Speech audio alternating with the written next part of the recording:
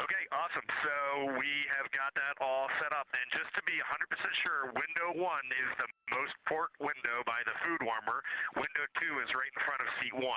Window 3 is right in front of seat 2. And window 4 is on the starboard side by the side hatch. Do you agree with all that? We agree on the ground. Good readback.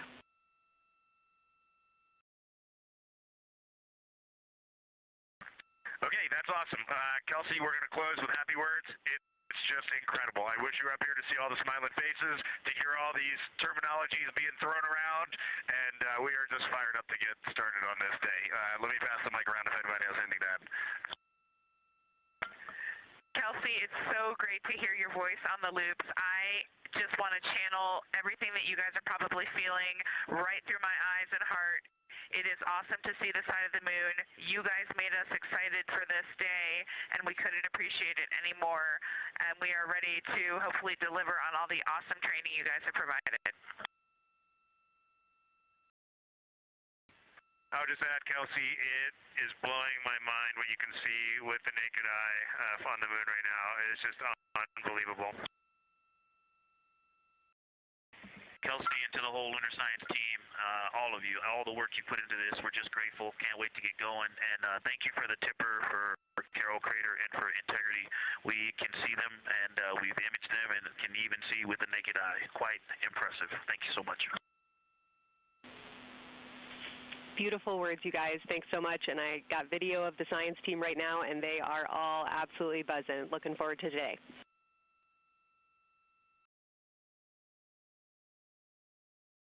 Okay, we're heading into the timeline. Cheers, guys.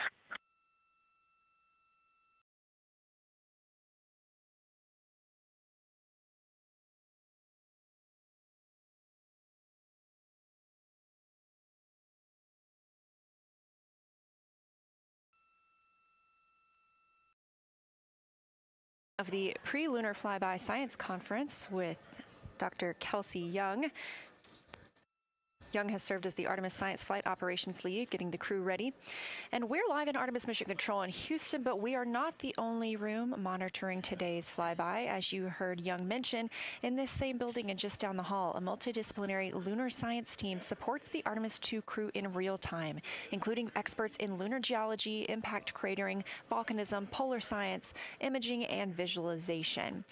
There are two integrated facilities, and the first is the SIR, which is what you have right here. That's the Science Evaluation Room. They are embedded within Mission Control to provide science input during live operations like what we see today. Additionally, and not pictured, we have the Science Mission Operations Room, a back room that processes data, evaluates imagery, and supports rapid analysis. Our science officer on console in Mission Control Houston serves as the primary interface between the science team and the flight controllers, ensuring science priorities are represented during mission execution. Again, today, that's Dr. Kelsey Young, who will be speaking with the crew during the time they're behind the moon. We will be speaking with her once the crew is behind the moon and out of communication with Earth.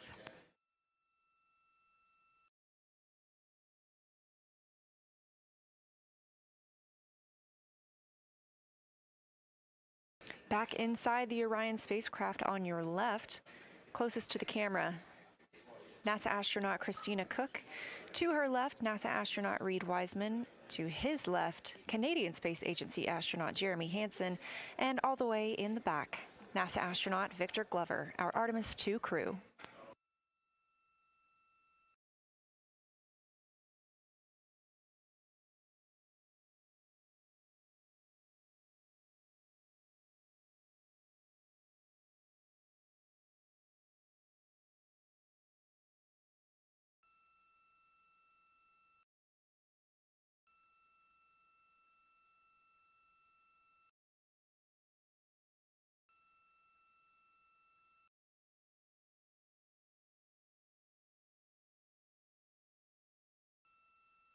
We are now approaching 8 minutes until the crew surpasses the Apollo 13 record. Currently 12,599 miles away from the moon, 248,507 miles away from Earth.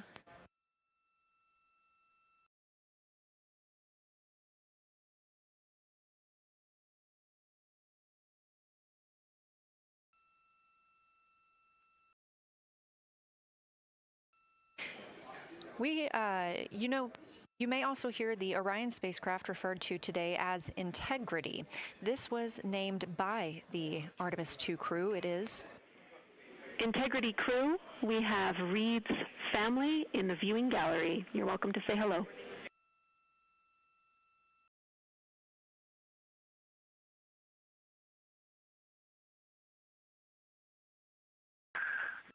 Well, whether you're being serious or you're kidding around, that is awesome to hear. Thanks, Jenny. And hello to Ellie and Katie. I don't know who else is there, but it's great to know that you're in mission control right now, following along. We are having a blast up here, and the view of the moon is absolutely amazing.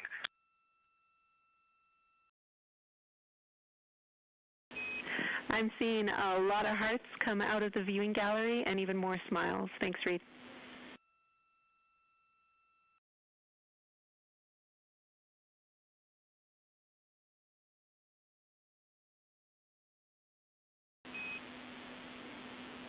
Copy heart, copy bracelet.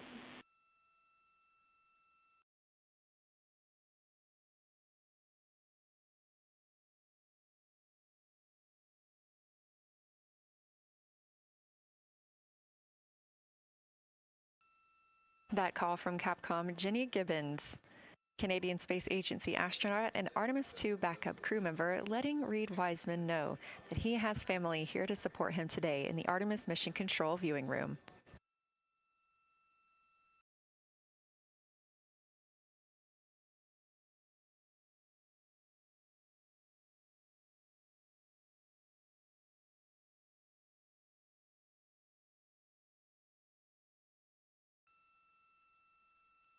As I was mentioning, we have the Orion spacecraft flying today. However, the Artemis crew members named their Orion spacecraft Integrity, so you will hear calls to this entire crew with the name Integrity. They say that the name Integrity embodies the foundation of trust, respect, candor, and humility across the crew and the many engineers, technicians, scientists, planners, and dreamers required for mission success.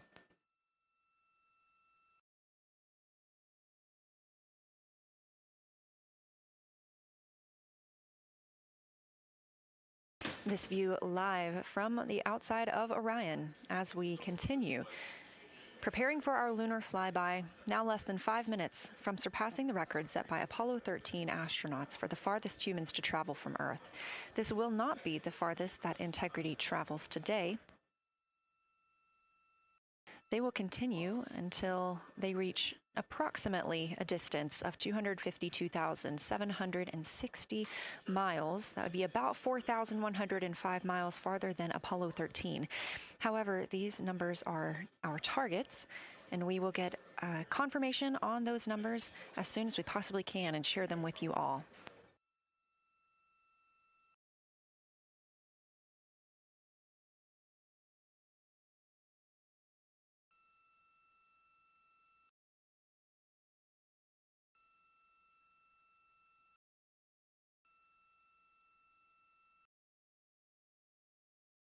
We've talked a little bit about what to expect from the crew, whether that's taking photos or making audio recordings. To get a little more detailed, Reed Wiseman and Jeremy Hansen will be up first to capture imagery and record audio on the portable computing devices. You hear those referred to as PCDs, while Victor and Christina serve as the support members.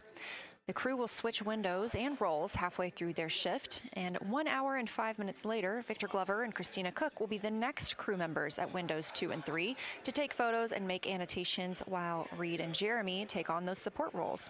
There are 5 viewing blocks, and the crew will swap out with each one. During 2 of the blocks, the 2 support members will also be able to enjoy their midday meal.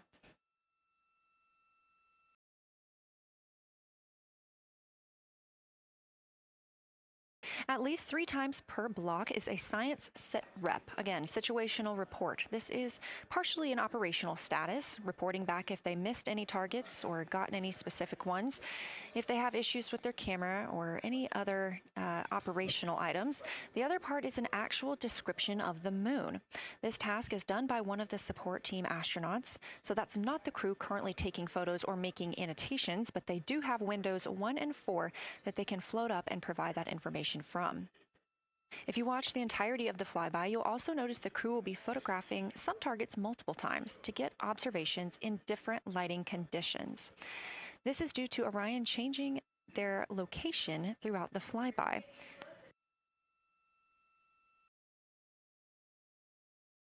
What this crew will be able to capture in a couple of hours of the same targets in different lighting would take orbiters years to do because of solar and spacecraft positioning. This crew has studied the moon extensively, and they're also familiar with what the science team calls the Big 15.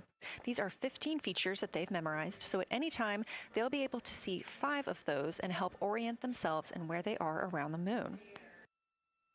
Those targets are diverse and complex in their geologic history, and observations of them could help answer some big-picture science questions.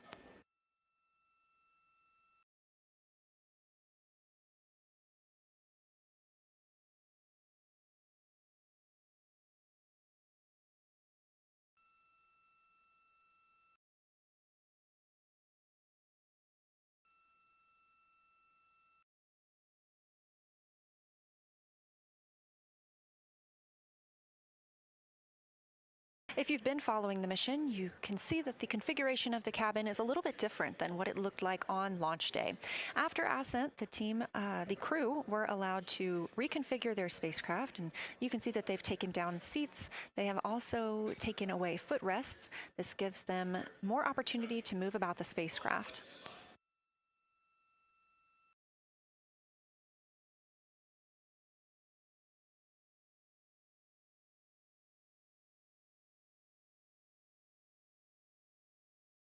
Orion itself has 330 cubic feet of habitable volume. That's about the size of 2 minivans and is 60% more cubic volume than the Apollo spacecraft. We are standing by for the Integrity crew aboard Orion to surpass the Apollo 13 record.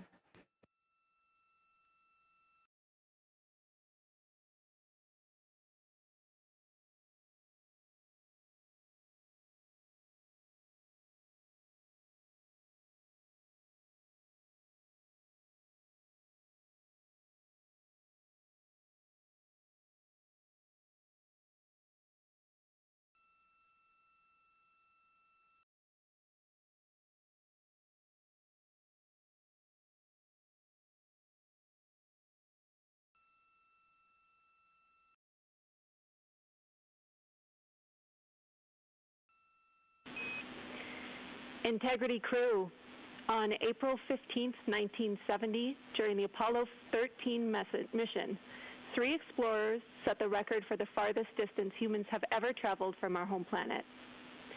At that time, over 55 years ago, Lovell, Swigert, and Hayes flew 248,655 statute miles away from Earth. Today, for all humanity, you're pushing beyond that frontier. Integrity, over to you.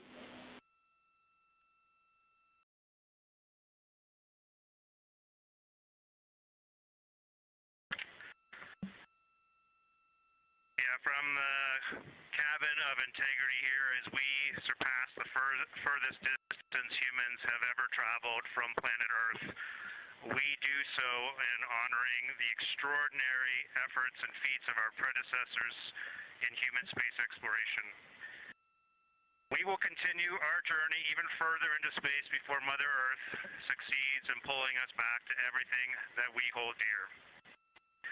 But we, most importantly, choose this moment to challenge this generation and the next to make sure this record is not long-lived.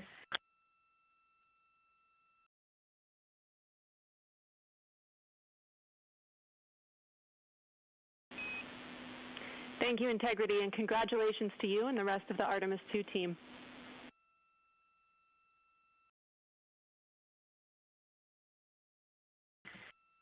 Thank you, Houston. We have a couple more things we'd like to take this moment for. Our science team helped us out with a couple of relatively fresh craters on the moon that have not been previously named, and our crew would like to propose a couple of potential names for those items or those areas. And we spent a bit of time this morning looking out the window, and we're able to see them now, both with our naked eye and through the long lens, and so we feel this is a good time to send this down, and a special shout out to Kelsey for helping us with this. The first one we'd like to suggest is a named crater in honor of our great spacecraft integrity. And so if you were to look at Oriental on the far side and then draw a line straight up to Ohm on the far side, relatively in the middle is an unnamed crater, and we would like to suggest it be called Integrity in the future. And the second one, and especially meaningful for this crew, is a number of years ago we started this journey in our close-knit astronaut family, and we lost a loved one. And there's a feature in a really neat place on the moon, and it is on the near side, far side boundary. In fact, it's just on the near side of that boundary, and so at certain times of the moon's transit around Earth, we will be able to see this from Earth. And so we lost a loved one. Her name was Carol, the spouse of Reed, the mother of Katie and Ellie. And if you want to find this one, you look at Glushko, and it's just to the northwest of that, at the same latitude as Ohm, and it's a bright spot on the moon. And we would like to call it Carol, and you spell that C-A-R-R-O-L-L.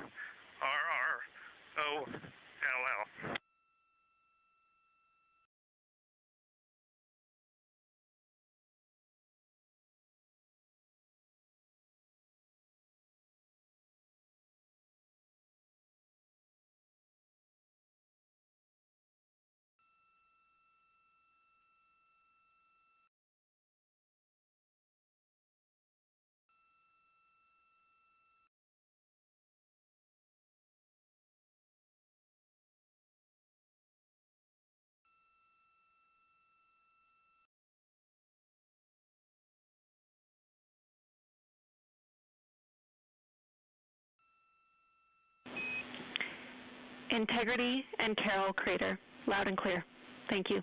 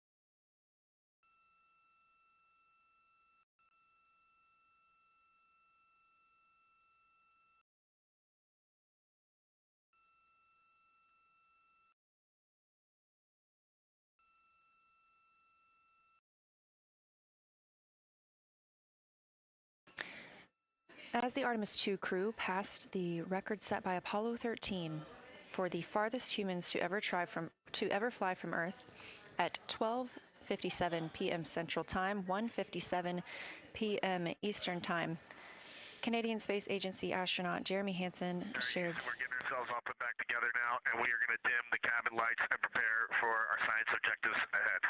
Thank you. Sounds good. We're doing the same down here, and you're maneuvering to your observation attitude.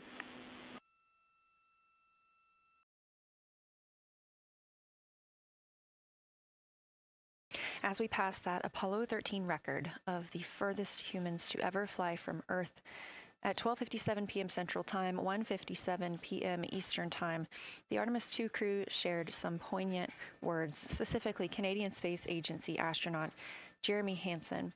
The crew also called down 2 craters not yet named that they would like to name. One, Integrity, in honor of their spacecraft, which they have named.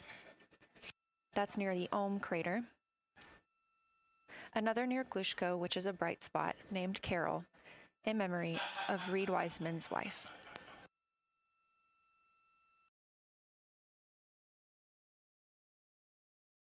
There was a moment of silence here in Mission Control Houston. And now the team and the Artemis II crew are ready to begin their lunar flyby.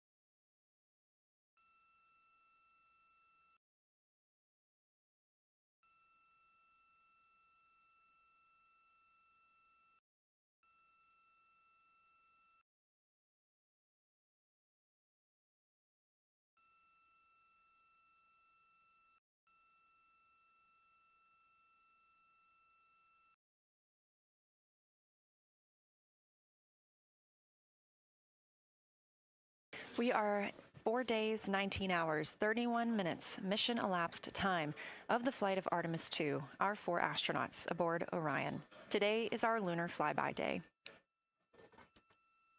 The spacecraft is currently about 12,000 miles away from the moon, and you can keep up with the distance from Orion to the moon and Earth by visiting nasa.gov/trackartemis, or you can just stay with us here because we're going to be telling you throughout the day.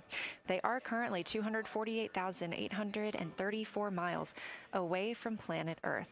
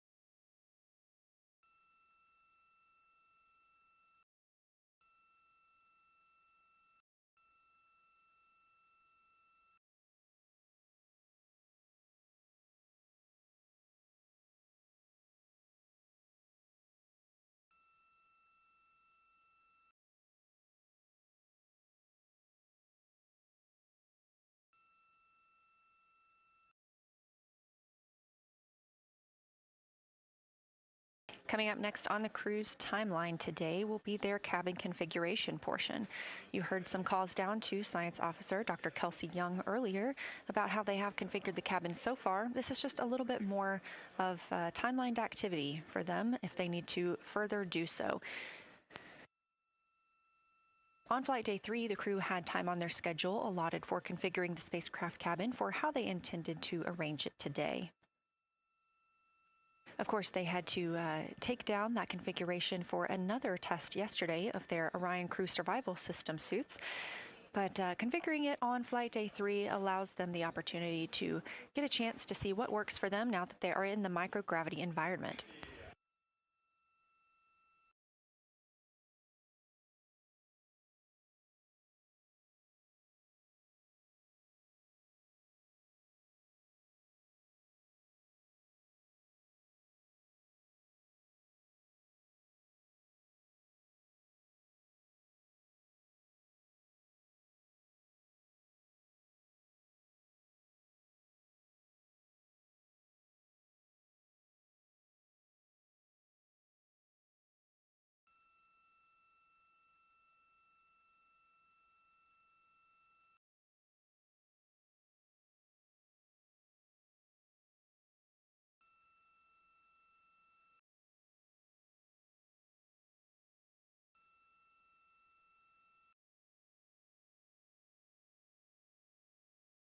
Again, the crew is about to begin their cabin configuration portion of their timeline, though they have been working that already, as well as potentially during their post-sleep period this morning.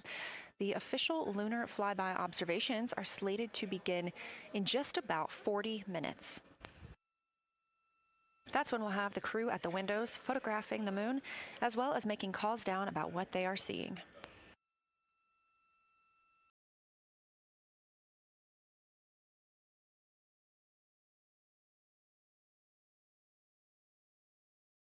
Again, we are live here in Artemis Mission Control for the duration of the flyby.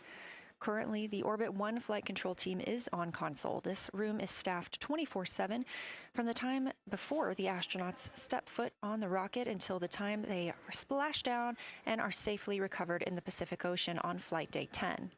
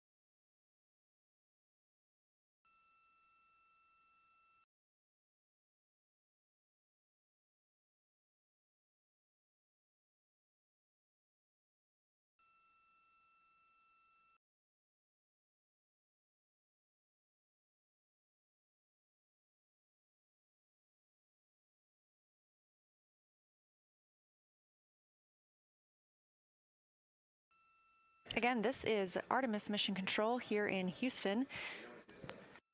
We are now 11,777 miles away from the moon. We did pass the Apollo 13 record of farthest humans away from Earth at 12:57 p.m. Central Time, 1:57 p.m. Eastern Time.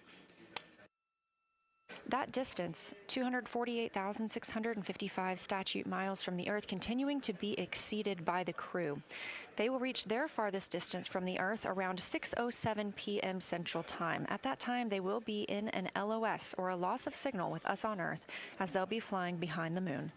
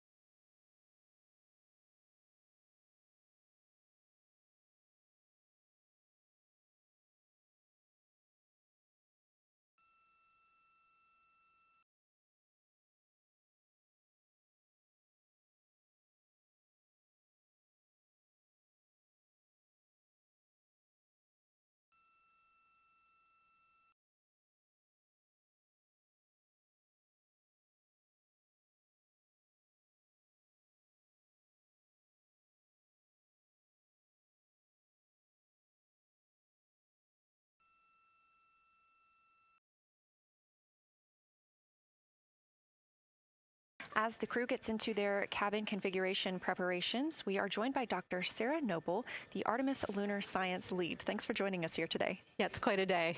Yeah, we are very excited. I can only imagine how you guys are doing over there. So tell me a little bit about yourself and what your role is for Artemis II. Sure. So I'm the Artemis Lunar Science Lead, so over the entire campaign, and my job is basically to make sure that as we have this big adventure back to the moon, we actually learn new things about the moon. Fascinating. So why is the moon such an important destination today? Yeah, so the moon is a pretty amazing place. It is a great place to learn about basic fundamental processes that happen on like all the planets, like cratering and volcanology. And also it is, part of our Earth-Moon system. And, the Earth recycles its rocks pretty well, right, through plate tectonics and weathering and whatever. Most of the rocks on the Earth are geologically young. But on the moon, we have the entire record that goes back 4.5 billion years since we formed. And so if we really want to learn about what was happening in that period, like the moon is really the only place we can go. We're also thinking about going back to the moon, and we want to go to the lunar South Pole. So what makes that such an interesting destination? Yeah, the South Pole is cool, right? It's far away from the places we went during Apollo. It's different kinds of rocks there, some of the oldest rocks on the moon. It's also a place where we think there might be resources like water. There are craters that really never can see the sun because of the low sun angles there, and they get very cold. And we think that water and other things can build up in those craters, and so we're very interested to see what that might do for us. I'm very interested as well. So for some of our viewers who might be new to this, what does lunar science look like during an Artemis mission? Yeah, it's pretty exciting for us as we have sort of built this from scratch to try to understand how we can best use the crew to support our science. And so, we've developed a system. We've got a team in place. We've got a back room here in this building called the SIR, the Science Evaluation Room. And there's in fact a back room to that back room over in another building here at Johnson Space Center where we've got our teams of scientists working really hard. They're actually speaking to this room through our science officer. This is now the first time we've ever had a science officer in flight control room. So we're pretty excited about that. So we have a really voice out and up to the crew. I know, it's been so exciting to hear Dr. Kelsey Young speaking directly with the crew today, now so close to the moon. And we have a live view here of the science operation or the science evaluation room. So this is where the majority of your team is today. Is that right? Yeah, that's right. This is a big chunk of our scientists. You can see them in there now working hard, trying to get ready for the day. And then again, there's a second room where we have a lot of our data folks where the data will first come down and they'll sort of sift through the data and get it ready for this team to take. What's the mood like right now in the SIR? It is, I would say, giddy. I think we've worked very hard for this. They have done simulation after simulation. They have worked really hard over the last couple of years to get ready for this moment, and I think everybody's just really excited to see. Even already we've had some descriptions from the crew coming down, and it's so great to see their joy and our joy, our love for the moon come through. Yes, we are in for a real treat today if it's been anything like their observations the past couple of days. So how are the lunar science teams using this test flight to prepare for future missions to the moon? Yeah, absolutely. This is the way that we are building our foundation for the future, from everything from, how do you train a crew to be a geologist, right? And so, working through that, getting them classroom training, field training, building the science team, building these physical rooms that we are in, designing the software that the teams are using, and then, figuring out what happens to that data. They're going to take this data and it's going to come down, and how do we get it out to not only our team, but out to the world and the rest of the science community? Yeah, that's a great point, because when you hear these crew members talk, you would never know that they're not geologists. Your team has trained them so well. They have been very good students. Who can blame them? It's a pretty great topic. One more question for you. How does the science that we're doing on Artemis help support long-term exploration and including our sustained presence on the moon? Yeah, you know what? We have a saying in the Science Mission Directorate that science enables exploration and exploration enables science, right? So you need the scientists because we are the ones who are the experts in, landing site and doing analysis of landing site and making sure we can find a good place to land, to understanding the properties of the soil so we can, design our systems to manage that, understanding the radiation environment, keeping our astronauts safe, all of these things, right? But, in return, you provide us with opportunities where now we're going to be able to collect this data and collect samples and deploy our instruments and all of that. So it's a symbiotic relationship. That makes perfect sense. Well, Dr. Sarah Noble, Artemis Lunar Science Lead, thank you so much for joining us here today. Best of luck to you and your team, and I hope that you get to enjoy today too. Thank you so much. We are now getting closer and closer to our lunar neighbor. This live view coming from the Orion spacecraft and a camera mounted on one of its solar array wings.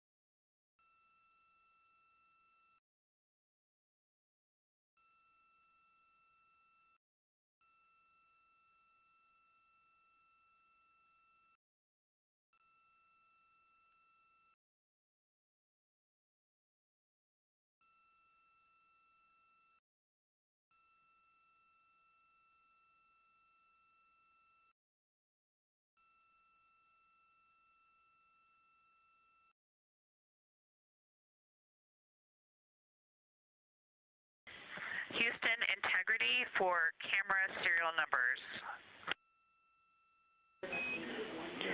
Ready to copy.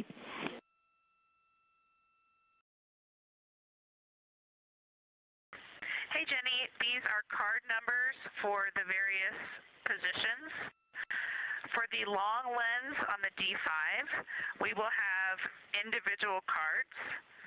Victor's 1008, Jeremy 1019, Reed 1012, myself 1015.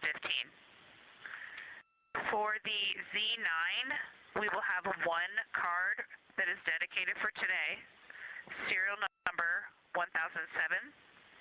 For the cabin camera D5, we will have one dedicated card for today, serial number 1022.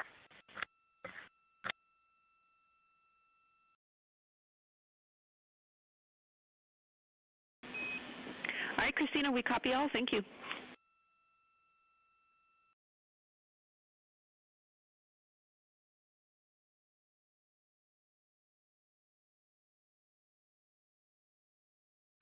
We just realized that we have Earth out window 1 and Moon out window 2, and Earth out window 4 and Moon out window 3, and it gives you the best idea of scale we have had yet. The Moon is about 3 to 4 times the size of the Earth, and it is almost full, and the Earth is just a small crescent out there.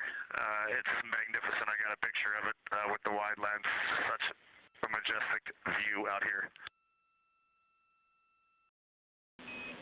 Amaze, amaze, amaze. Thank you, Reed.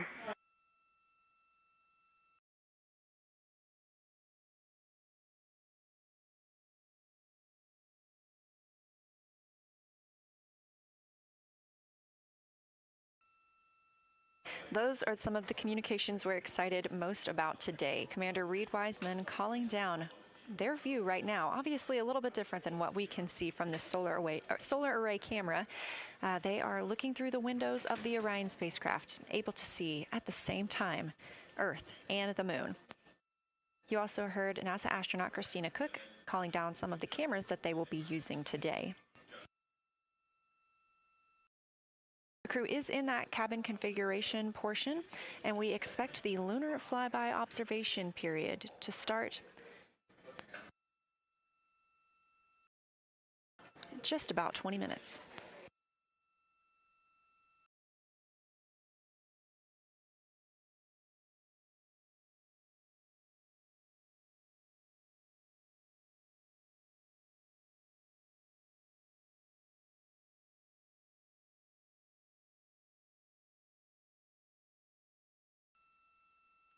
Checking in on Orion's distance and speed, they are currently traveling 1,071 miles per hour, 249,159 miles away from Earth, 11,293 miles away from the moon, and continuing to grow closer.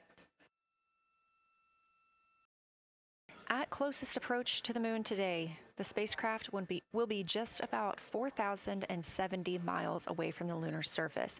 This will be during our loss of signal with the crew as they travel behind the moon, and we will await their return to get the official number for you for how close they come to our lunar neighbor.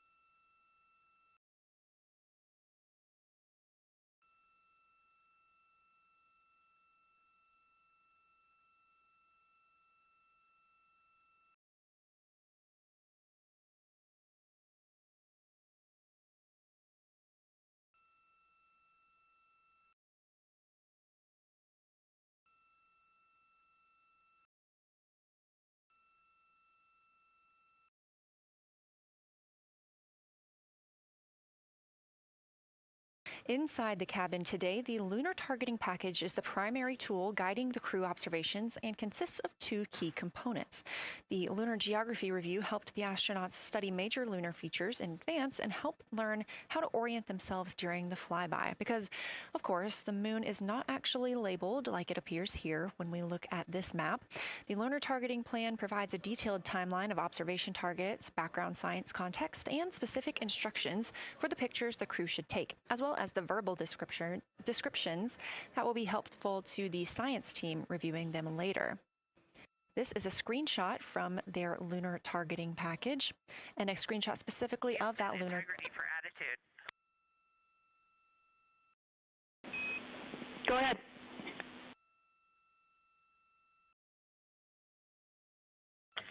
Hey, Jenny. Understanding we are in final attitude now for the lunar flyby, would it be possible to pitch the vehicle down 5 degrees? That would allow us to get the D5 long lens flush and have the least amount of window distortion. We're checking. That call from Christina Cook, NASA astronaut and mission specialist on Artemis II. Copy. The Orion spacecraft is positioned in a specific attitude to allow the crew to best see the moon outside of their windows today for this imaging opportunity.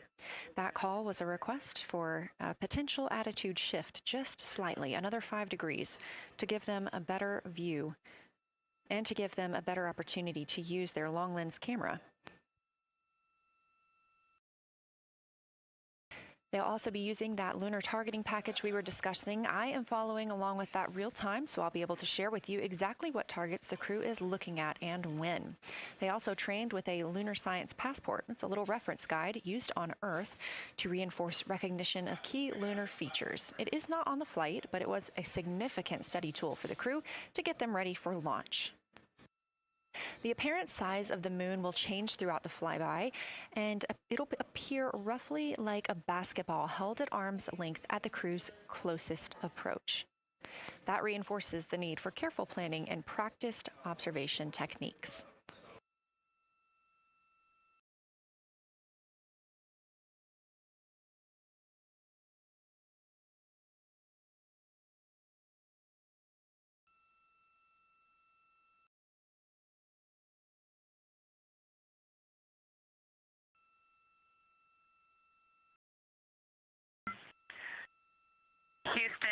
integrity for timeline? Go ahead.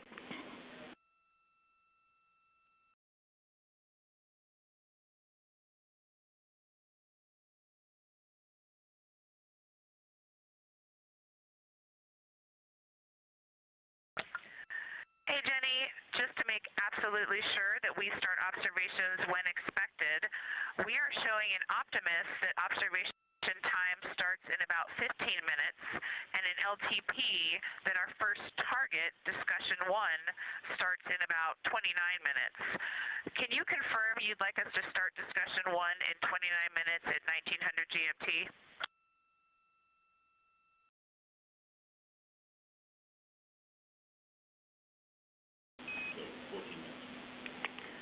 Christina, we are tracking that discussion 1 should start at 18:45. That's 15 minutes from now.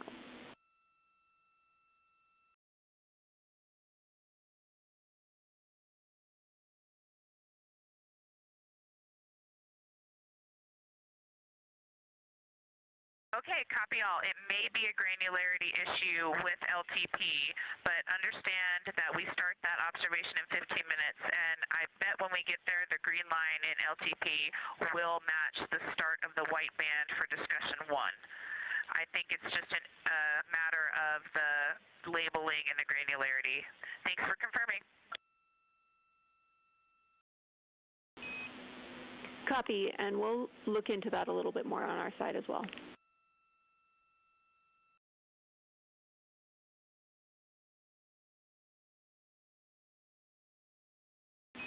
Christina, can you verify for us that your green line is moving on the timeline page of your LTP?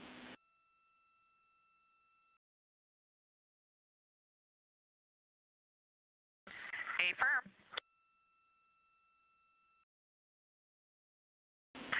Jenny, I do think we're good. Looking closer, I see the labels are just not aligned with start or end times of the white visible bands. It fully makes sense now, so I think we are all set. We'll look forward to starting some observations in about 13 minutes. Copy. Thanks, Christina.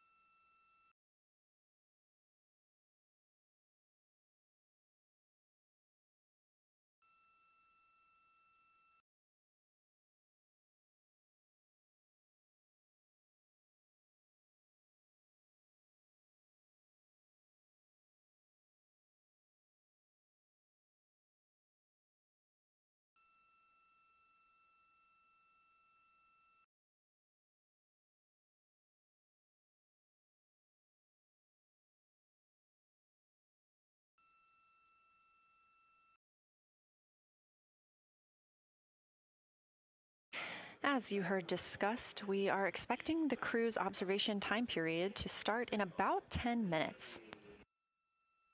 First, they'll be conducting a warm-up, warming up to their science observations of the moon. They'll be discussing with each other, helping each other orient using the major landmarks that they've studied, asking what is familiar. If we roll left, port 5 degrees, that would get the moon closer to the left side of window 2.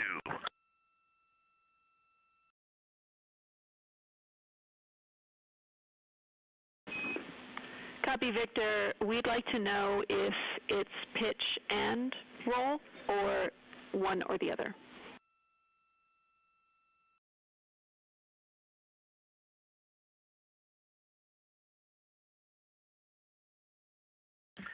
Jenny, we actually thought you already put the pitch in. Had the pitch been put in already?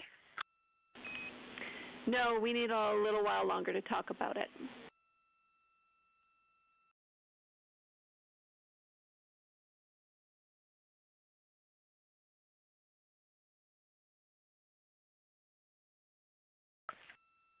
So Jenny, I guess what's happening is just as our orbit's changing, where it is in the window is changing, so maybe these fancy little adjustments aren't worth it. It's going to continue to move in the window. Or is the spacecraft going to keep the moon at the same point of the window if we adjust the attitude? I assume the previous.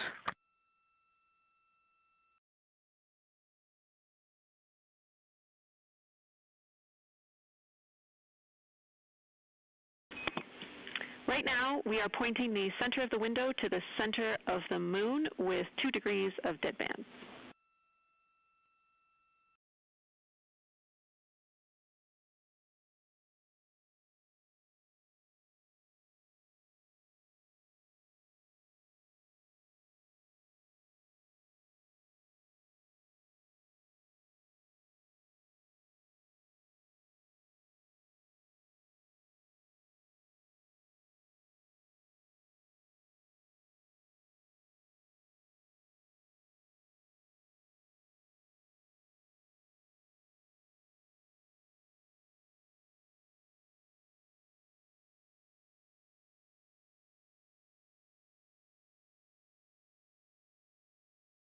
The conversation you hear happening now between the astronauts aboard Orion and Artemis Mission Control here at Johnson Space Center in Houston, Texas. They are in the center of your screen, seated at the CAPCOM, or Capsule Communicator Console.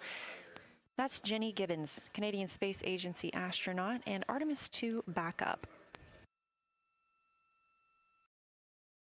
She was also the lead CAPCOM for Expedition 63 aboard the International Space Station.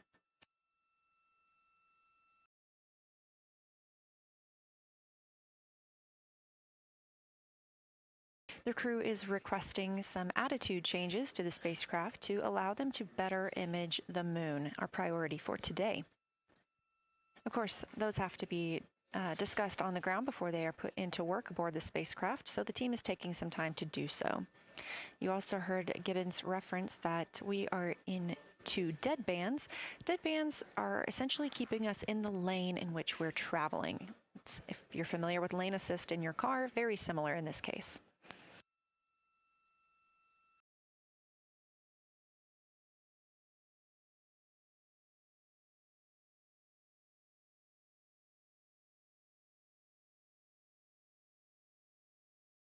We are now 10,870 miles away from the moon, traveling 1,066 miles per hour and 249,390 miles away from Earth.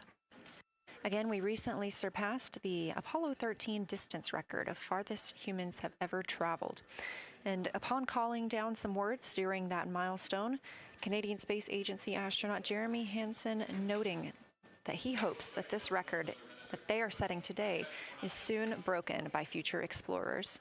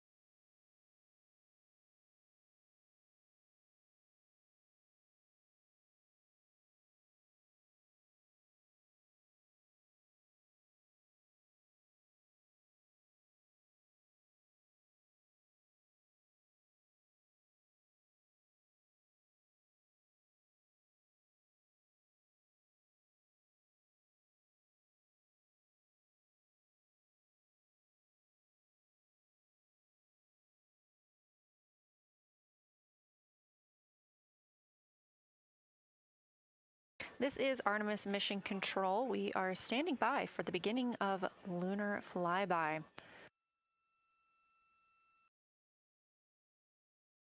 Expecting that to start in just a few minutes when the crew will begin a warm-up discussion, preparing for the day. They will be capturing images along while discussing what they find familiar about the moon and what looks unexpected to them.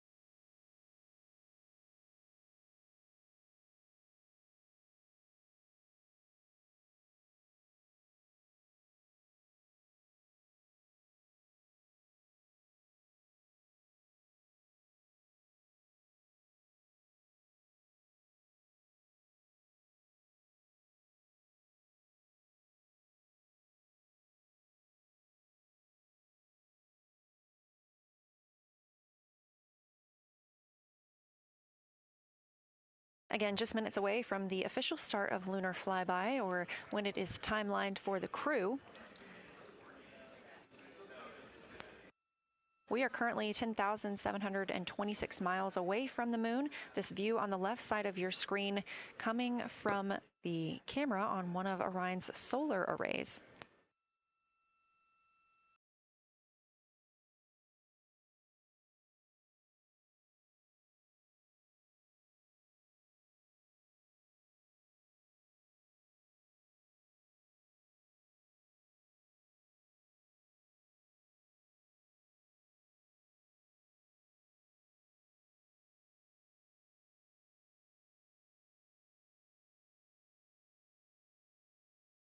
Other conversation points while the crew are getting ready for their flyby today.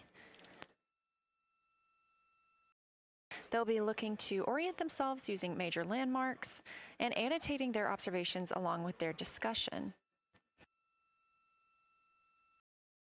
They'll have 10 minutes for that warm-up discussion.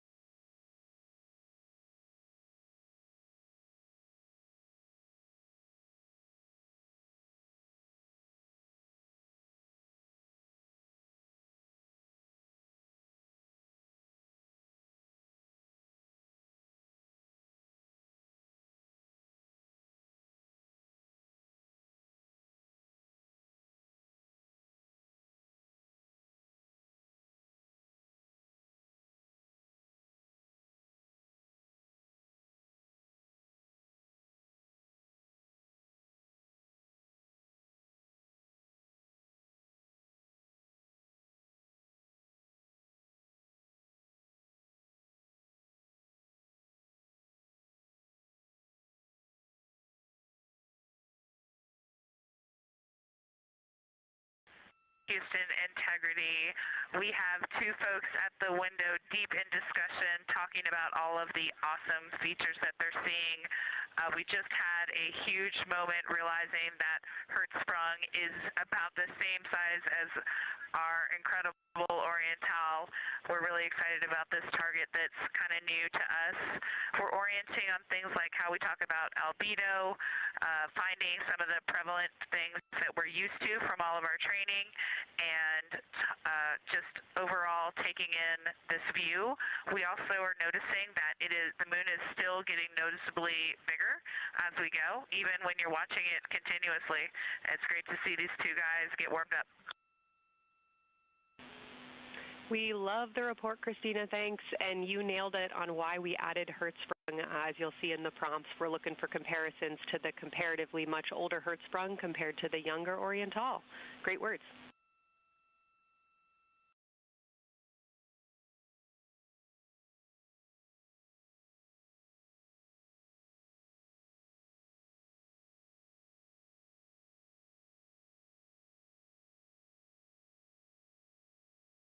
This is Artemis Mission Control. That was the voice of Dr. Kelsey Young speaking with the astronauts aboard Orion as they begin their observation period and lunar flyby.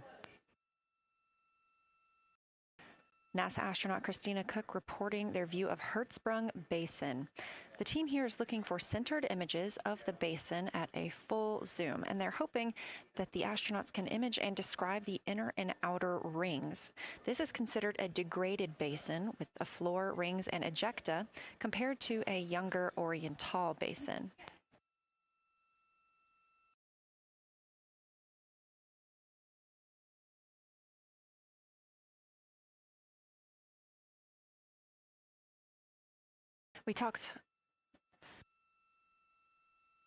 We spoke earlier with Julian Gross, the Artemis curation lead, about some of the terms we will hear the crew use today. One of those just called out, that's albedo, looking at surface brightness, or the amount of light a surface reflects.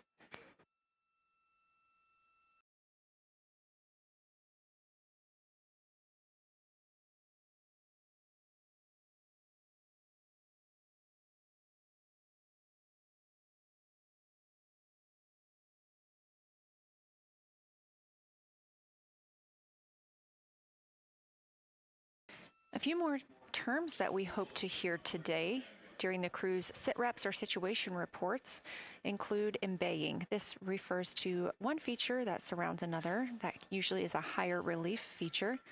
Houston Integrity, one report from the crew at the windows. We can actually see the moon and Earth at the same time right now. It's interesting because the Earth looks way brighter, so the Earth itself seems to have a much higher albedo than the moon. We think this is independent of our eyes focusing because, of course, the Earth is much smaller than the moon in our view, so you could think that your eyes focus for the darker sky, and that it means that it only has apparent brightness more than the moon, but since we're seeing both in the same view, we do think that this can be inferred as the Earth as a whole has a higher albedo.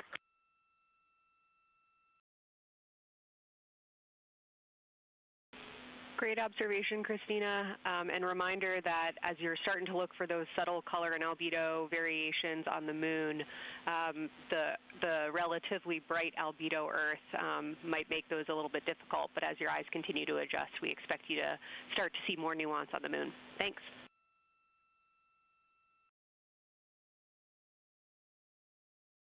Great call. Thanks for the reminder. We're all going to be experts in lunar terminology by the end of the day. Another one we expect to hear is mare. These are dark regions paved or filled by volcanic deposits. You also can hear them called seas, oceans, lakes, or marshes, or other bodies of water.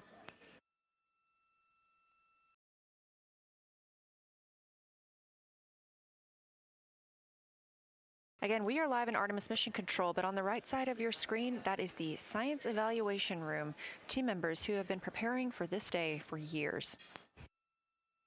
The crew has significantly darkened the cabin of Orion. This allows them better views outside the windows and fewer reflections from inside.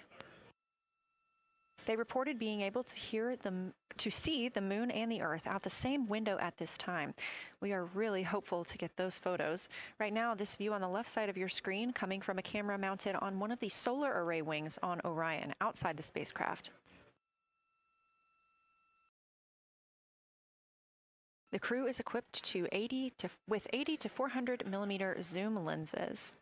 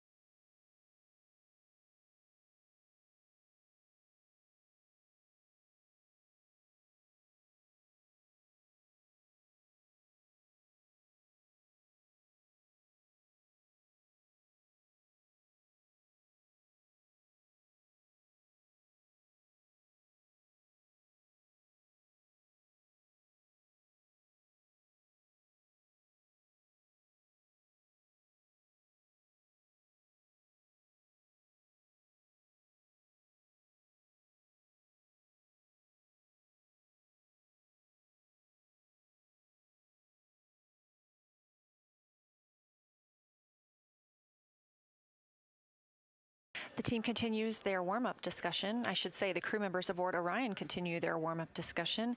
However, they are about to be prompted to move on to discussion number 2, which is near side and far side.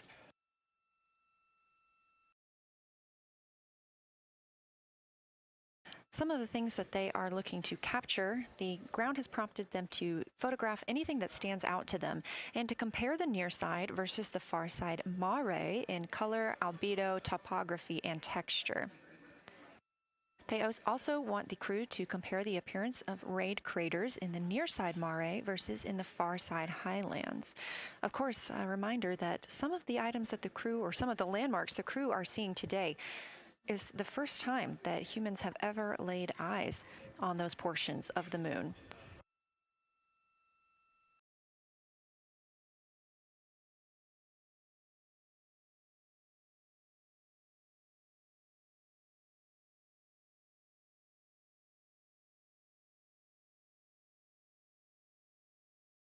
In the targeting package, there are a few reminders of the crew.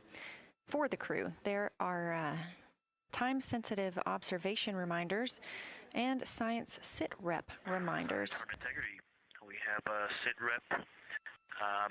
The targets that are being discussed right now, it's the far side, near side comparison, and hearing some great discussion of browns and greens in the Aristarchus Plateau and how those disappear as you go toward the North Pole, and then over to the far side, you lose the color.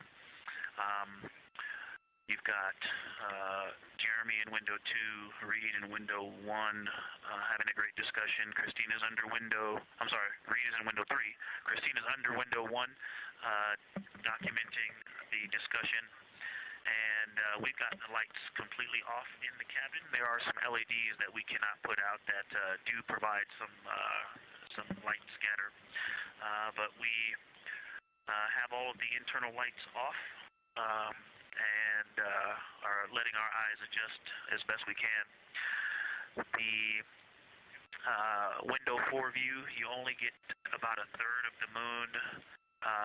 Tycho is going to go over the horizon soon, and you can see Aristarchus, and then you start to lose the view as you go to the west in Oceanus and Procellarum. So far, the team is on the plan, and the long lens is being put to good use, and recordings are being made, and internal documentation of the configuration and the observations is ongoing. Science, do you have any questions for us at this time? Integrity Science, Victor, very glad that you provided the first formal science sit-rep, as these were indeed your idea. One follow-up question, any relationship between those browns and greens you described? Do you see them blending into one another, and do you see any topography associated with either color?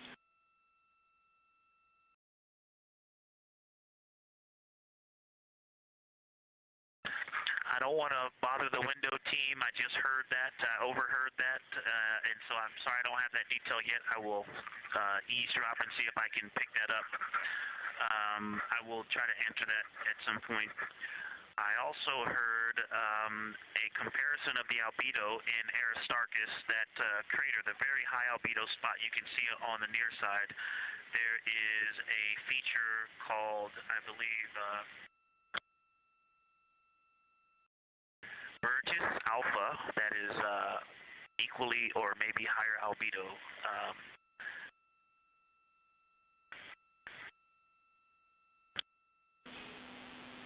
I apologize for the gaps. I'm trying to listen and talk at the same time, but I will try to get some more information to correlate those colors from Aristarchus for you. Understood, Victor, and good call to not bug the window team. Really like the brightness comparisons to Burgess A. Really helpful for the science team. Keep them coming. Thanks.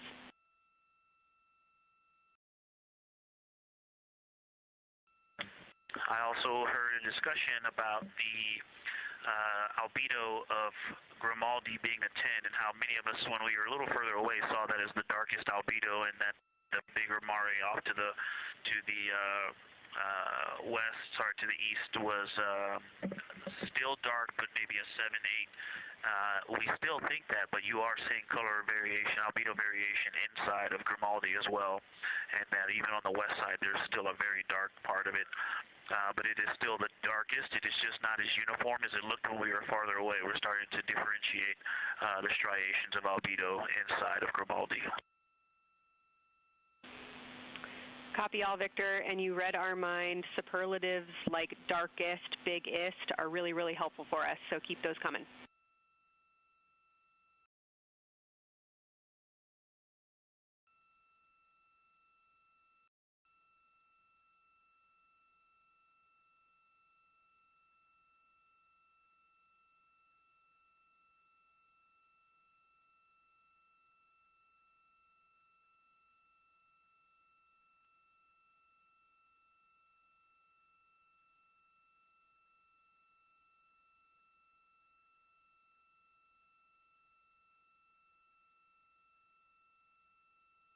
As we were just mentioning, the crew is slated to perform these science sit reps. They are prompted to do so by an icon in their lunar targeting plan.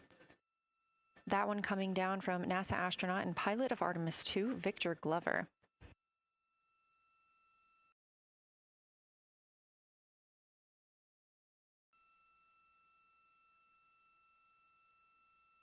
As we discussed, the Capcom is usually the only person in the room speaking with the crew, the capsule communicator. However, today, the science officer, Dr. Kelsey Young, she is the Artemis Science Flight Operations Lead, is speaking with the crew during the flyby to ask any questions that the team may have.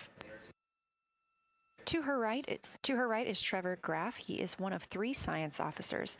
Those would be Kelsey Young, Trevor Graff, and Angela Garcia, who will also join us later for an interview.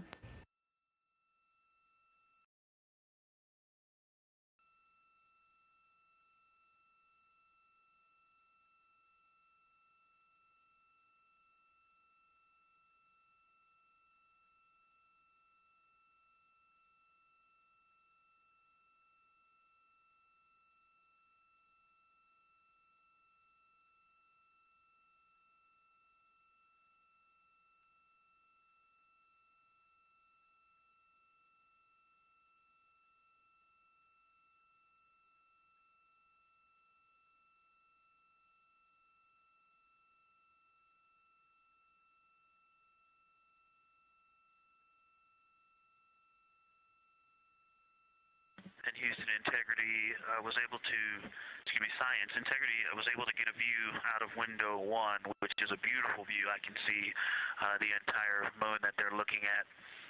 We left the T-shirt up there, so I was kind of peeking through the opening in the makeshift shroud there. And once I was able to get 2 eyes on it, what jumped out at me was Vavilov. It's just peeking out of the Terminator. It's clear of the Terminator now, but it just really jumps out because it's still got the low light, the low sun angle. And so where the, Vavilov has that impact over the top of another crater, where the 2 craters intersect on the eastern edge. So On the side closest to Oriental, where the two crater rings intersect, the shadow there is the highest peak in the interior of Vavilov, and so you can see that terrain is, there's some real variation in the terrain there, that there's a nice peak where those peaks intersect, where those rings intersect, and we'll get a picture of that. Love the description, Victor, especially the comparison and relationships you just described about topography.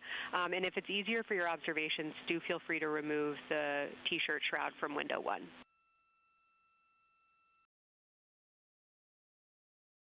Yeah, absolutely, we will do. Thank you.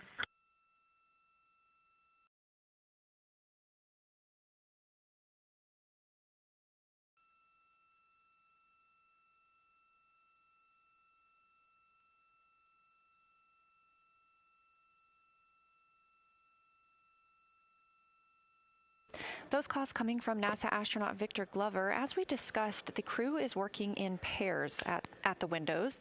Right now, taking photos are Commander Reed Wiseman and Mission Specialist Jeremy Hansen. Serving as their support team are pilot Victor Glover and Mission Specialist Christina Cook.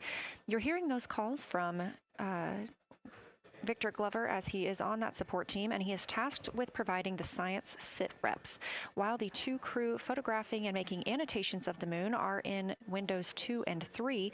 Windows 1 and 4 are available for the support crew to fly up to, obviously look at the moon themselves, and provide these science situational reports.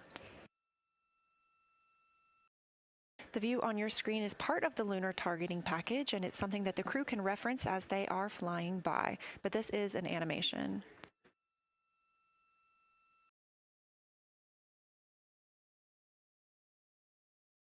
You also heard Glover mention Oriental. Oriental is a major feature that the team is interested in today, and it's known as the Grand Canyon of the Moon. Until this mission, the Oriental Basin had never been seen in sunlight by human eyes. Oriental Basin and its surrounding ejecta could fit within a straight line distance from NASA's Johnson Space Center, where we are at today, to Kennedy Space Center.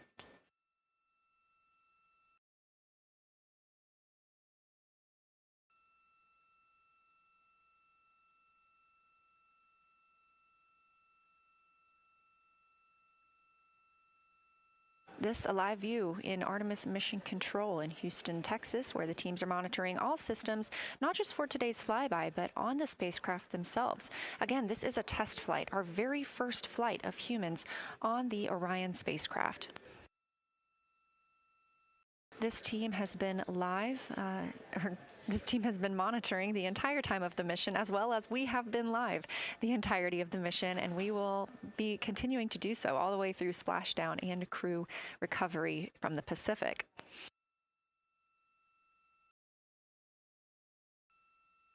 This is a visualization from ARROW, the Artemis Real-Time Orbit website that you can also access at any time by visiting nasa.gov/trackartemis, showing us that we are now under 10,000 miles from the moon, 9,948 to be specific, and continuing to count down.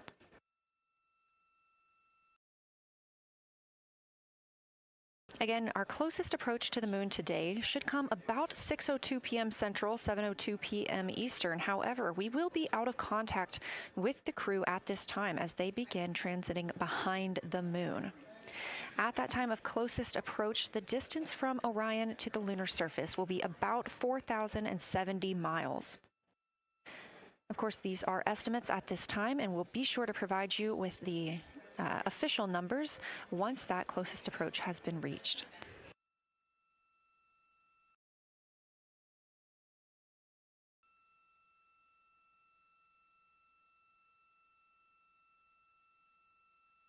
This shot live inside the Orion spacecraft, where our 4 crew members are continuing with their lunar flyby activities.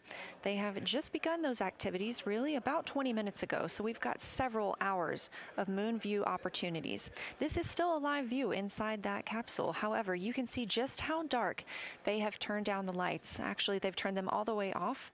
There are a few LEDs that they cannot power off, but turning down these lights gives them better views outside of the spacecraft's windows while they photograph the moon. This also prevents any reflections from inside the spacecraft bouncing up on the windows and interfering with their photography.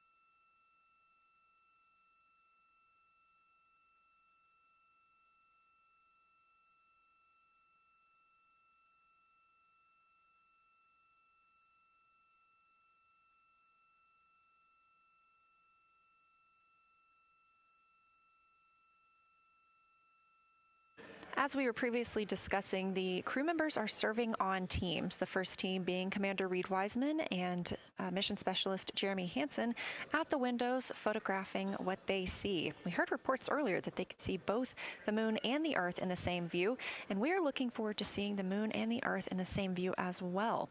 That Earth set coming up in just a few hours. While Wiseman and Hansen are at the windows photographing, Glover and Cook are serving as support crew. They are able to assist with cameras. They are also providing those situation reports, letting us know how the team is working inside the spacecraft, what they're seeing, and how they're feeling about it. Those first blocks of teams will last about an hour, and the crew members are approaching the halfway point into their first observation block. A reminder, we have 5 of those blocks today. So they're approaching this halfway point, during which the crew at the window will switch roles. One will begin taking pictures, and the other will be making annotations on their PCD, that's portable computing device.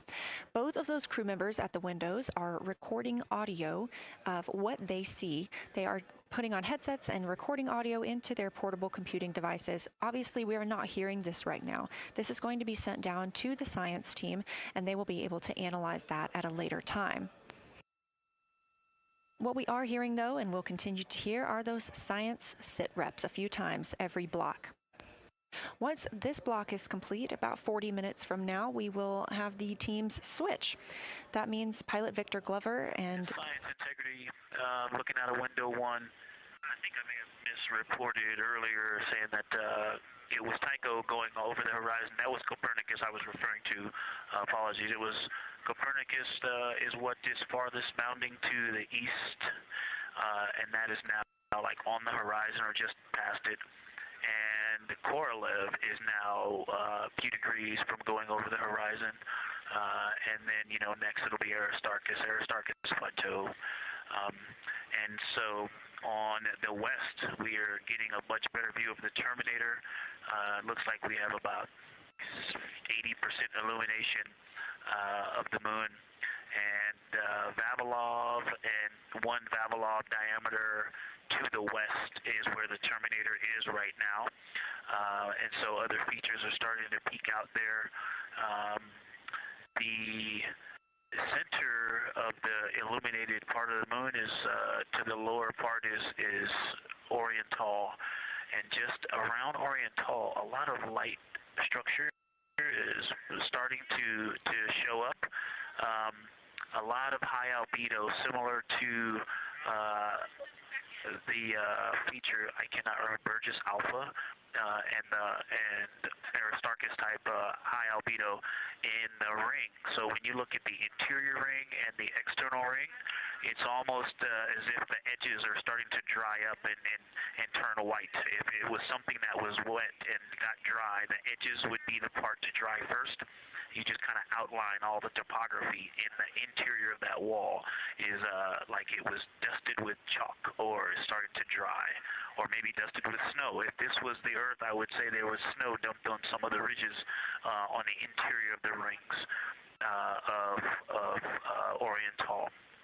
Also, an interesting part of the discussion that I heard between Reed and Jeremy is that from Glushko to Grimaldi, there are two dark features there that look like commas, but in the wrong direction. But there's also a lot of interestingness, just a lot of geometry and squiggles and dots and lines that are starting to stand out as more small features come into view.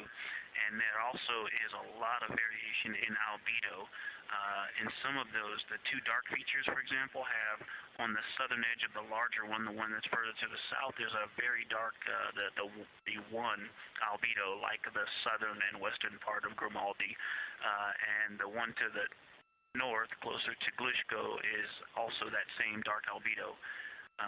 And then around them there are some very high albedo spots just to the north of the southern one, and just to the west of the smaller one to the north. Very high albedo, almost approaching the 10, a 9 or a 10, like Aristarchus. And lots of little bright spots are just starting to pop up on in this view. To the north, as you look up at the North Pole, there is a very distinct crater with a lot of a very defined central peak that is also 3 in albedo, and all of that area past it, going to the horizon, gets lighter and lighter, and is very, very high albedo. And I will go look and find the name of that feature if I can look that up. And then to the south, really getting some interesting geography and topography in the South Pole Aitken Basin. And the view of the South Pole is quite amazing. We've got some Terminator there, as well as the limb view, and there is a very distinct crater right at the South Pole. And I'm going to go look up, I don't believe that is Aiken, but I'm going to go look up the name of that one because it's also giving a lot of good topography due to the shadows that I'm seeing. But that's, I was trying to bound the view that I'm seeing for it and got distracted by all of these interesting albedo variations that are popping up in the interior. But that's the view that we see just a Vavilov diameter to the west beyond is where the Terminator is. Just beyond, I think Copernicus is the easternmost feature that we can see. A very nice ringed, very nice structure crater to the north with a great high albedo central uplift to the north, and the south is dotted by a very characteristic crater with a lot of terrain, shadow features, and I will go try to find some landmarks to put names with those.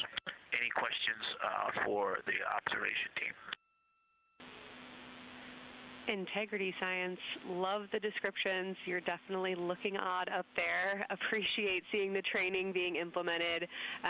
Especially interested in your descriptions of the dark patches. You compared the comma-looking features to the albedo you see in Grimaldi and noticed that you're starting to see those color differences popping out. Any observations you want to make, especially when you get on, the PCD in a little bit, would really help us tease out the differences in those dark mare deposits.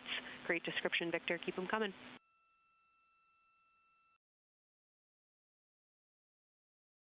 Absolutely will do, and I know you've got descriptions on both of the window observers right now as well. Keep them coming.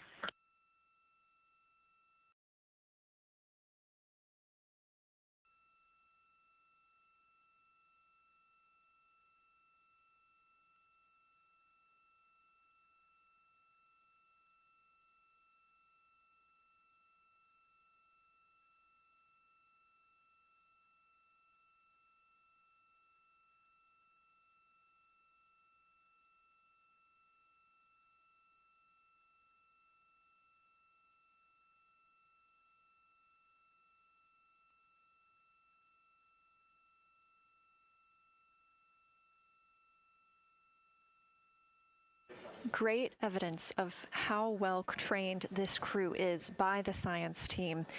NASA astronaut and pilot of the Artemis II mission, Victor Glover, calling down a situation report, noting several different features on the moon and such descriptions, even saying that it looks like snow on some of the peaks. Obviously, we do not expect that to be snow, but referencing that as some of the lighting on how it looks to the Artemis II crew from their current position.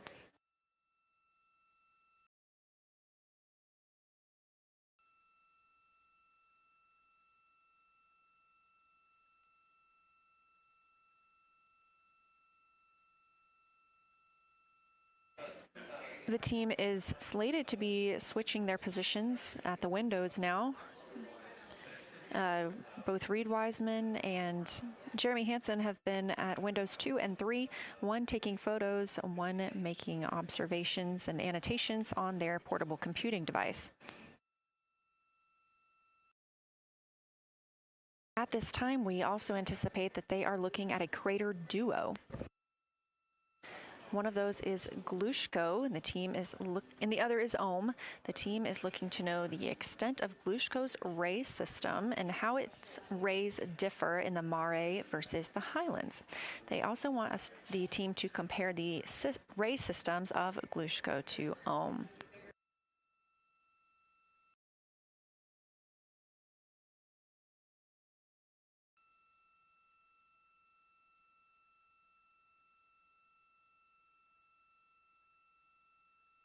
Ohm is considered a young crater. And if you've ever seen a photo of the Richat structure, it's also known as the Eye of the Sahara. It's 40 kilometers in diameter, and that could fit within Ohm's interior.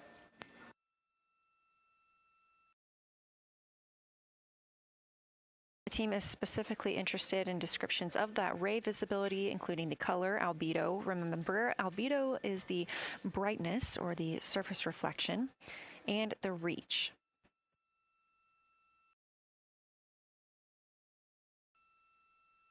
Again, I am using the same lunar targeting package that the crew is referencing on board right now. This helps keep them on time as well as prompt them for when they need to make a call down to the science team and report what they're saying.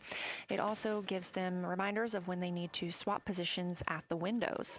Additionally, I'm using the Artemis II Lunar Science Passport developed by Amber Turner and the Artemis II Lunar Science team. Now, this passport did not fly with the crew, but they used it extensively as a study guide here on Earth. So a lot of the descriptions and comparisons you hear today are developed directly by the science team. We are now 4 days, 20 hours, and 43 minutes. Science, integrity, that crater to the north, that is, it's like we've got one in the north that looks like just a textbook crater, and one on the South Pole as well. The one on the north, I think, is Pythagoras.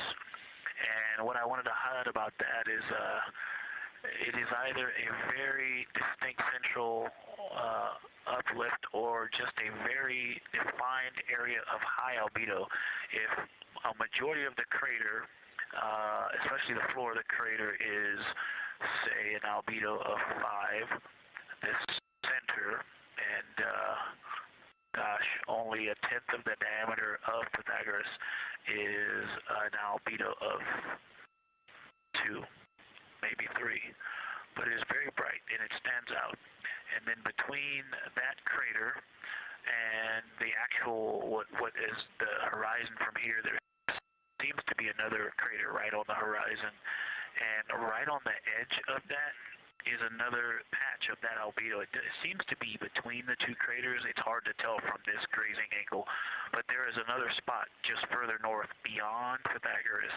Between the two, I can draw a picture of this one and show you where that very high albedo, again, another 2 albedo surrounded by 5 and most of the area bounding it.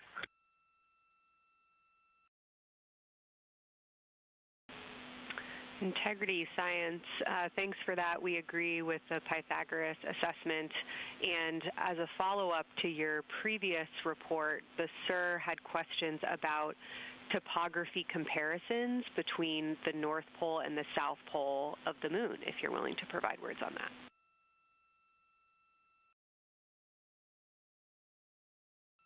Topography comparisons, absolutely. And if you have any idea what, if you draw a line between Pythagoras and the western edge of the outer defined ring of Oriental, it intersects a beautiful textbook crater on the south.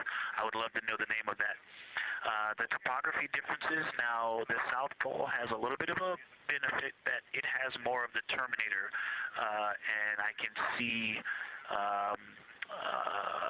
a little more shadowing there, but there's a nice crater right at the South Pole, so that's the main thing defining the topography there. Seems to be quite a bit of elevation change. I can see some very jagged shadows, a 90-degree just to the west of that crater at the South Pole. I can see a very distinct change in the shadow directions, indicating, I don't know, a very high wall or a very deep canyon just to the west of that. And in the north, it seems to be that from sort of the edge of the mare that's dark, which is maybe 1 Pythagoras diameter south, if you draw a ring about that, maybe the top 7 degrees of the moon, and just draw a ring around that, the near side is an albedo of 5 and looks quite smooth from here. And then along the same edge of the mare, the edge of the mare that kind of Grimaldi's just outside of, Glushko is just outside of, Carroll Crater is just outside of, and you start to see the stark differences between the darker 7/8s and the 5s and 6s, the 4s and 5s. If you follow that line up to the north, that line is also where the change in topography happens at the North Pole. The line defining the light and dark on the edge of the mare that you can see from Earth. Draw that line, roughly the midpoint of all that, straight to the North Pole. And on the side facing the Earth, you see smoother topography and dotted by Pythagoras and its next door neighbor crater. And then on the far side, you see a lot more cratering and a lot more topography. And again, the far side has the benefit of a little Terminator there, but I am seeing a variation in the topography. It seems to be more jagged and a more challenging place to find a place to land and to even traverse in the south, all around the South Pole. And at the North Pole, it seems to be, it would be more challenging to translate on the far side of the North Pole compared to the near side of the North Pole around Pythagoras. Copy all, Victor. You really help paint a contextual picture of what you're looking at. We really appreciate the way that you're guiding us into the areas you're seeing by drawing comparisons between recognizable features. Thanks for that.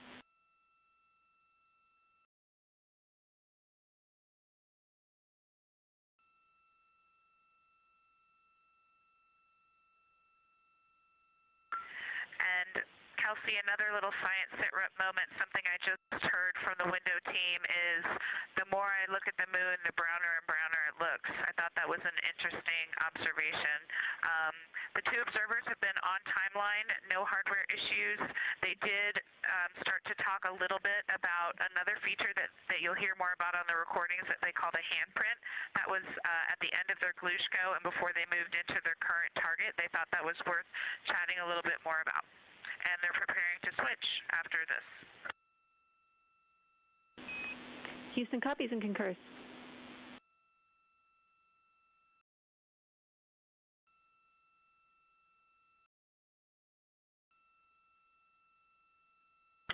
Hey, Houston and Science Integrity, another just observation from the human. My eyes have shifted a little bit since I've been up here. I've been wearing my reading glasses to look at the PCD. Well, this is a very taxing event on the eyes, looking out the window and seeing the very bright moon, then coming back inside to the dark cabin and trying to work cameras and microphones and logistics and lunch and those kinds of things, and then looking at the PCD, which is dimly lit, it's just been an exercise. It is a difficult thing to manage it. I'm up and down on the glasses, and then having to wait as my eyes adjust when I come back in. As soon as I look back into the cabin from looking out the window, I can feel my eyes adjusting, and I just have to work through it as they adjust.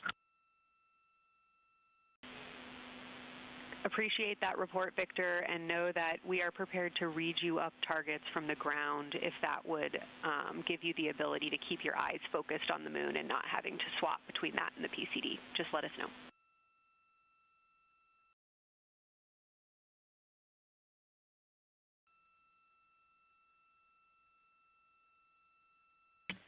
Yeah, we appreciate that, science, and we will also do that for the window teams, and we'll back each other up that way as well. But we appreciate that. We may take you up on that. Thanks.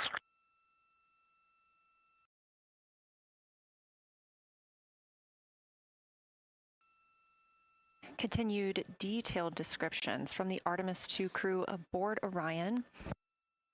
Again, this is a test flight, the first time we've flown humans aboard this spacecraft. So every detail, even that it's difficult to look outside the window and then back at the PCD, that portable computing device, every single detail is appreciated as we prepare for future missions.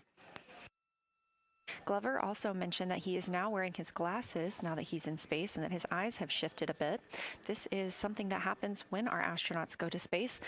There is a fluid shift from the lower half of your body up into your head, and that can cause changes in your eyes. It's something that we have seen over time for some crew members, especially now that we have been living and working on the International Space Station for over 25 years.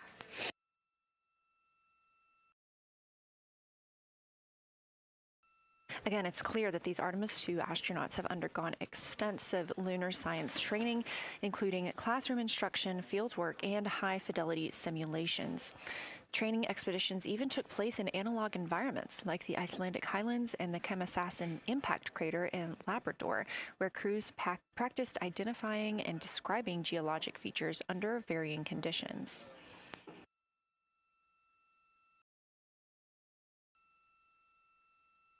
Additionally, here at Johnson Space Center, Orion mock-ups were used to rehearse crew choreography, including three-dimensional space management with an inflatable moon globe to simulate the flyby. And while on Earth, the crew also used that small lunar passport that I mentioned with descriptions, photos, and prompts to help them study the features we hope they'll see. Now, this is a view from their lunar targeting package at this time, helping them determine what they're seeing on the moon, as well as on the left, keep up with what their next target will be. As you can see, we have got a long list and an exciting day ahead of us.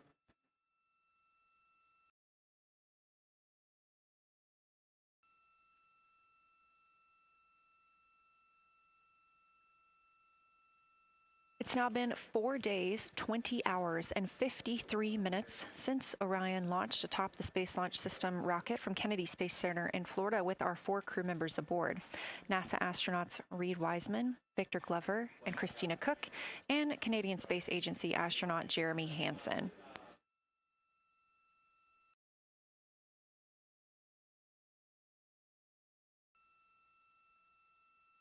The Artemis II crew passed a major milestone today when they passed the Apollo 13 distance record at 12:57 p.m. Central, 1:57 p.m. Eastern.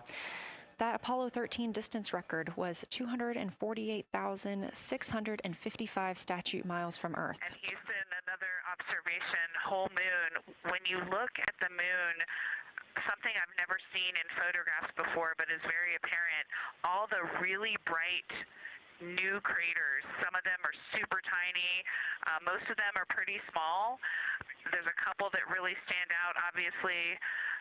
And what it really looks like is like a lampshade with tiny pinprick holes and the light shining through. They are so bright compared to the rest of the moon. We copy, Christina. Thank you. Looks like you guys might be doing it, but remind you to swap positions at the window and take your SD cards with you. We're loving everything that you're calling down, so keep it up.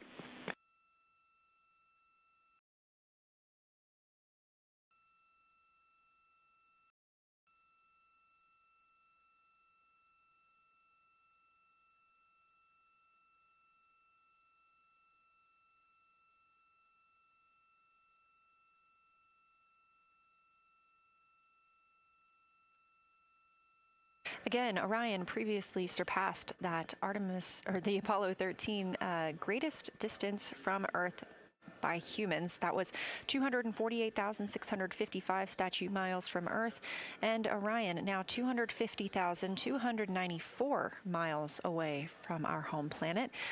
The spacecraft is 9,033 miles away from the moon and growing ever closer.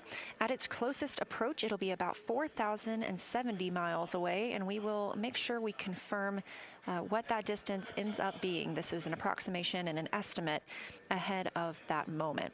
We're anticipating them to make that closest approach at 6:02 p.m. Central, 7:02 Eastern, when they are in a loss of signal, transiting behind the moon. They will be the first humans in over 50 years to fly behind the moon and lose contact with Earth. We will regain that contact about 40 minutes later as they reconnect to the Deep Space Network, emerging from behind the moon, and we will look forward to seeing an Earthrise.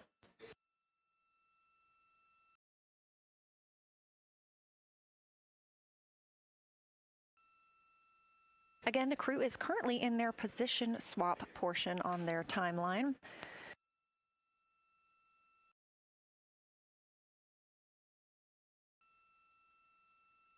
This allows crew members the opportunity and the experience of all roles necessary during today's flyby. Right now, those two crew members at the window have swap positions.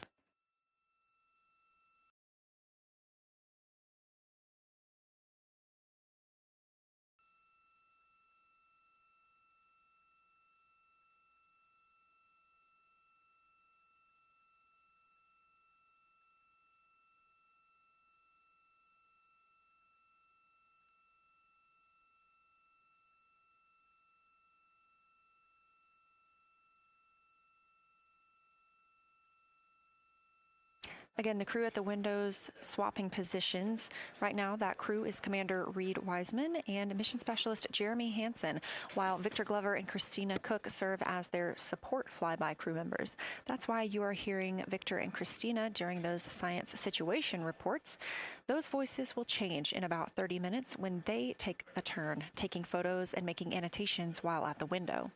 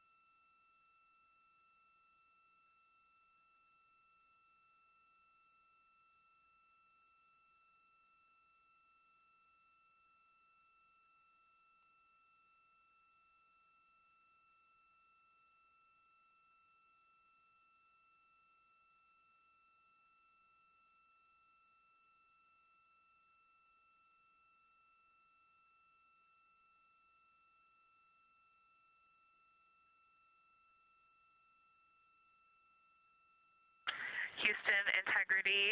I wanted to provide an observation or a little bit of descriptive nature on something that we saw on the first day we had good moon views. This was when we saw more of the near side, and the ground helped me out with identifying Mare Imbrium. Mare Imbrium, when you have the western limb also in view, looks completely different than the normal view we have of the near side. It is the most striking feature of the western limb view that we had. And the mountain chains that form its eastern side are very prominent, but they actually stand out more than I'm used to seeing even on the western side, and the whole thing just feels like a big bump. It actually looks like a large healing wound with a high albedo forming the mountain chain around the impact basin. And I just don't think I had enough chance to describe how striking it was on that western limb view as we were coming in a couple days ago.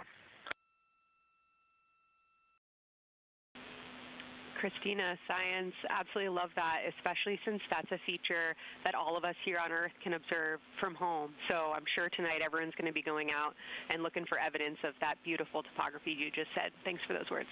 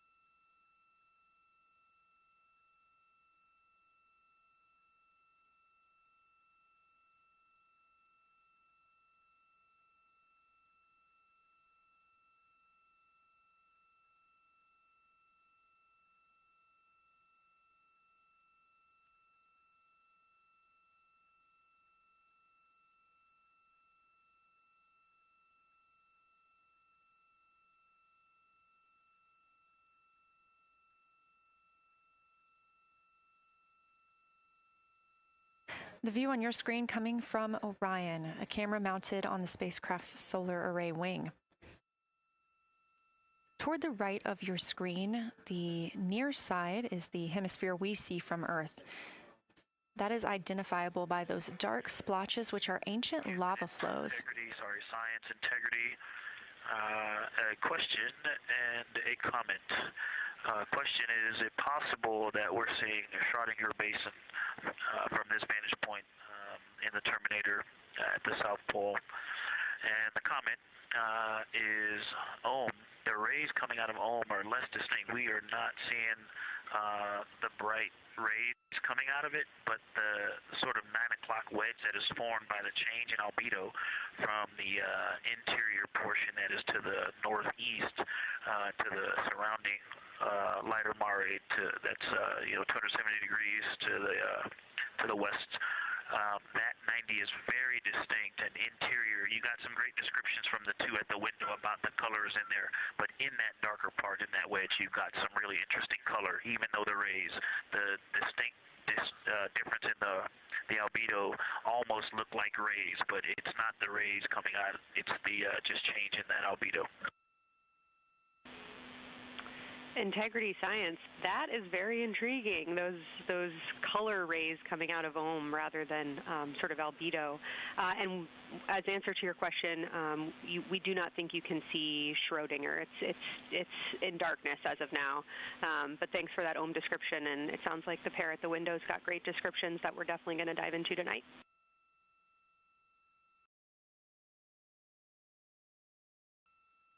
Okay. If you could help me, I would still love to know what it is. There's a very nice crater. You're going to likely have a lot of pictures of it. What would be right in the Terminator at the South Pole or close to the South Pole where it's intersecting the Terminator right now? Yeah, Victor, we're assuming you're talking about, kind of if you're looking at the Terminator, it's basically like 70% down from the North Pole. Is that where you're looking?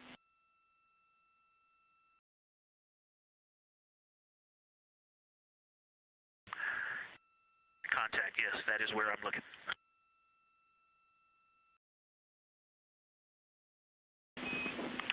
Integrity Houston, that is an enabled caution for wastewater dump required. We have hit our limit. As expected, no crew action.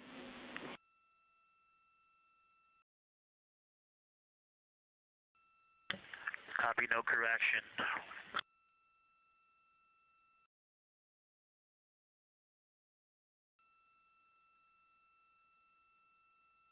You are. And integrity science, we're trying to figure out what you're looking at there. Is it like right on the Terminator, or is it in the eliminated portion next to the Terminator?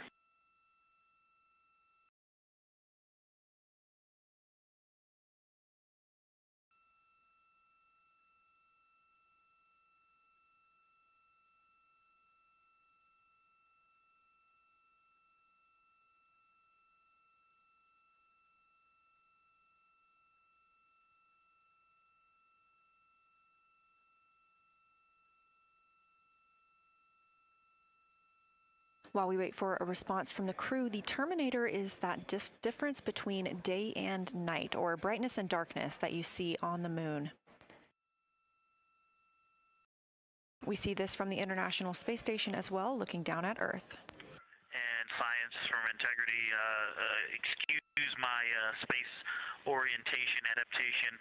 If you draw a line between Glushko through the center of Oriental, and then another line from Glushko through the southern tangent of Oriental, that line would almost perfectly intersect tangentially the crater that I'm talking about, and it is on the Terminator. So yeah, I think I'm not looking at the South Pole. I was a little twisted. That line description was really helpful. I have eyes on the SIR right now, and they are actively discussing lunar geography. We will be back with you shortly.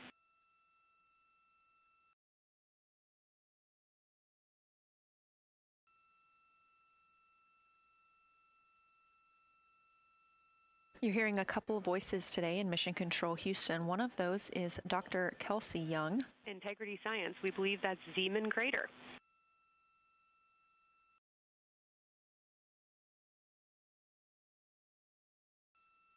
Oh, I floated away from the speaker. Say it again, please. We believe that that is Zeeman Crater.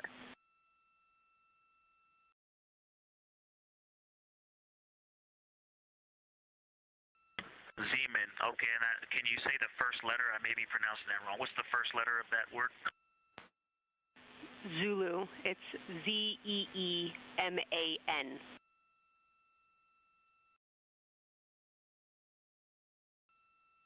Copy. Thank you for that. Yes, we've got a great view of that. And when I went back to the window just now, the view has completely changed. Our trajectory is taking us to a new view, and I'm looking more into Babalov. I've got a nice, great view into Babalov. I'm actually away from the window right now, so I'm going to go try to give you some bounding words on the view that we're seeing. But I've got to get back to a window in a minute. Understood, Victor. You're defining new views of the moon in more ways than one.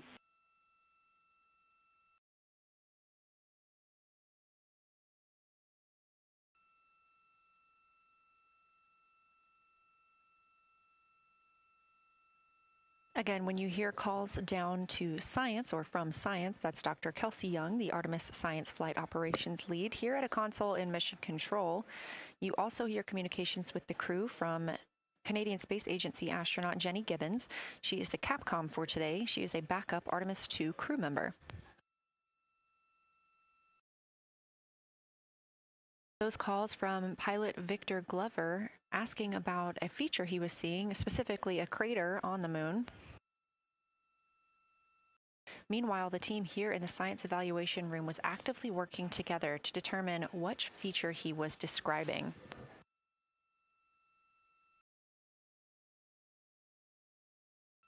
The teams at the window have continued to move through their targets, including Ohm, Aristarchus Plateau, Reiner Gamma, and we are preparing for the cabin and window teams to swap. That's when we'll hear more from Reed Wiseman and Jeremy Hansen when they take on these support roles, while Christina Cook and Victor Glover are at the windows photographing and annotating.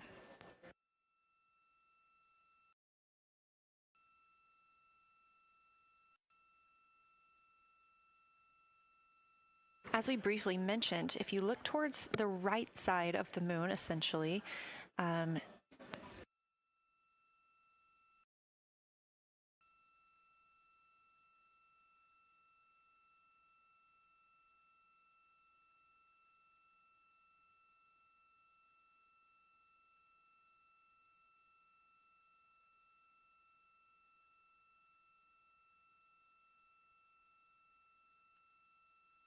this live view coming from a camera outside the Orion spacecraft, and if you look on the right side of the moon where you see those dark patches. Wow, yeah, I wish I had some more time to just sit here and describe what I'm seeing, but the Terminator right now is just fantastic. It is the most rugged that I've seen it.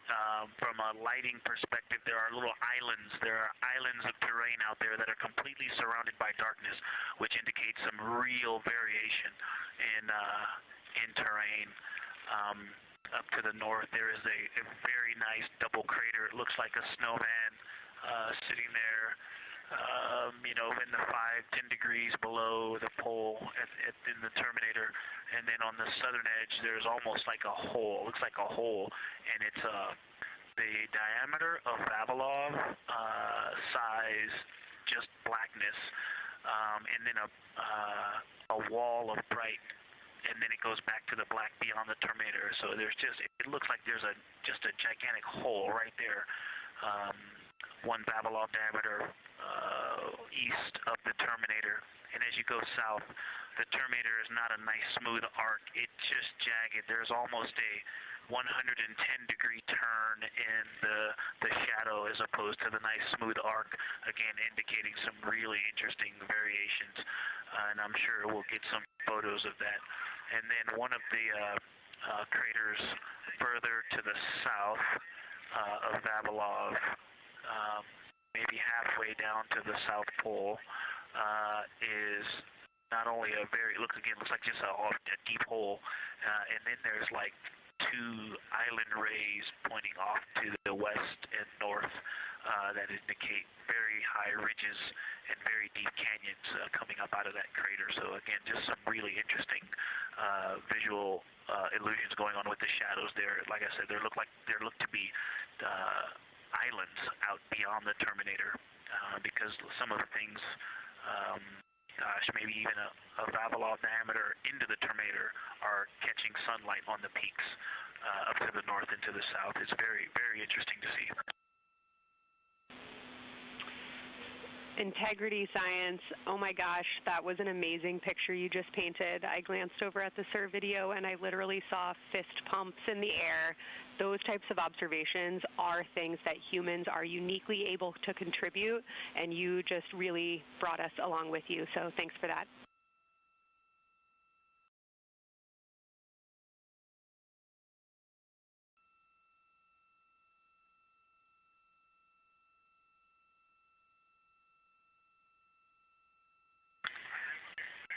That's awesome, Kelsey. Did you get a SITREP updating you on a slight change in logistics for PCD use? Christina, this is Houston. We did not, but we will take it now.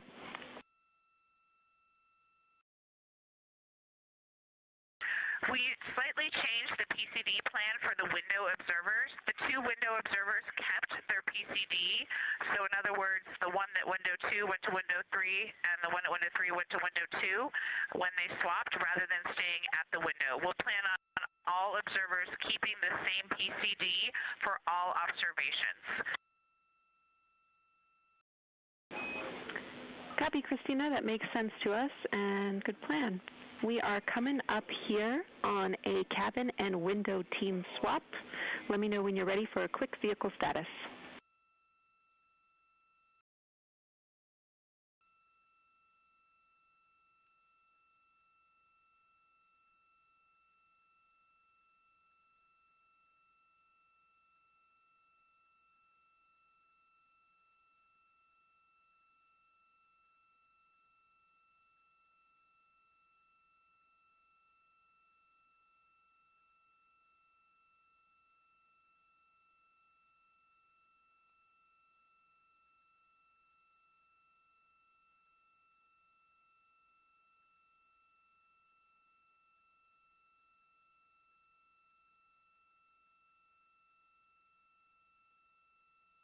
As you heard, science... Houston, go for the vehicle system update. Howdy, Reed. We don't have much for you. We just wanted to let you know that toilet right now is no-go for use as we stick with the predetermined limit for now. All crew members, please use CCUs. Otherwise, Orion is looking very good. And you have 15 minutes in this handover time where we expect Victor and Christina to switch to the windows and you and Jeremy to be in the cabin assisting. Let us know if you have any questions.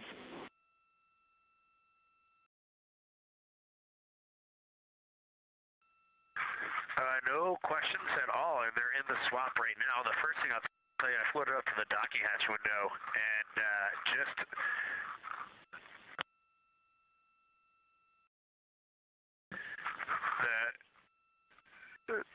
what I'm going to call the Mari around Oriental just looks so different out the docking hatch right now. It's quite a bit darker. It's the same darkness, if not a little darker than Grimaldi, but it's cool after just being in the 400 mil for the last half hour, looking up close. I got pictures of everything Ike was just describing on the Terminator. It really is a fascinating Terminator, and then Oriental just looks so dynamic right now. It's very three-dimensional out the docking hatch compared to what I was just looking at through the 400 mil.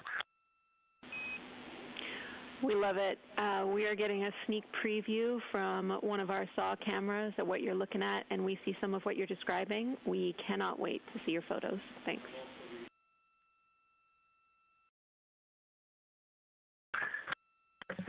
Yeah, Jenny, I wish you had some longer lenses on the solar array so you could see the whole moon, but man, it is, or the up-close moon, not the whole moon, but it is just fascinating here. It's so cool. All right, MPO and INCO, take notes. We want a zoom lens on those saws next time. Thanks, Reed.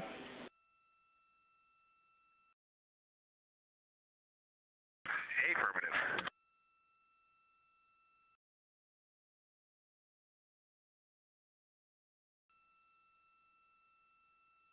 As the crew gets ready to switch positions from the window crew going back to the support crew and the support crew flying up to the windows, this view inside the room, Capcom Jenny Gibbons speaking with the crew, Canadian Space Agency astronaut. The crew has continued to provide excellent descriptions of what they are seeing on the lunar surface. In this picture, or in this live view actually, from Orion and a camera mounted on its solar array wing, if you look at the dark portion on the right side of the screen, those are visible from Earth. That's considered the near side. Those are ancient lava flows from a time early in the moon's history when it was volcanically active. And if you look towards the left, there's that dark, large crater that appears to the left of those lava flows. That's Oriental Basin. It's about 600 miles wide, and it straddles the moon's near and far side. And this mission is the first time that humans have ever been able to see this with their eyes in the daylight. Again, you hear conversation about that Terminator. You have a great view of that as well. That's the difference between light and darkness on the moon. Victor Glover explaining that as a very jagged looking Terminator due to the peaks that they're seeing and the craters that they're seeing as they prepare to cross over the far side.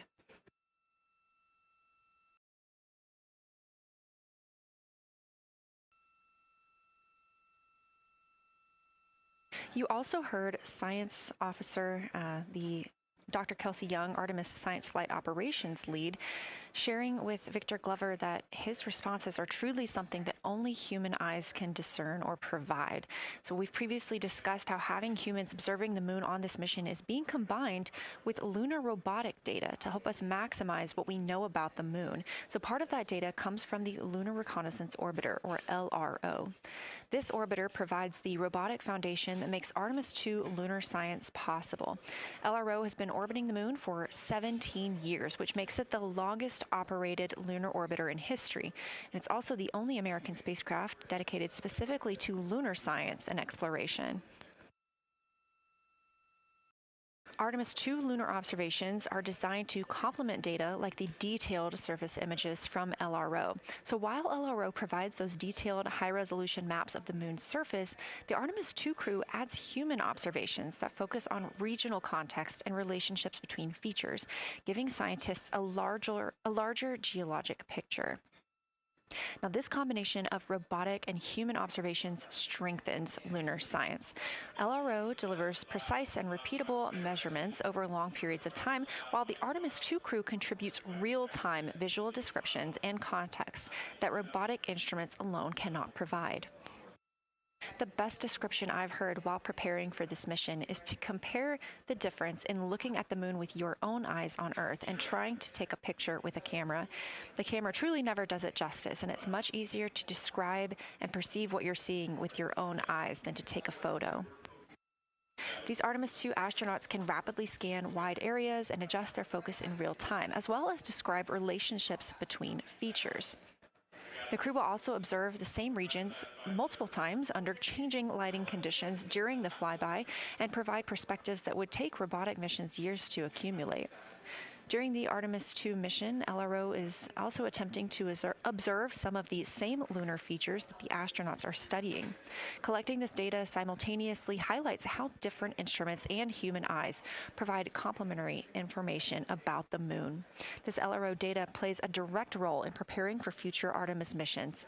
Its measurements of topography, surface temperature, composition, radiation, and lighting conditions are used to assess hazards, identify safe landing sites, and locate potential resources such as water ice near the lunar South Pole. This mission, Artemis II, represents the point where years of robotic preparation are paired with human exploration for the first time in the Artemis era. So together, LRO, the Lunar Reconnaissance Orbiter, and Artemis II are demonstrating how NASA moves from mapping the moon robotically to exploring it with humans. We are laying the groundwork for future Artemis missions and sustained lunar operations. A check-in with Orion. We are now 4 days, 21 hours, and 22 minutes into the flight of Artemis II, our crew aboard the Orion spacecraft. We are now 8,153 miles away from the moon, 250,742 miles away from Earth. The spacecraft is traveling at 1,030 miles per hour.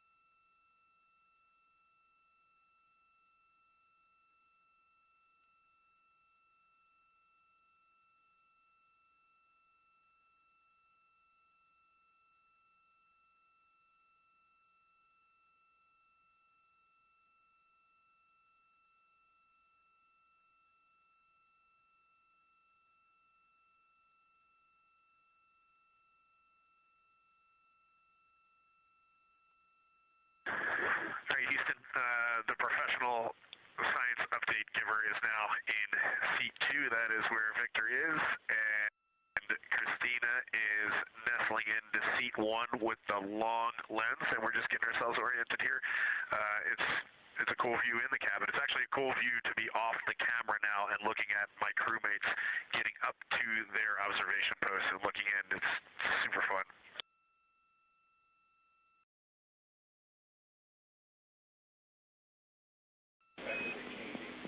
Copy all, read, we like it.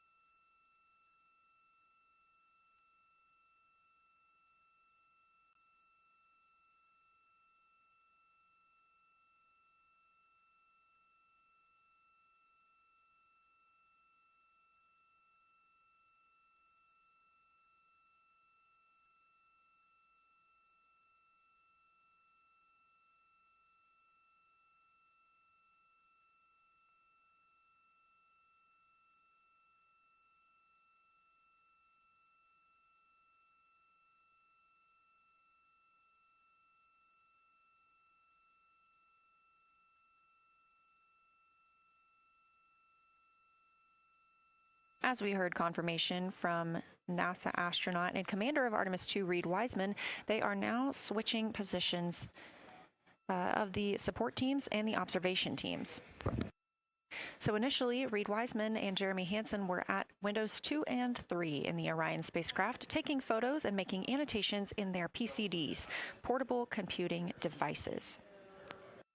They were also giving audible descriptions into their PCDs, wearing headsets with microphones and providing recordings that the science team will be able to listen to later.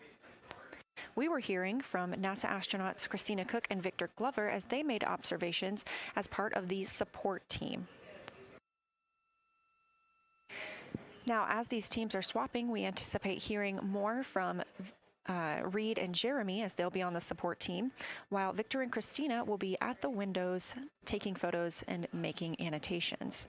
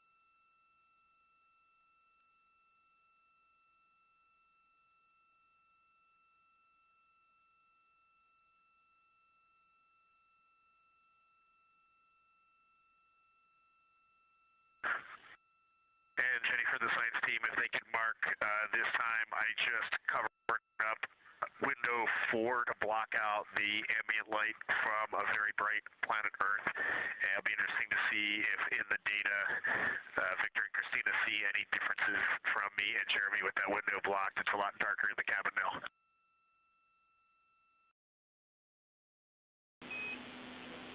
Copy, Reid. We're taking note, and we'd be curious too.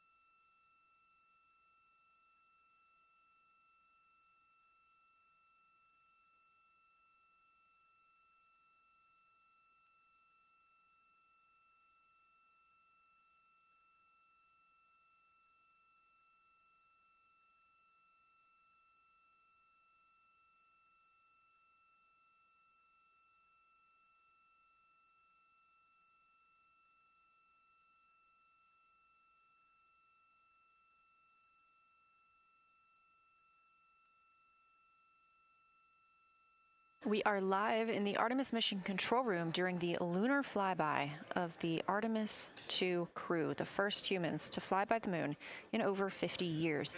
Orion launched 4 days, 21 hours, and 30 minutes ago atop the SLS rocket, Space Launch System rocket from Kennedy Space Center in Florida.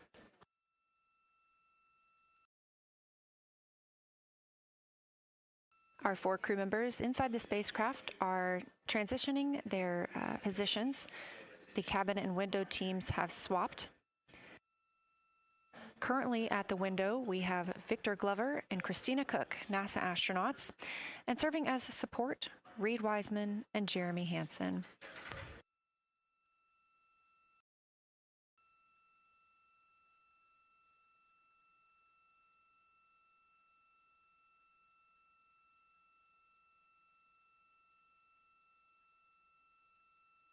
For our crews at the window, they are using handheld Nikons with an 80 to 400 millimeter zoom lens. There are also GoPros on each of the solar arrays on Orion, and that's where this view is coming from right now. We have an interior camera of the crew as well, but they have dimmed the cabin lights. They've actually turned off the cabin lights to allow them to better see outside of the spacecraft. This also helps prevent any reflections from lights inside the spacecraft reflecting onto the windows while they are photographing the moon.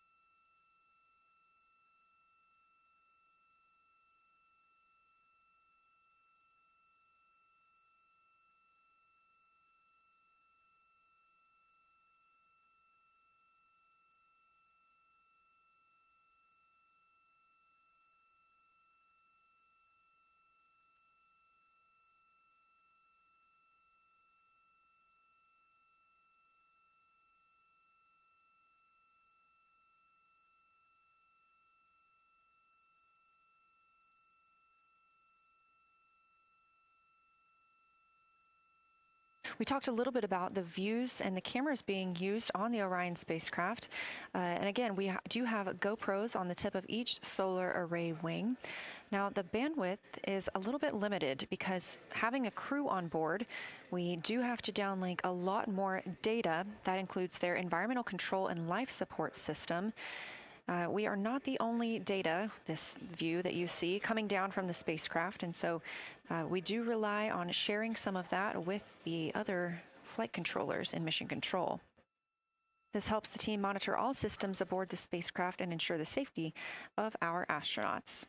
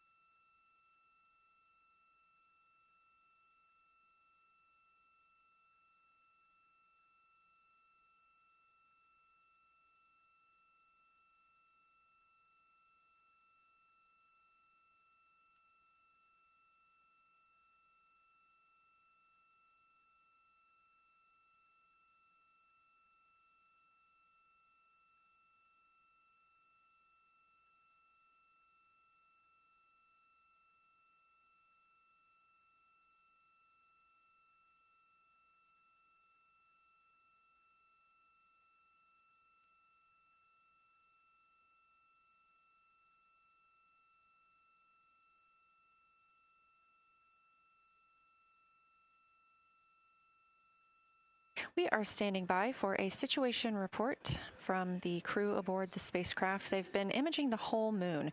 There is now a new crew at the window. That would be Victor Glover and Christina Cook. And so being it's their first time since they have moved up to the window positions, they have a chance to orient themselves and describe and take pictures of any color or albedo variations across the surface. Reminder, albedo is the brightness or reflectiveness. Integrity science for a science sit rep when you're ready.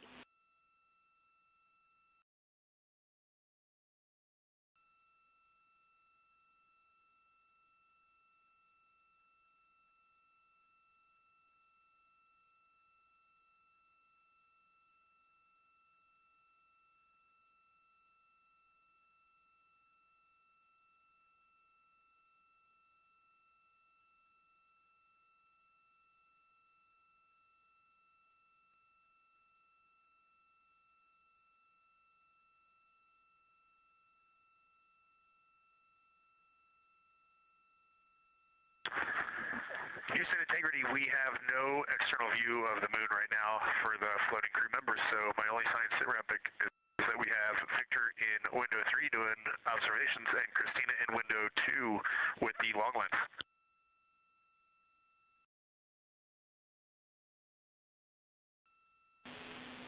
Integrity, we copy.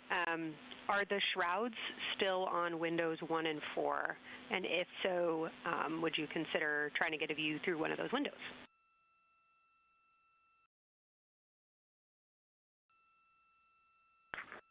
We cannot take the shroud off of 4 because the Earth is too bright and it's impacting Ike's peripheral vision. And then I can get a grazing glimpse out the docking hatch window. I can see Oriental south down to the South Pole. And the primary thing that I see from Oriental right now is just the long trenches that come out. And, you know, when you come out the north side of Oriental, the ejecta kind of boulders across the northern half of the far side. But coming out the southern half of Oriental, I just see those large, here they look like gorges. They're almost like rain when it comes down the Grand Canyon and fingers off into the desert, kind of what it looks like. Also, Burgess Alpha is extremely bright. It's the brightest thing that I can see.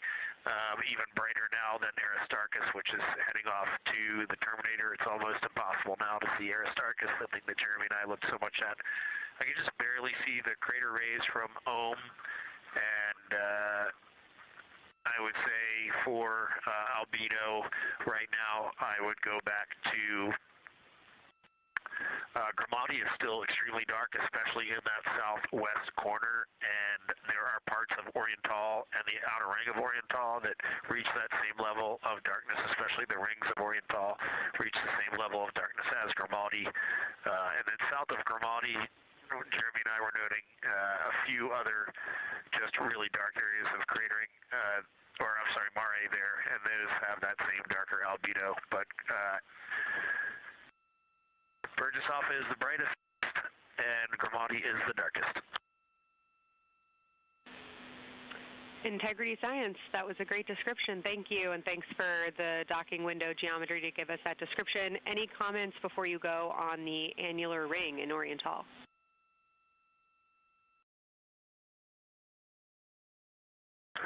The annular ring, which I think everybody kind of describes as like a pair of lips or a kiss on the far side of the moon from here, is very circular in nature. The northern part of it is wider, darker. The southern part is much lighter.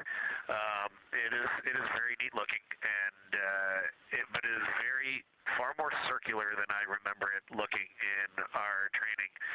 The darkness of the northern side of the annular ring is the same darkness from here out this docking hatch window as the center mare in Oriental. Not quite as dark as Grimati, but it is probably only because dust and lunar regolith has kind of impacted over time. Reed, that's exactly what we were looking for. Thanks so much. You have heart hands coming out of the SIR.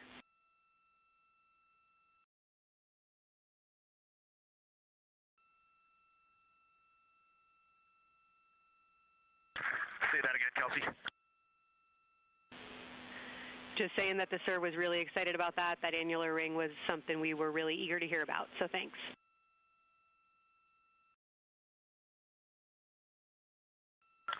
Yep, you bet. And now Victor and Christina are moving on to Oriental. I got them situated over there a little bit late.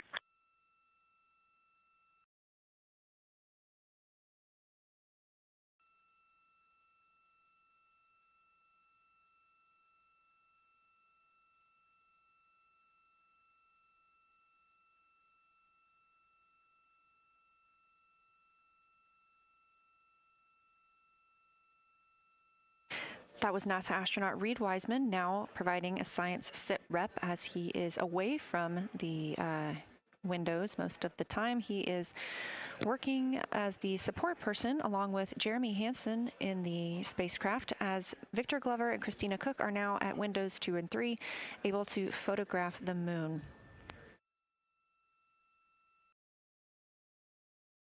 Christina and Victor are also providing recorded information to their portable computing devices, that's their PCDs, and the science team will have access to that at a later time. They will then review it and compile all of this data to help further our understanding of the moon. One of the items you heard mentioned was Oriental Basin. This has been a very exciting opportunity for the crew. They have all been very excited about seeing Oriental, as well as the science team has been looking forward to it. It is known as the Grand Canyon of the Moon, as we discussed earlier.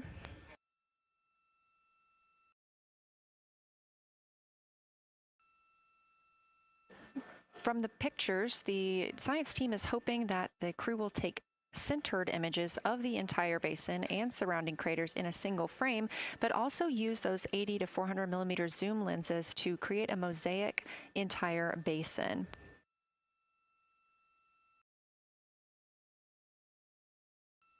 With their unaided eyes, the science team is hoping the crew will describe southern dark annular ring, which you heard Reed just describing, as well as any color, albedo, texture, or topography across the mare patches and ring mountains. Science team reports that the observations will be used to study the geologic evolution of the youngest lunar basin and to inform formation hypotheses for the annular ring.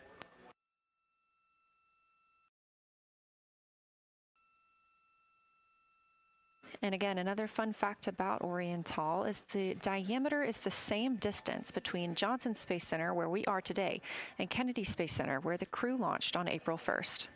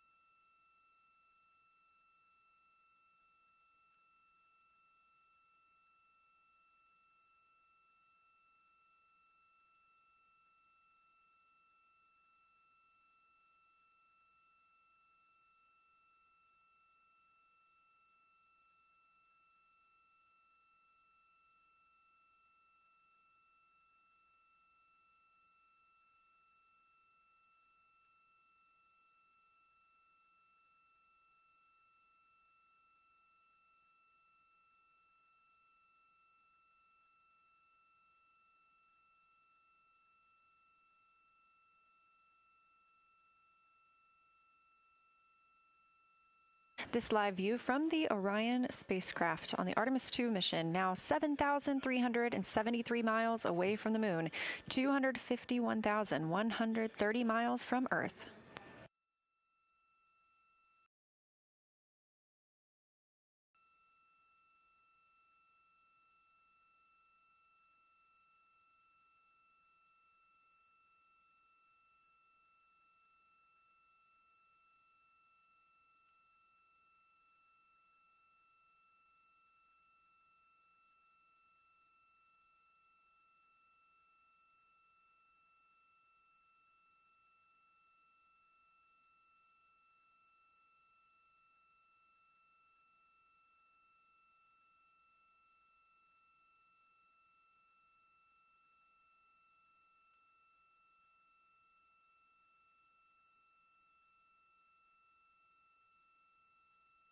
Again, the Artemis II crew passed the Apollo 13 record of the humans farthest from the Earth today at 12:57 p.m. Central Time, 1:57 p.m. Eastern Time.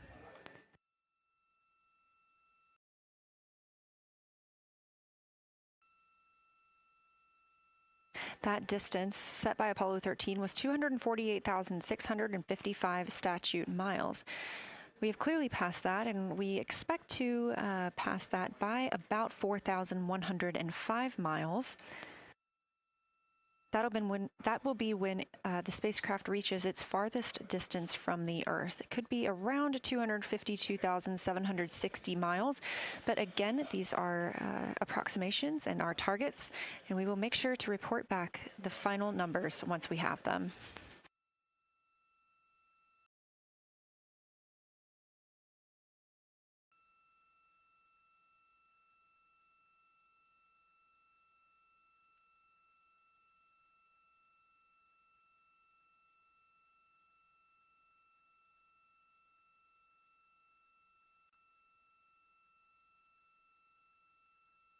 We have some refined times of when we expect to have Earth set of Earth behind the moon while Orion flies behind the moon. That would be about 5:41 p.m. Central, 6:41 Eastern.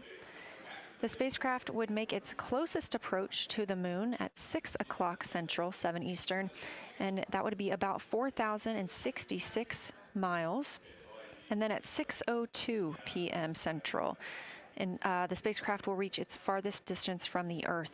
We anticipate that'll be about 252,755 miles, which would be 4,111 miles farther than Apollo 13. We would see Earthrise again at 6:21 p.m. Central Time, and a few minutes later, regain communications with the crew.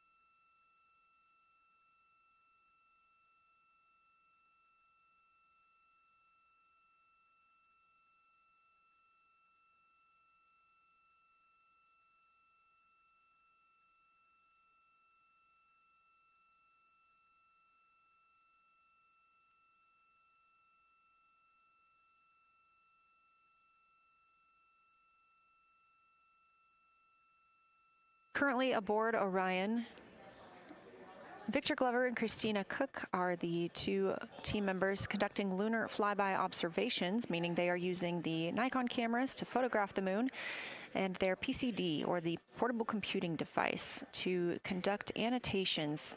They are both recording information that will be downlinked to the science crew, and tomorrow morning the science team will have a conference with the team while the information is so fresh. They'll be speaking with the crew about their observations and their data collection.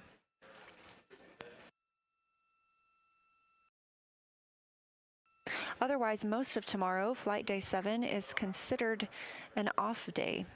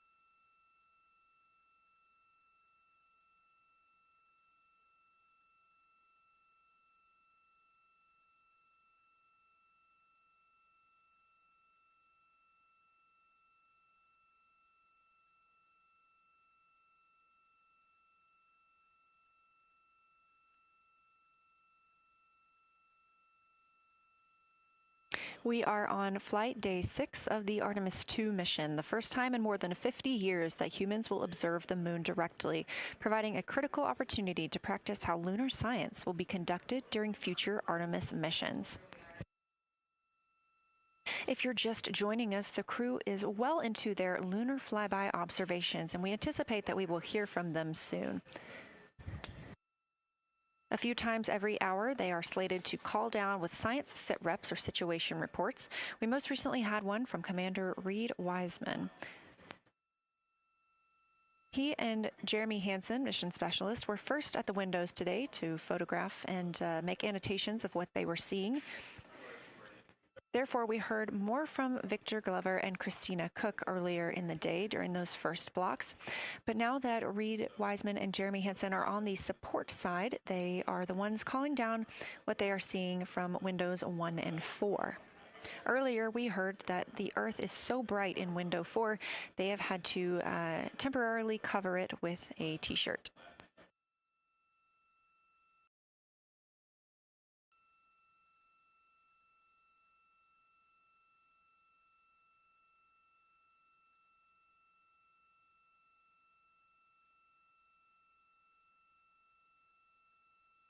The moon preserves a near-continuous record of solar system history that has been erased on Earth because the moon doesn't have an atmosphere. So things that we experience on Earth, like weather or plate tectonics, don't really apply. So the lunar surface retains evidence of ancient impacts, volcanism, and solar activity that scientists can study today. And studying the moon helps scientists understand how planets formed and evolved, how the moon influenced our own planet Earth's history, and how the sun shaped conditions across the inner solar system. The moon also serves as a unique platform for studying the broader universe. Artemis science is designed around questions best answered by humans, working alongside robotic systems, combining decades of robotic lunar data with real-time judgment, context, and adaptability that only humans can provide. This mission, Artemis II, is serving as a proving ground for lunar science operations, which allows NASA to test how science is planned, executed, and supported during a crewed deep space mission ahead of our future Artemis flights.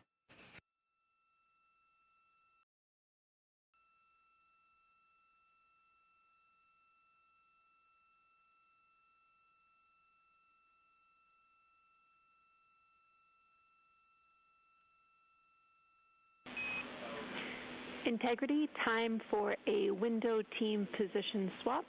So Victor and Christina, please switch places if you've not done so already, and remember your SD card for the camera.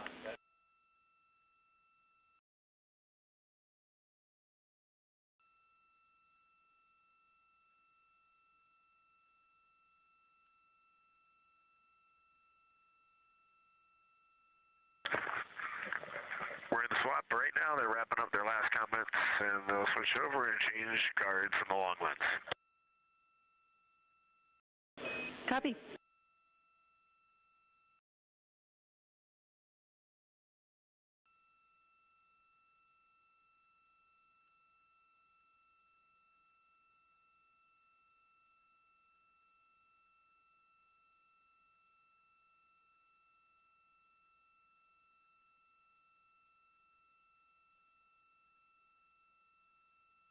As you heard in that call, it is now time for the team members at the window to swap positions. That means Victor Glover and Christina Cook will be switching roles. One of them has been photographing the moon with a Nikon with an 80 to 400 millimeter zoom lens, while the other was making annotations on their portable computing device. And both are recording audio that the science team will be able to listen to.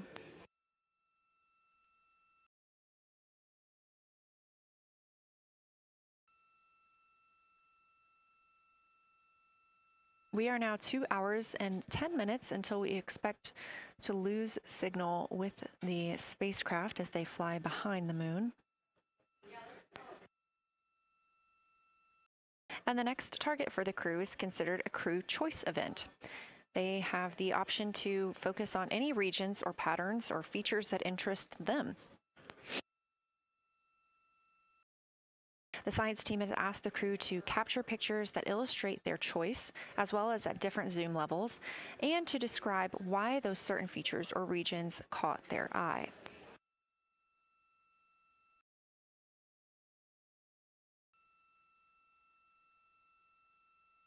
Those recordings are part of what are being saved on their PCDs, portable computing device, that will be sent to the science team for analysis.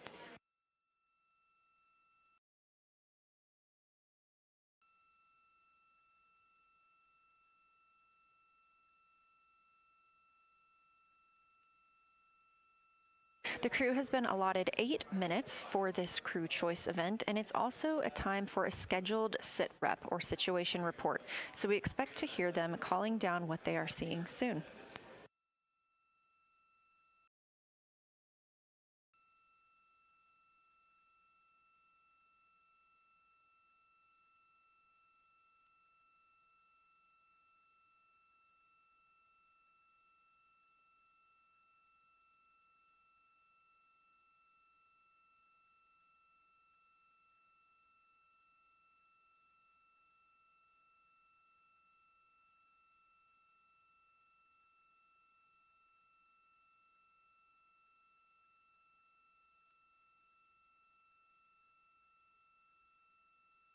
Something that the crew or that the science team has used to help prepare the crew is a cue card. These ask for a feature ID if they happen to know the type or name, and if it is a target. Of course, in this situation, when they have a crew choice, they do not need to, it may or may not be a target. They want to know the location and the observation style. They've also asked for the geometry of what's being captured, the size, shape, boundary, and preservation, as well as the color and shadow. So the color tone, the albedo, that reflection or brightness, and any shadows or illumination. Next, they're interested in structure and texture. That includes slopes, structures, and textures, of course, and geologic relations, like association to other features, any contact to those features, and of course, their thoughts, impressions, or interpretations. They are interested even in emotions and excitement that the crew may be having.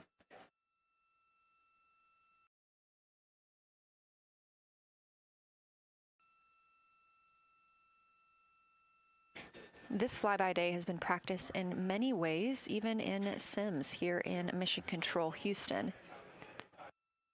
The team also conducted some field work, learning how to look for specific geologic features. They also photographed a large globe, and the science team helped them determine which features they would be targeting and how to look at those.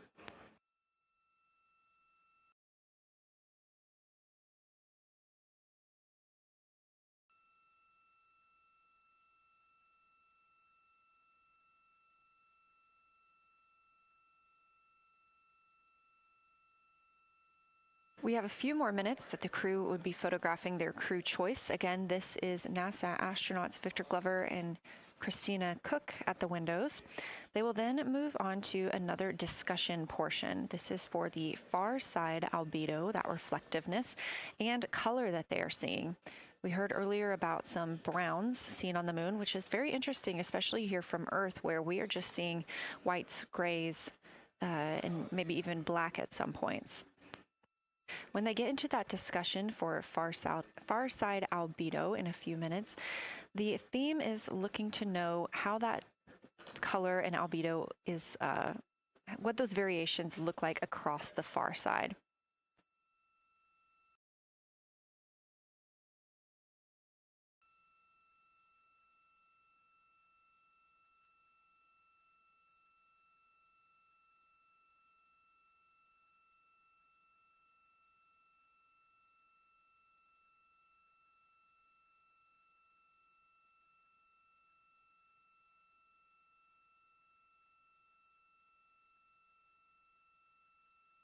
On the right side of your screen, the Science Evaluation Room, or SIR, where team members are looking real time at what the crew is seeing. And even earlier, we're... Houston Integrity, you ready for science zero? We'll take it.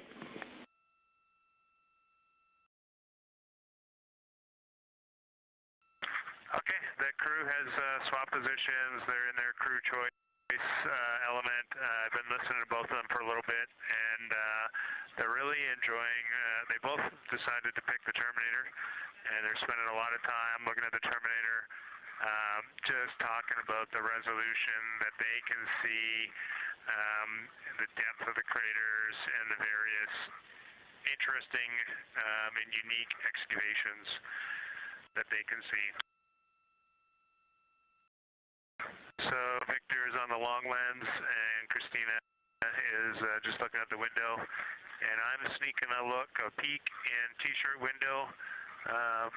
It looks like, I don't have the best angle here, but it looks like Aristarchus is on the limb of the moon now. It's amazing how quickly it changes as we speed around the far side of the moon, stuff that's leaving our field of view, and now we have a lot of the dark side of the moon that, you know, it's missing for us right now, but it would be in view if it was lit at all. Jeremy, Science, thanks for that sit rep. Do have a question. A few times we've heard you and the other crew describe change during the course of your flyby. Would be interested in future descriptions of more verbosity about how it's changing. Thanks for the great sit rep.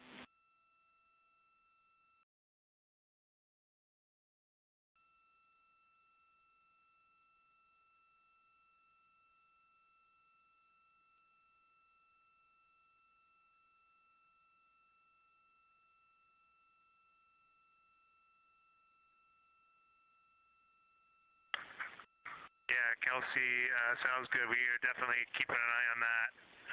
My eyes have just not readjusted. The moon is so bright when you come back to the window. I was just in the interior of the cabin. I've come back to T-shirt window, and it's just overwhelming brightness, and my viewing angle is a bit challenging, so I won't be able to give you great observations from this window. But I will talk about something that I was talking a lot about in my recordings earlier, which was we've been talking about some shades, and so we have obviously the dark and the light gray, and then we've talked about naming some colors, a brownish hue and a greenish hue. And I'll tell you, like right now, Aristarchus, the plateau is hard for me to see from this window, but that had greenish hues to me and was very unique. I didn't see anything like that anywhere else on this side of the moon. And then I see a lot of these what I would call brownish hue areas. There's a number of them.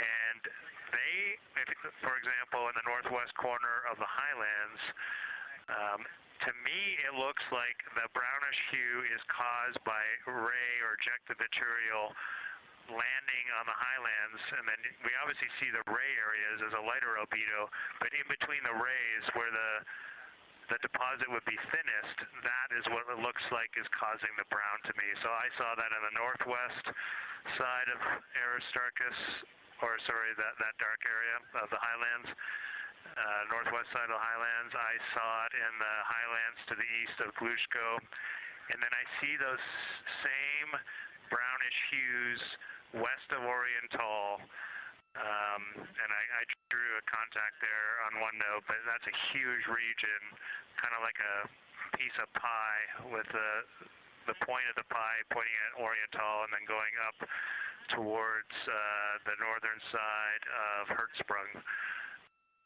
And that is an area that just looks like that brownish albedo. That was fantastic, Jeremy. We had heard rumors of the green and brown hues, and so you really read my mind on asking about those. Understand they likely didn't have any contact with each other the way that you described them, but please correct me if I misunderstood that. And then last thing, I'll make the same offer we made to Victor earlier. If it would be helpful for us to verbalize any targets so you can stay at the windows and keep your eyes adjusted to the moon, please let us know.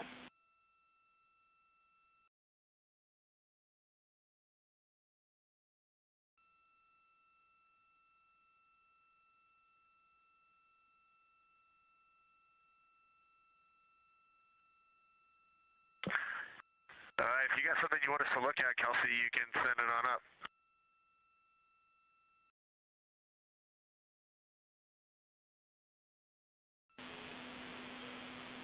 Definitely not looking to interrupt your flow, Reed and Jeremy, only offering assistance if you guys want to keep your eyes off of the PCDs.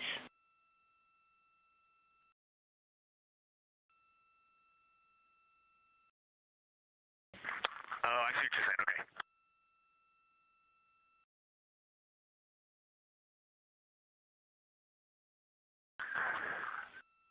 Not really science related, and we definitely learned this at Apollo, but the thing that is just most fascinating, I think, to me and Victor right now is even as rugged as the far side looks, when you look at Oriental and Ohm, it's rugged. But man, when you look at the Terminator, it is just like impossibly rugged, and it reminds you that the whole far side is that way, and just the Terminator is really bringing out the shadows and the hills and the valleys, and it is just, it's unbelievable. It's like no surface of the Terminator is not marked by a meteor impact, and it's just, it is very impressive to look at that, and you realize that that is true across the whole far side. You just can't see it due to sun illumination right now. Reed, Houston copies, and we were commenting on the same thing. Even from our view, the Terminator looks absolutely alien because there's just so much texture in there that we're just not used to seeing. So thanks for sharing that with us.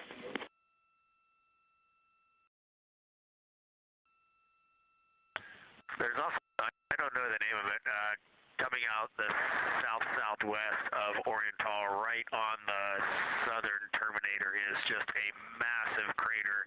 I don't know the name of it. Maybe you can look on the solar array wing video and tell me it's right. It's the southernmost crater you see on the Terminator right now. We're looking for you.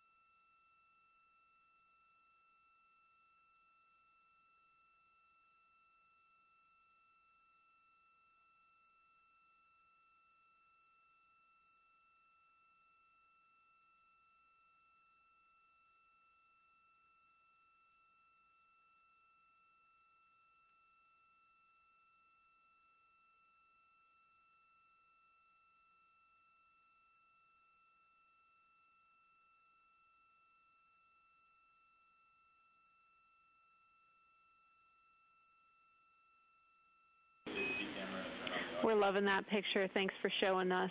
And Reed, as an answer to your last question, we believe that that is Chebyshev crater. And the sir agrees with that.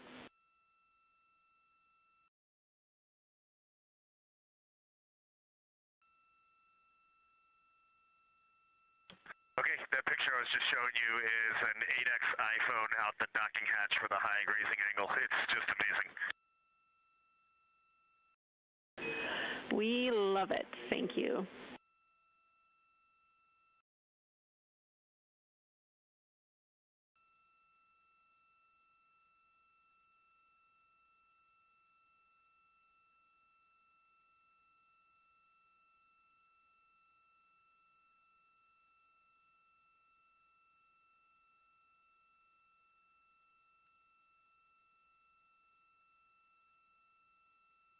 This is Artemis Mission Control in Houston, Texas.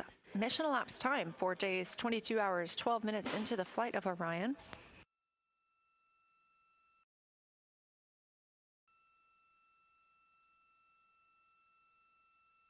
This is Lunar Flyby Day for the crew aboard the spacecraft. Reed Wiseman, Victor Glover, Christina Cook, and Jeremy Hansen are now the farthest people to have ever traveled from Earth.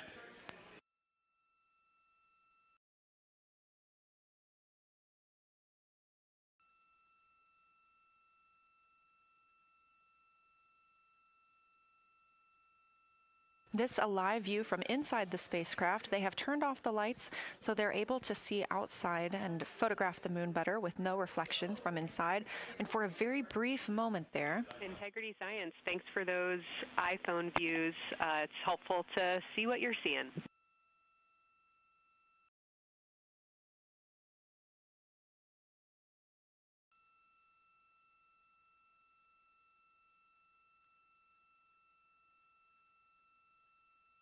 We very briefly saw NASA astronaut Reed Wiseman showing a picture he took on his phone of the moon.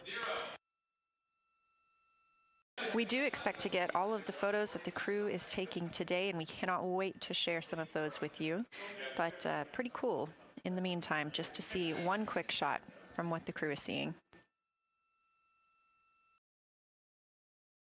And this view from outside the spacecraft on Orion's solar array wing.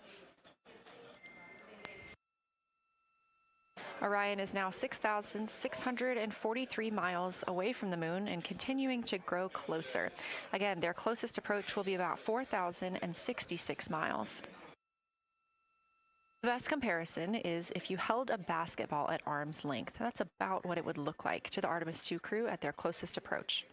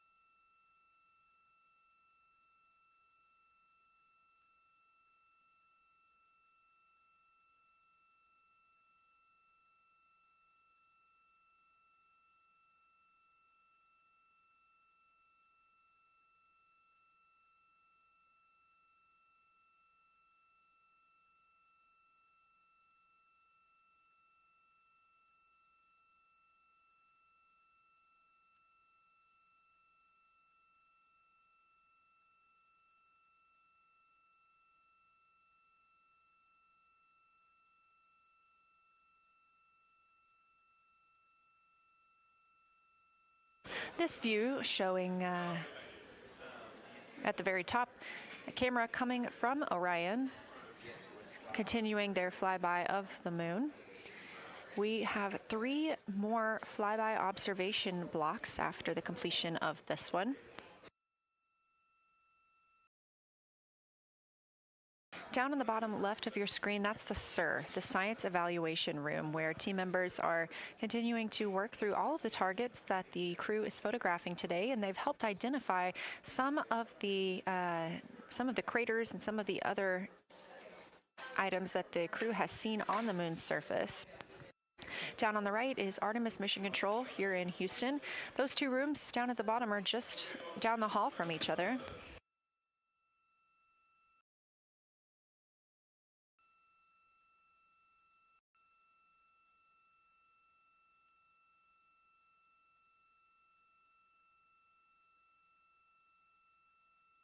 And we are just a few minutes away from the next cabin and window team swap. That means Victor and Christina, who have been at the windows, will fly to the cabin, the background essentially, and be their support crew for Reed and Jeremy. Reed and Jeremy will move back up to the windows.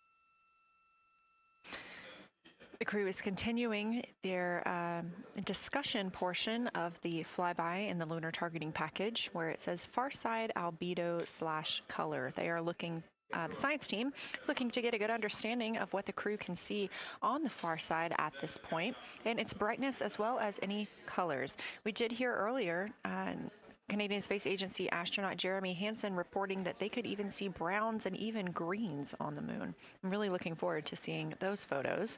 And in just a couple of minutes, the teams will swap from the cabin to the window.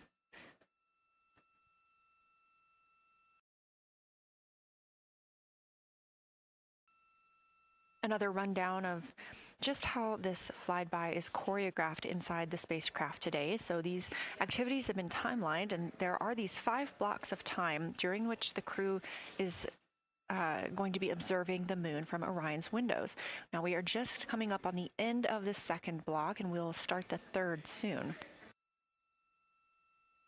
So at any time during those blocks, 2 members are at the windows working in a pair. One is taking photos from window 2 and has a blue shroud over the window to help prevent any reflections from inside the spacecraft. They are also using an 80 to 400 millimeter zoom lens. And the other astronaut on the window team will be in window 3 using their portable computing device to make annotations. Now, again, both of those crew members are making audio recordings of what they are seeing, and we are not hearing that right now. Those are going to be downlinked later to the science team, who will evaluate them and use that data to inform our understanding of the moon. Those 2 crew members at the windows swap roles.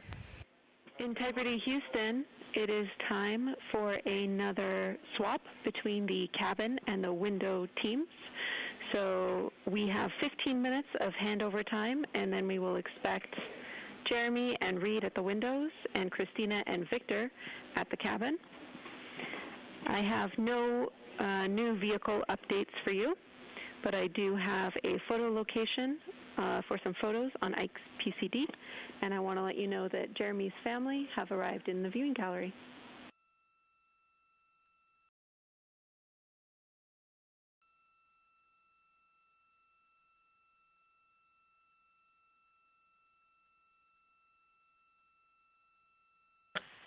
Okay, Jenny, we copied most of that.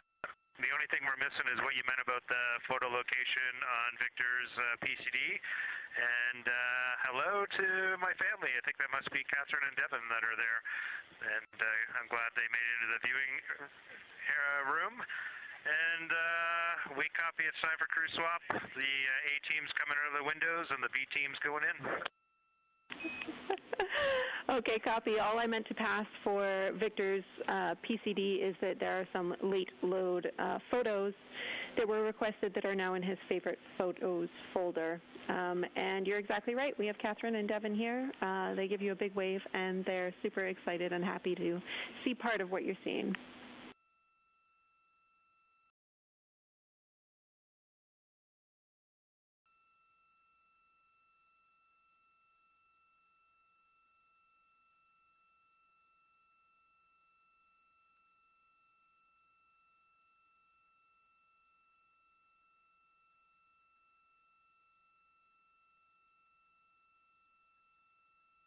Okay, copy, Jenny. We're not sure what we're looking for in the PCD, but we're going to poke around, and we may be calling you back about that one.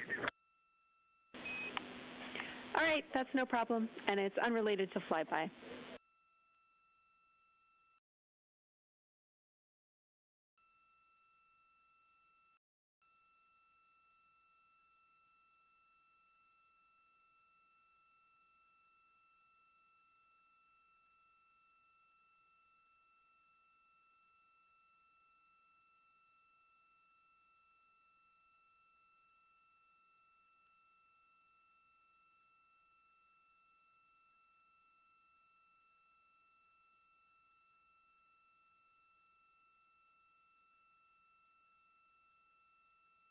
This is Artemis Mission Control here at Johnson Space Center in Houston, Texas. And as you just heard, Capcom, or Capsule Communicator Jenny Gibbons, Canadian Space Agency astronaut and Artemis II crew backup, relaying to the teams in Orion that it is time for a swap from the cabin to the window teams.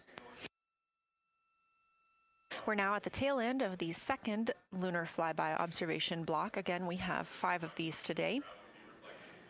Most recently, Victor Glover and Christina Cook were at the windows photographing and making annotations, while Reed Wiseman and Jeremy Hansen were in the cabin providing support, whether that is SD card help, but also science sit reps, calling down any situation reports for what they are seeing on the moon or anything about the vehicle status. With that call to make a swap, Reed and Jeremy will be back at the windows, making observations for what they see at the moon and taking photos.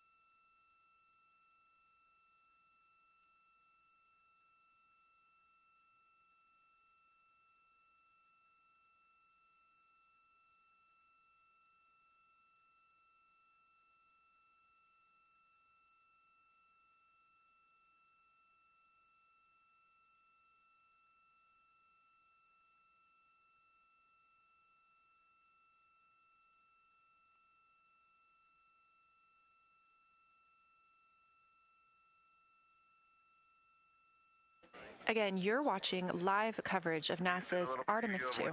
But something that's really awesome up here is we now have the moon and the Earth in window 3 simultaneously, and the moon is a gibbous, and the Earth is a crescent. And I'm guessing in about 45 minutes we'll have 2 identical crescents as we change our position in the universe. That is pretty darn cool. Thank you.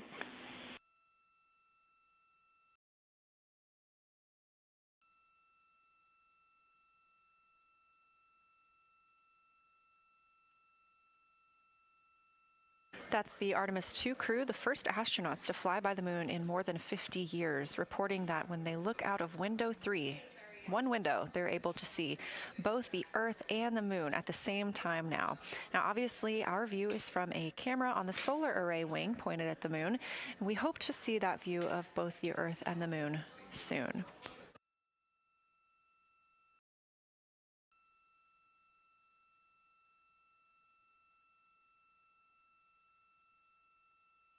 Some upcoming times for what you can expect. In about an hour and 40 minutes, we will have Earth set. And during that time, we will have a view of Earth going behind the moon. Shortly after, just a few minutes later, we will lose signal with the Orion spacecraft. This is tracked as it is going behind the moon and out of reach of the Deep Space Network. At 6 o'clock p.m., the spacecraft will make its closest approach to the moon at a distance of about 4,066 miles. At 6:02 Central, the spacecraft will reach its farthest distance from Earth at about 252,755 miles. Of course, these are approximate, and we will make sure to provide you with the final distances once those are confirmed. At 6:21 p.m., we will have Earthrise from the Orion spacecraft, but we will not have communications with the spacecraft until 6:25 p.m. Central, when we expect to acquire signal with them after they've emerged from behind the moon.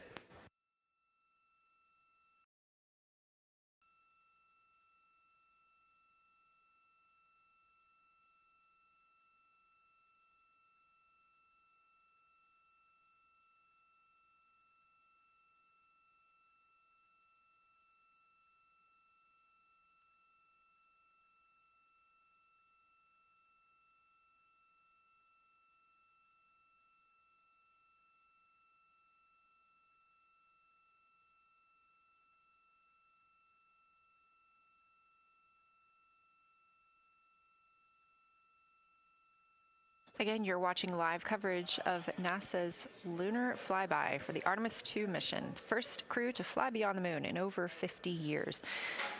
The astronauts inside the spacecraft are switching positions, 2 at the windows and 2 serving in support roles, before they start their third timelined flyby observation for today.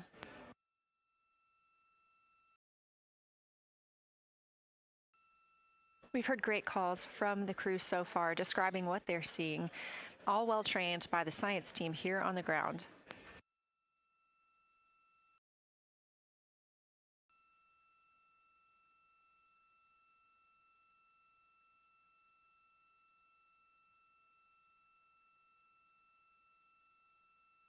Another major milestone for the crew today will be to experience a solar eclipse from their capsule.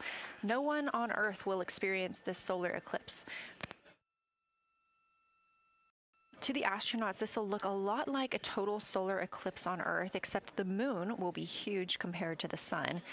Whereas if you're standing on Earth and looking at a solar eclipse, the moon and the sun appear to be about the same size in the sky.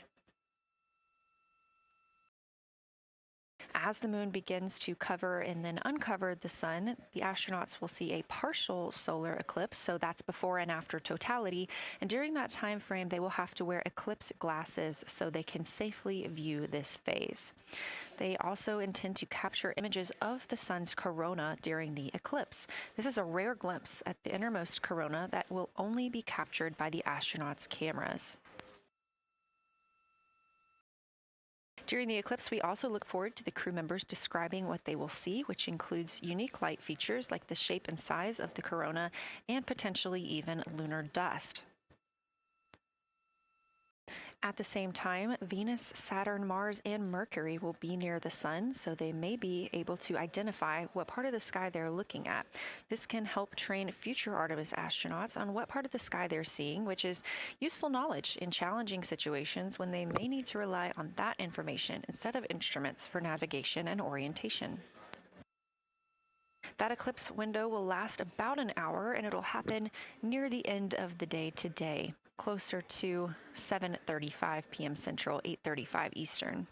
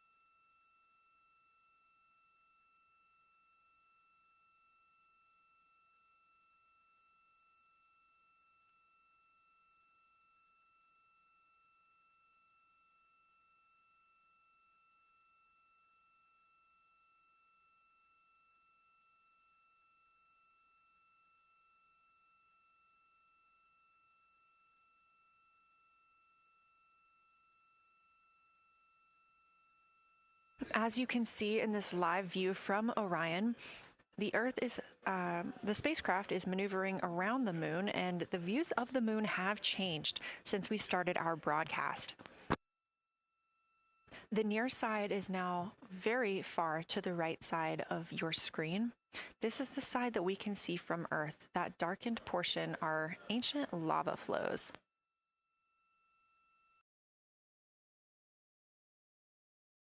The crater down towards the bottom of the moon is Oriental, and this is a crater that was previously never seen before by human eyes until this mission.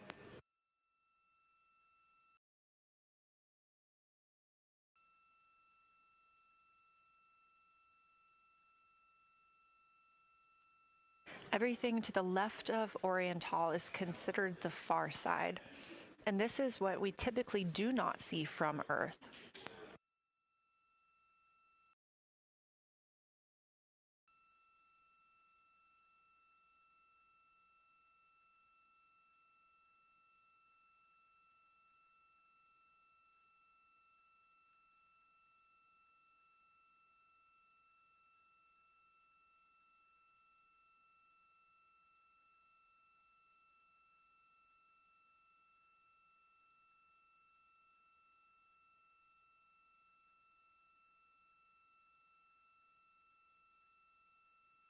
Just a reminder about this view. This is coming from a GoPro camera mounted on the tip of one of Orion's 4 solar arrays.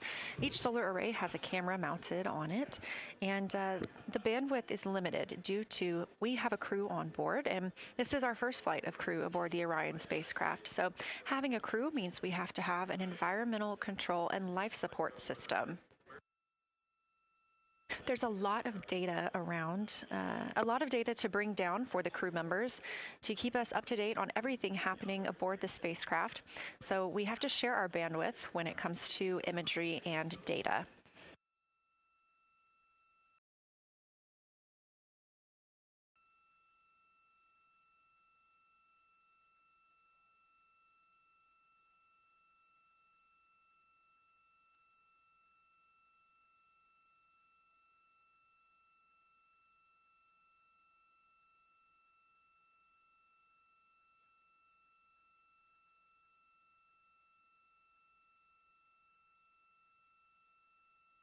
Inside the Orion spacecraft, the astronauts have completed their cabin and window team swap, meaning we have moved into the next block of lunar flyby observations.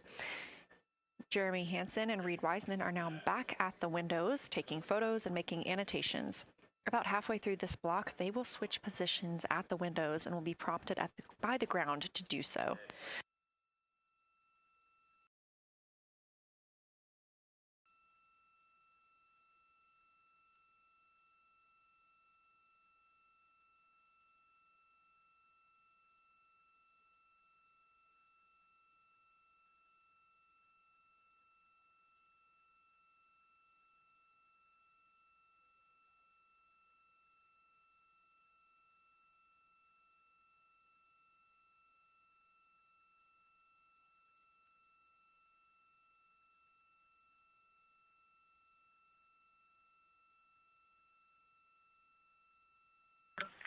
Houston, integrity for SITREP.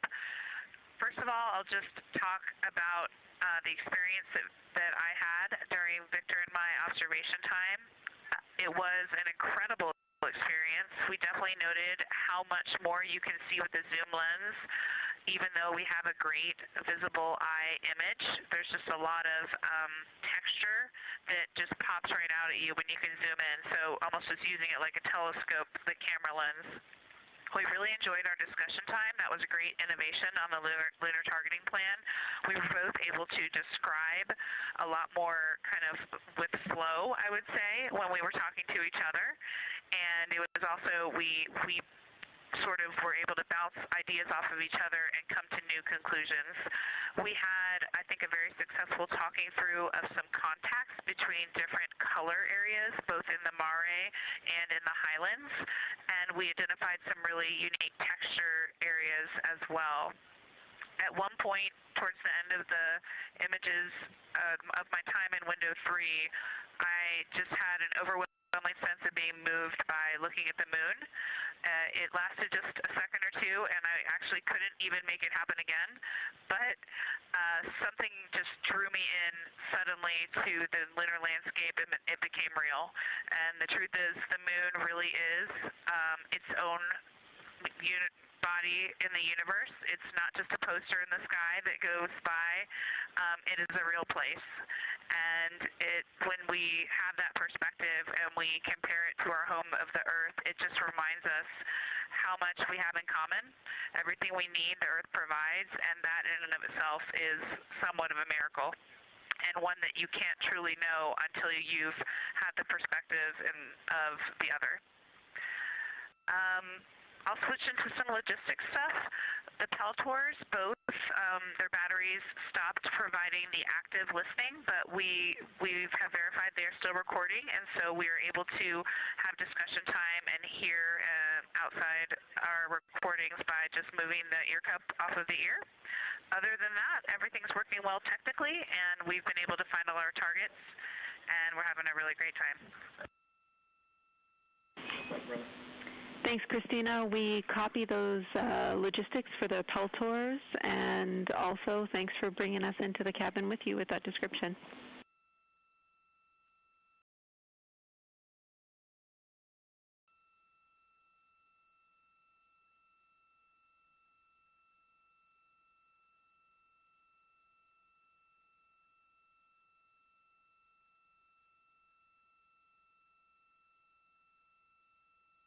Right on time, NASA astronaut Christina Cook, a mission specialist for Artemis II, calling down a science a situation report. Good news, reporting that she and her teammates have been able to capture all targets that were listed.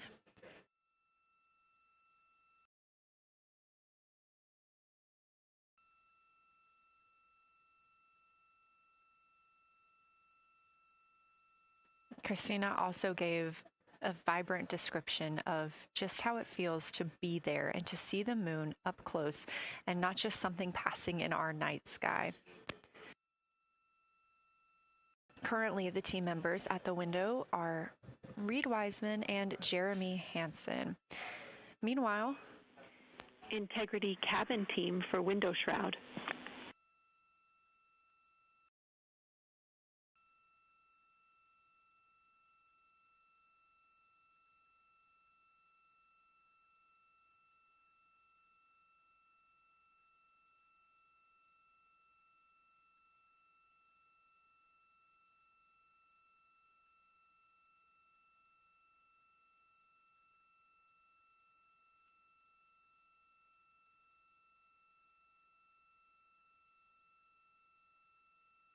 We're listening. Go ahead, Jenny.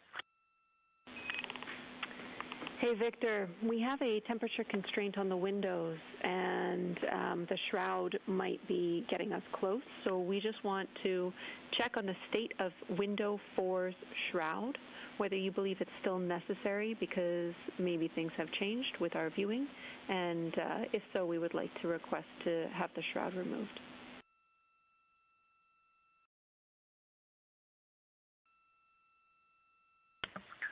Houston, we believe it is necessary. We pulled it off just as a corner. It is very bright. It definitely would affect our night vision and maybe comfort. But is there a time? Can you tell us when we would have to take it off by?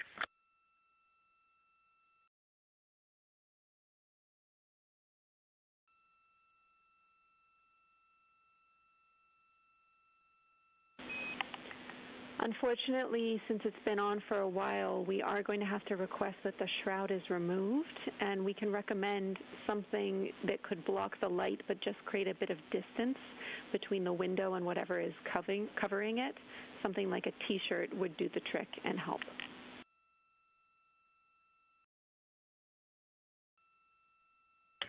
Okay, we're removing the shroud, and we'll make it work. Thanks.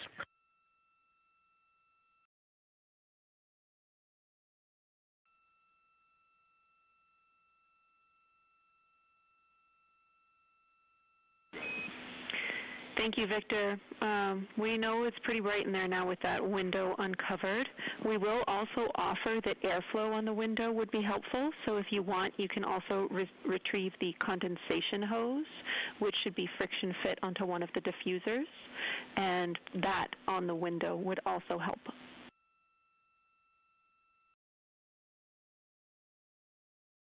We can easily point a diffuser at the window, so we're going to start with that, and it's pointing at the window now.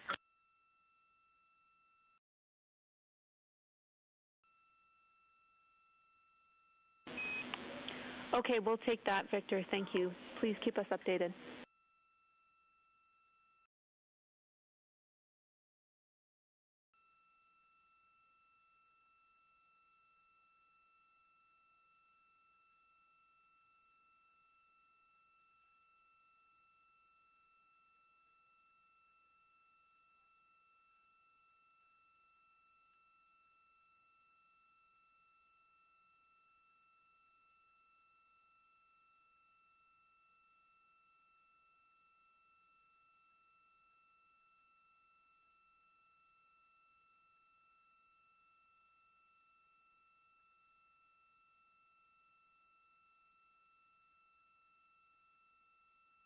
That call from Capcom Jenny Gibbons, CSA astronaut and Artemis II crew backup, to the crew aboard Orion, letting them know that they will need to remove the window shroud they had placed on window 4.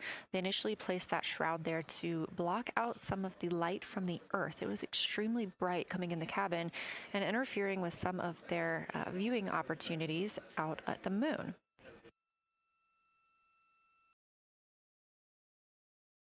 This was a request from ground teams to ensure that they are protecting other systems, and the crew has been offered the opportunity to use something else to cover the window.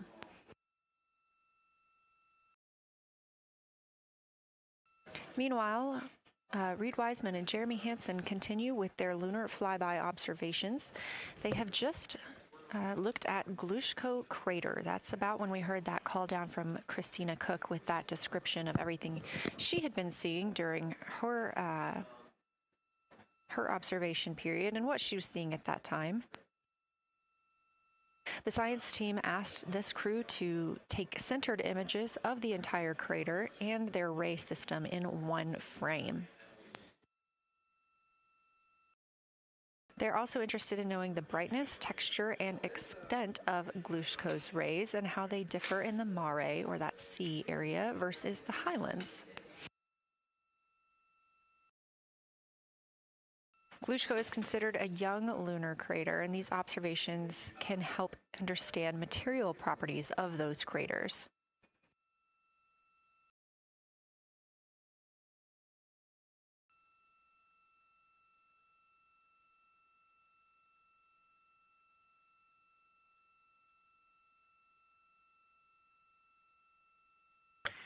Science, integrity.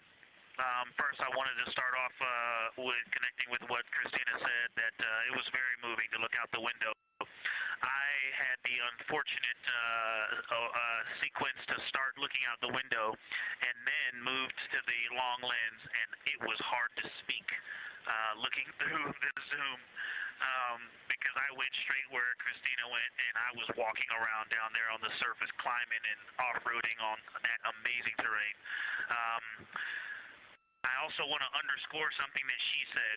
As we continue to explore, when we actually do go down there to the surface, I know for safety reasons that we would never send someone alone, but I just want to really emphasize how important the discussion time was. When we started to talk, we not only got better science discussion, we got better human connection, and so doing this as a pair, we just learn and grow together, and that's just super important, so thank you for adding that to this plan. Reed just passed me a note that the Oriental Basin annular ring has a similar albedo to the center, but a different color. It has more brownish tones in it, and he said it's very distinct now that he's been staring at it. Victor, thank you. You got a cheer from science there, and we all just went on that moonwalk with you, so highlighting how important it is to talk about these things. I also want to let you know that we have Deanna Glover with us in the viewing gallery. She's all smiles.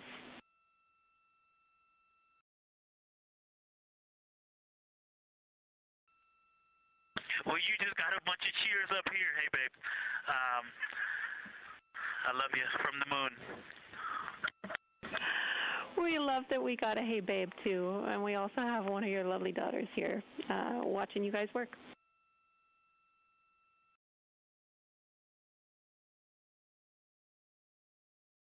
Thank you guys for doing that and for supporting them through this. And to all of you, Genesis, Maya, Joya, and Corinne, I love you. And Deanna, I love you. I'm glad you get to be there.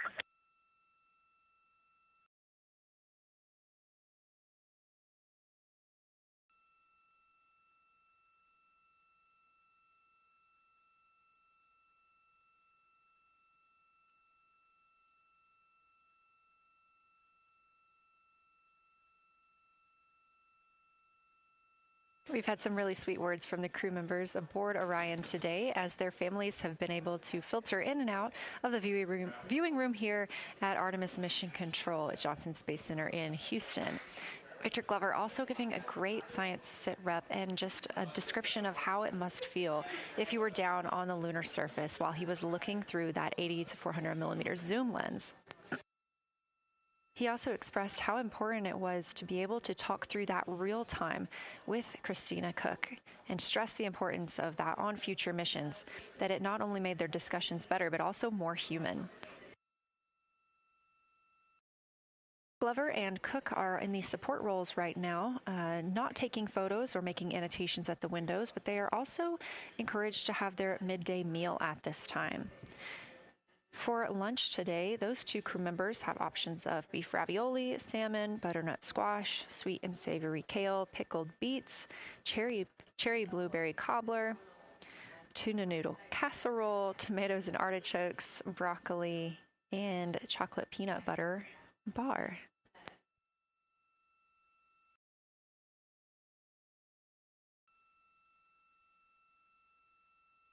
Once Glover and Cook return to the window portion of their flyby today, Reed Wiseman and Jeremy Hansen will get into their midday meal.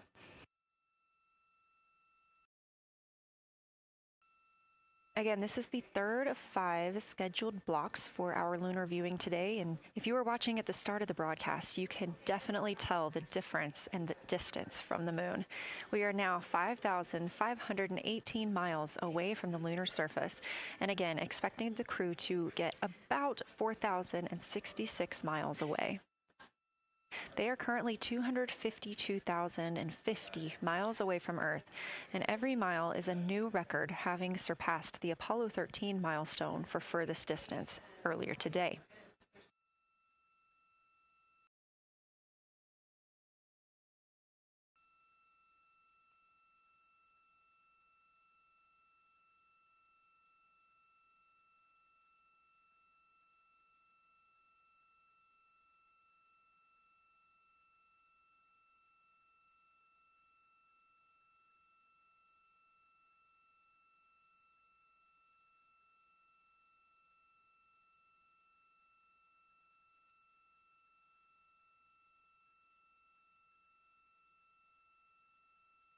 If you look down to the bottom right of the moon in that darker looking area, that is Oriental Basin. We have continued to lose views of the near side. It is just barely visible over towards the bottom right side of your screen. And then you'll also hear later about that Terminator. That's the line between light and darkness while on the moon. It is really exposing some of those craters at this time.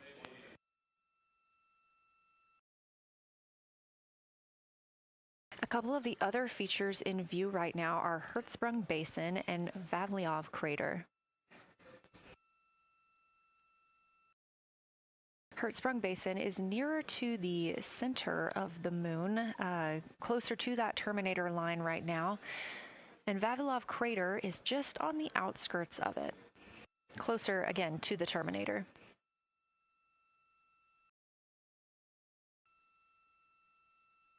Towards the bottom of the moon and to the left of the Terminator line, or currently shadowed in darkness, is Apollo Basin.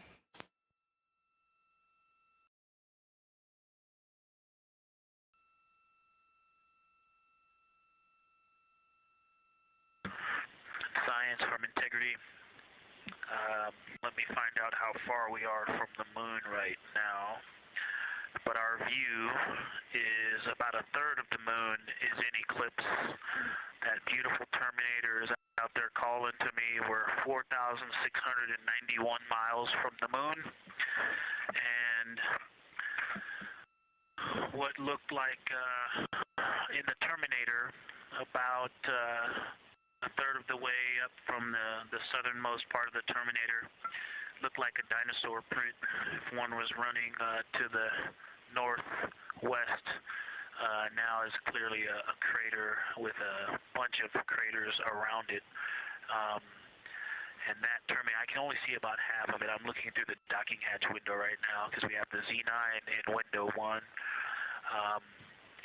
But that Terminator has moved.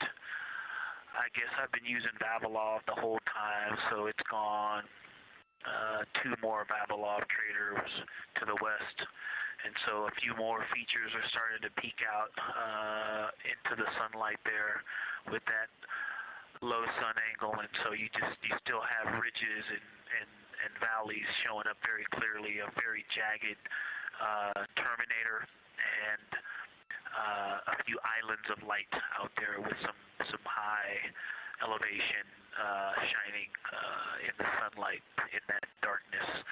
And on the eastern side of the moon, let's see, Grimaldi appears to be one of the farthest east features, and that is maybe 5 degrees from being right on the limb and going off over the horizon. It is interesting, just looking at Oriental, that my first impression of it is all of the dark areas appear lighter, which I think makes sense because it is now facing, well, it's still relatively the same to the sun, but my angle to it is different. So I'm looking at it from a little more, even further to the side as we pass it. But all the darker features appear to be just a little bit lighter from this vantage point. The darker ring structure in the outer and inner ring and the interior, as well as the annular ring portion, everything seems to be just a smidge lighter at this point. Thanks for that description, Ike. Any additional words you can provide on Oriental would be wonderful, as that is such a high priority target for us. And while I have you, as we get closer to target 15, which is the Terminator target, if you can find Zeeman crater again that you were looking at earlier, everything to your left of Zeeman would be getting into the South Pole Aiken area to help you orient yourself.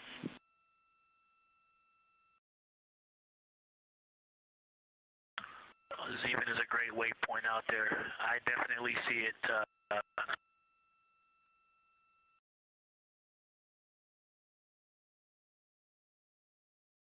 Yeah, Zeeman is very easy to find, and that is awesome. Thank you for pointing that out. Feel free to do that as often as you think of things. Let's see, looking back at Oriental. Okay, another thing, after looking through the zoom camera, man, you guys are smart. You probably did this on purpose, but after looking with my plain eyes and then going to the 400 millimeter zoom, now looking at it, I see the cliff face as if you were standing in the center. That inner and outer ring have definitely some real terrain to them, and now I can see that as terrain. Now that I look at it even with my naked eye, I can tell that there's a lot of elevation and that, like I said, a cliff face on that eastern edge where all the darker deposits are. And it's just the scale now. Looking at it from far away, before it seemed like flat with color painted on it, but now that I look at it, I can definitely see that there is, different depositional characteristics, and so the darker is some other material, but there's also some shadowing going on because of the cliff face that is a part of that crater wall. Great description, Victor. Thanks, and really interesting to hear now the distinction between shadow and color. Before I let you go back to other observations, you mentioned that Reed saw a browner hue to the annular ring than the rest of Oriental.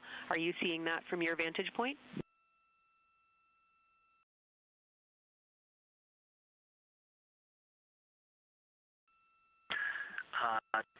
The way that I'm looking at Oriental, again, I'm still in the docking hatch window. There's like a thermocouple right here in the center of the window, and it is the orange Kapton tape color, and so it is unfortunately, it's like trying to look at stars, next to a metropolis. I think it's drowning out any color that I could pick up from the moon. I am not able to see that color, but I have not looked at it through one of the forward face, from one of the windows 1 through 4. I think when I get away from this Kapton tape strip that I would be able to see the variation that Reed's talking about. That is great feedback operationally. Thanks, Victor. I'll leave you to it.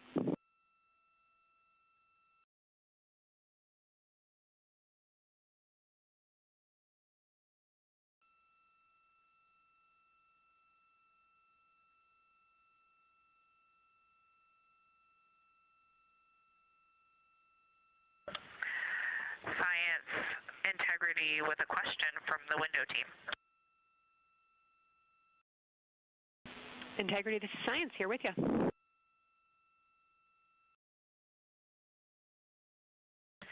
Yes, they have a question to help inform a theory that they're sort of tossing back and forth. What is older, the Mare seas of the near side or Oriental?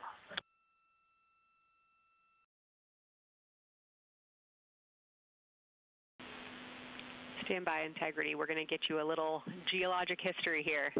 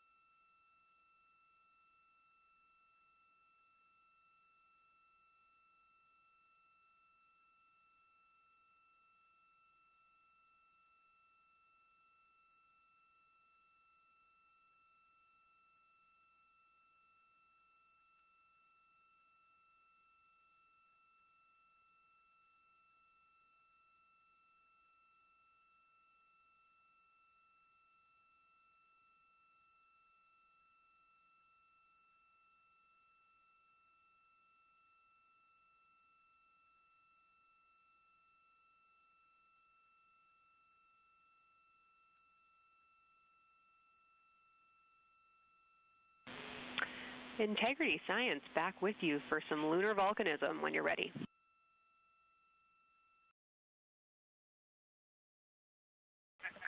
Go ahead. You're making our day down here getting to talk about lunar volcanoes. Oriental, as far as Mare go, is younger than almost all of the Mare on the near side. The exception are features like Aristarchus, which really pop out to you guys and really pop out to us here on Earth. That is younger, but other than that, Oriental is pretty young as far as Mare go.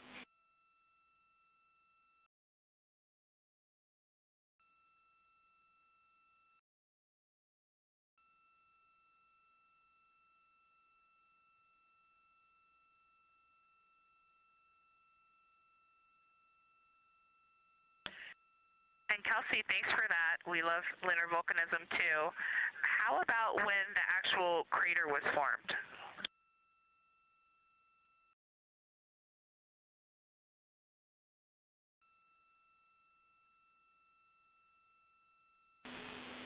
Yeah, we're going to get you an age for Oriental, and while we're getting that, Christina, can you, maybe you've heard the window team talk about the sort of contacts around Oriental, but because that material is so much younger, if anything pops out to you about physical relationship between that and surrounding terrain, we'd love to hear it.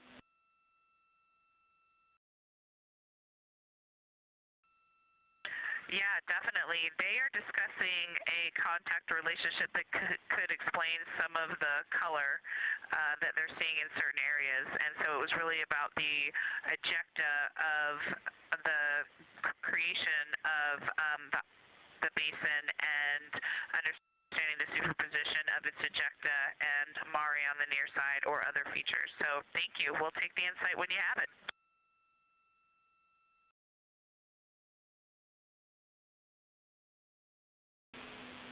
Thank you, Integrity. And I know Jenny wants to get to you with some topics, so I'll leave you with Oriental is 3.8 billion years old.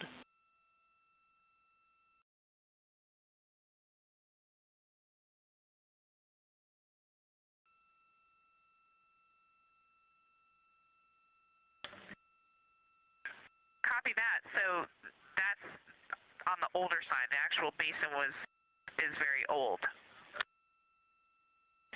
Correct. As is the case with a lot of mare, typically the big basin formed, and then the volcanic eruption was able to punch through the crust where it was weakened by that basin formation.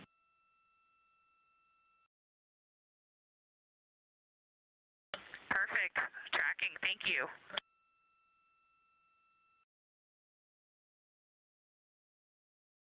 NASA astronaut Christina Cook calling down some questions to the science team on console. The voice you're hearing with those answers is Dr. Kelsey Young. She is joined by Trevor Graff on console today. Christina asking about the age of Oriental, and specifically the mare regions. Those are those dark regions that you see. They are paved or filled by volcanic deposits.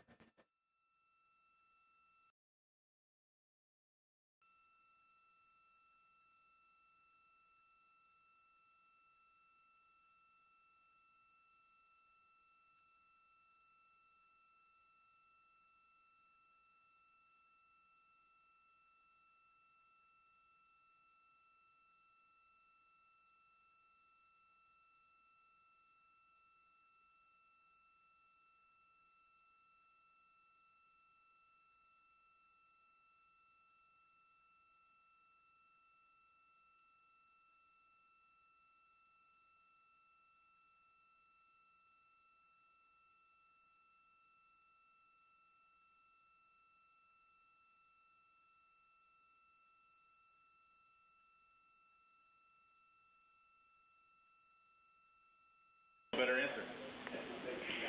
Integrity, it's about time for a position swap at the window. So we will ask Reed and Jeremy to swap positions, and I'll remind you again about your SD cards. And Victor or Christina, I have one window task for the cabin team when you're ready.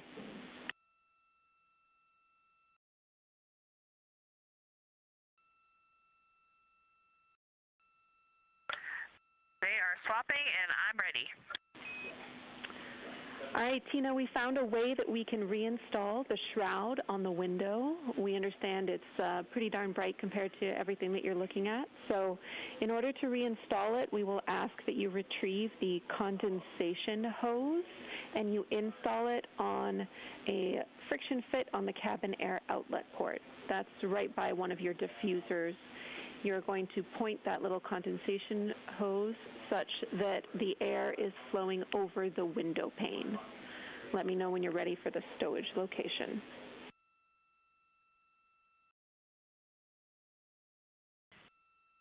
Ready.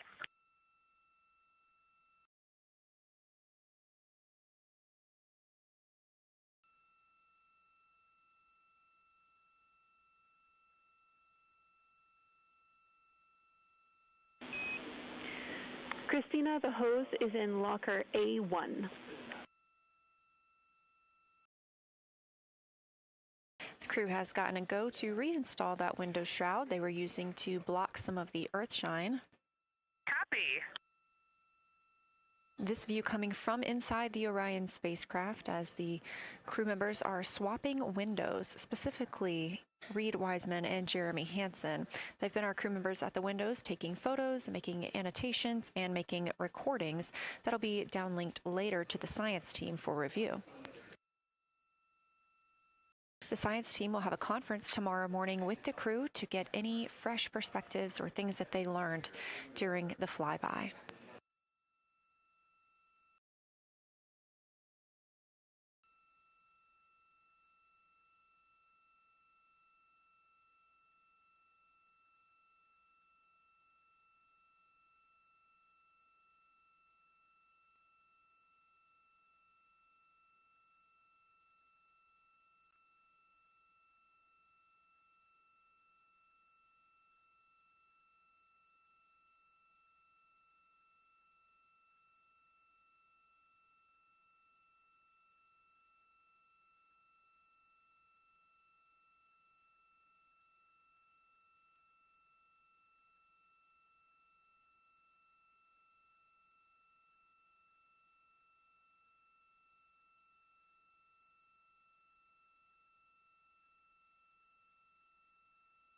Again, we are now in the third of 5 observation blocks for the crew scheduled for today.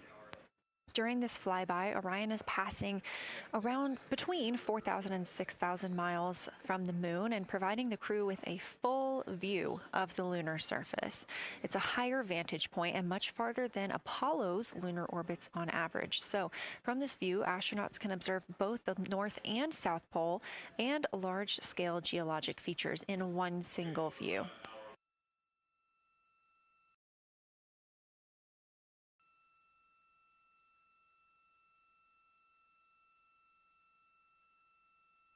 We are now just under an hour until Orion passes behind the moon, and we lose communication with the crew.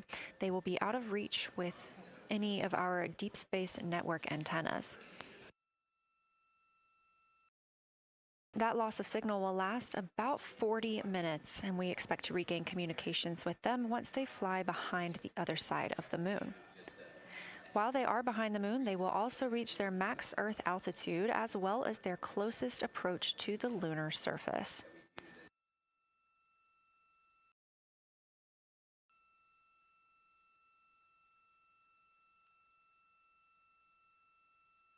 The view you have right now is a live stream from a camera on Orion's solar arrays.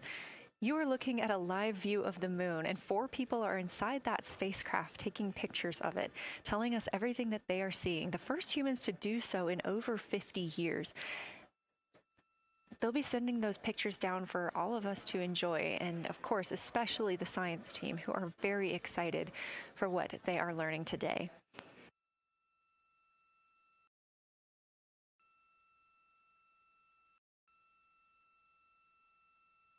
It appears the Artemis II spacecraft, Orion, is now under 5,000 miles away from the moon. Again, we expect their closest distance to the moon be about 4,066 miles.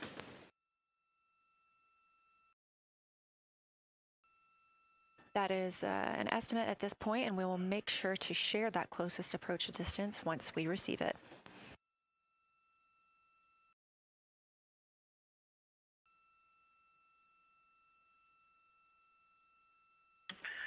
Houston integrity question, did you just want us to cool the window with the condensation hose, or did you want us to put the shroud back on and cool the window at the same time?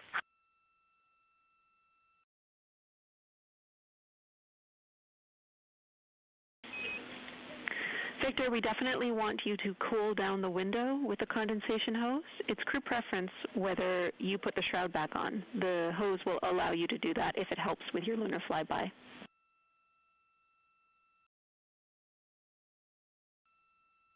Okay, copy. We're going to do both at the same time. Thank you. Houston copies.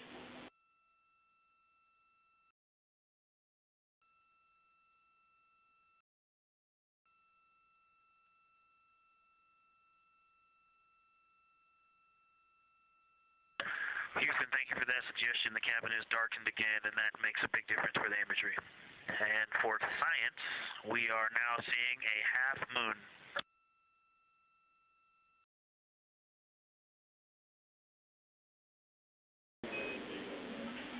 Thank you, Victor. We're happy to hear it, and we see half moon, full moon joy still.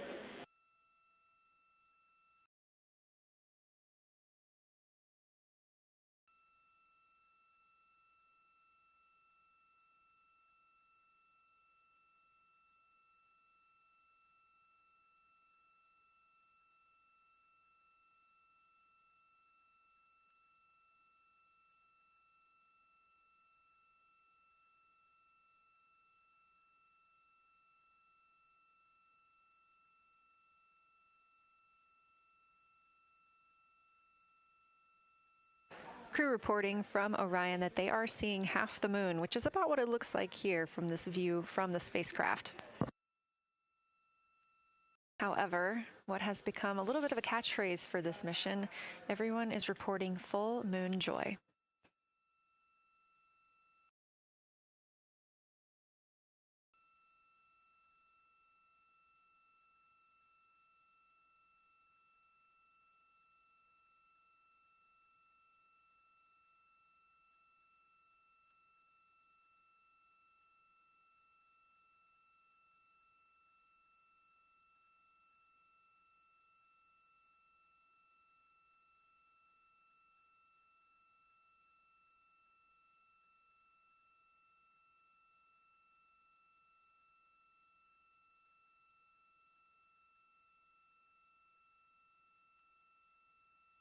we are keeping up with which targets the crew is tracking through their lunar targeting package. They are just wrapping up their second. Science integrity, another observation the window team commented on and Christine and I discussed a bit is in Hertzsprung.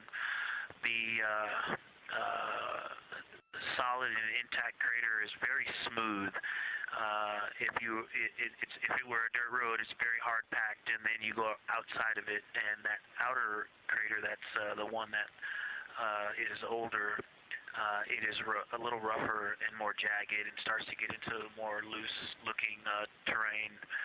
And the smooth interior also causes the craters that are inside of the larger crater, the smaller craters, to have really sharp edges, sharp, distinct edges. And just a general comment on that area, Hertzsprung, that whole area, the average albedo there is darker. That is, I would say, 3. And the average albedo around Oriental and between Oriental and Ohm, excluding the wedge, the darker wedge, is more on the 6-7. And that they also seem to be different texturally. Christina described it earlier around Hertzsprung, and then from Hertzsprung toward Oriental, there appears to be a frozen, a rippling pond, but frozen, or like choppy waves when it's windy out, choppy water, and then it freezes instantly. That's the texture. If you walk down there barefoot, it looks like it would be hard on your feet, like lava. After it's cooled, it would be pokey. Except for right there in the center of Hertzsprung, it looks paved, like a paved road, nice and smooth.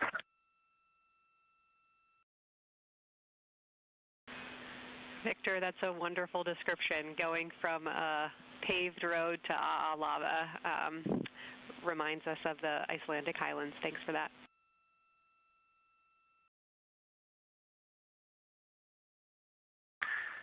In science, another in the interior of the very intact, the interior of the intact crater at Hertzsprung is albedo variation. I think I heard one of the window crew maybe say color variation, but definitely albedo variation. There's lighter patches and slightly darker patches. It's not swirling, it's just patchy. It just has spots that are lighter, and I would say a predominantly darker average area. Great descriptions, Victor. Thanks. Not swirly, just patchy is really helpful for us.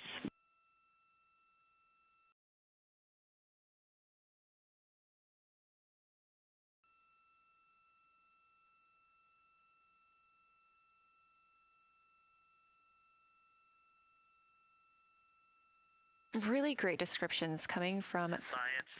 The window team is hitting all the targets. They are on the plan and starting the discussion of the Terminator.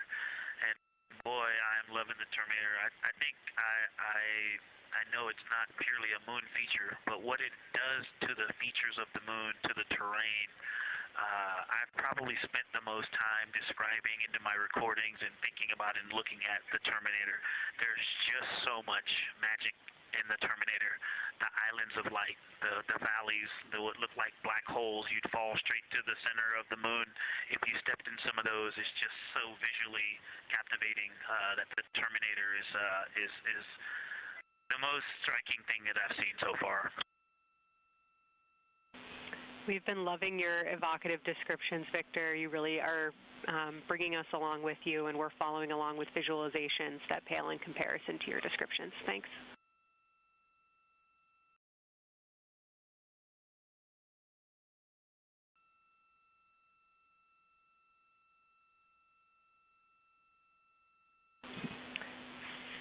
Integrity Science, one more question on a status of what the window team chose to observe for crew choice.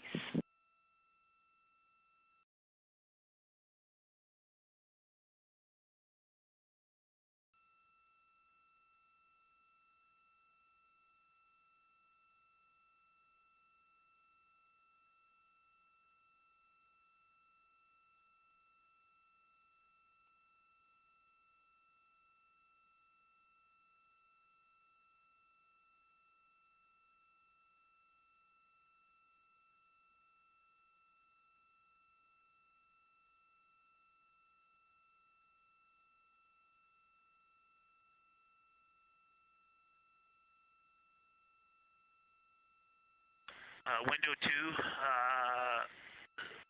talked about Vavilov, look for suspended dust, and the Terminator. And window 3 about the experience and about the three-dimensionality of the moon this close. Wonderful. And another observation about Oriental, I would say, is the features going off to the southwest, the two large, almost look like scratches in the surface. I don't know if they're rays or canyons or collapsed lava tubes, but two distinct features that are almost parallel going off southwest from Oriental Basin. They are the first things that made me notice parallax of our trajectory looking out at Oriental. That and in the inner walls of the east side of the crater rings, you really get a sense that we're flying over something with elevation and terrain, and they look different from this orientation. Love to hear it, Victor, and you had it that those chains are actually crater rays, secondary craters formed from the formation of Oriental.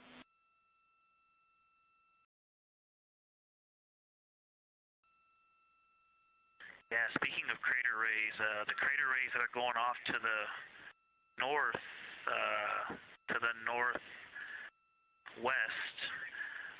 that run off toward Hertzsprung and I believe toward Vavilov. I'm not looking at it right now, but those crater rays are very interesting. They're all very small. I know you've imaged this, but they're all small and they look like, you know, a big impact launched rocks and things that made smaller impacts down the way.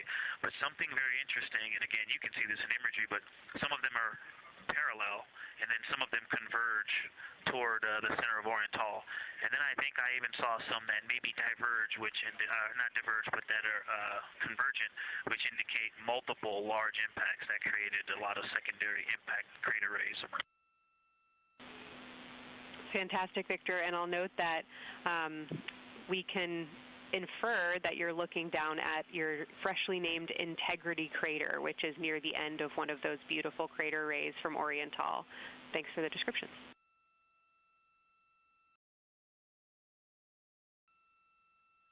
Yeah, you're welcome. And Integrity is easily identifiable with the naked eye from this point.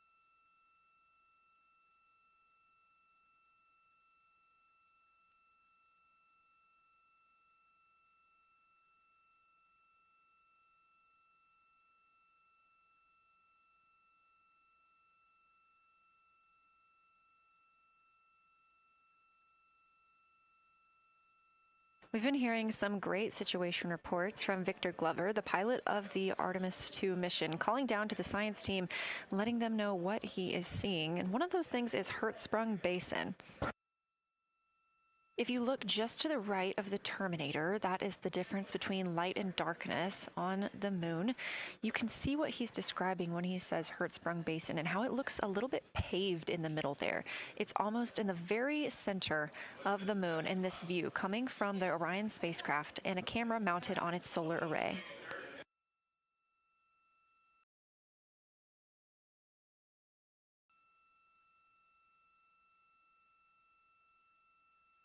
We are now 4 days, 23 hours, and 23 minutes into the flight of Artemis II, and we are standing by for their lunar loss of signal in about 43 minutes. Again, the spacecraft will fly behind the moon, and during that time, we won't have communication with them.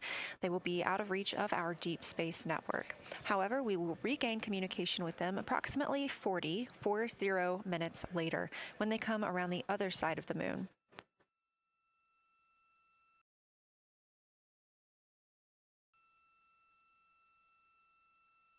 The crew aboard the spacecraft are currently discussing the Terminator, that difference between day and night. The science team is interested in learning about the topography and the color of the lunar surface, and it's already been very interesting to hear that they have seen colors like greens and browns while looking at the moon. Some of the questions that they are hoping the crew will discuss are how do the quantities and sizes of craters and mountains vary along the Terminator, and they are looking for the crew to describe the topography of features along or near the Terminator. They're also looking for more information on any color or tone variations, and they're hoping that the crew will take images to illustrate their findings. Glover reported earlier that the crew has missed none of their targets when they are photographing at the window. We aren't hearing the conversations that the crew is having right now, but these are being recorded to their personal computer devices, PCDs, and those will be sent down to the science team. The science team will have a conference with the crew tomorrow morning to discuss their findings and experience when looking at the moon today.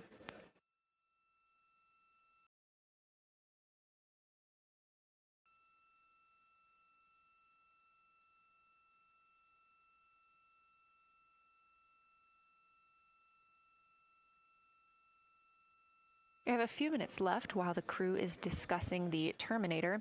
And if you're just joining us, you're looking at a live view of the moon, our moon, from the Orion spacecraft and a camera on its solar array. Inside that spacecraft, 4 astronauts, Reed Wiseman, Victor Glover, Christina Cook, and Jeremy Hansen, the first 4 people to fly around the moon in over 50 years.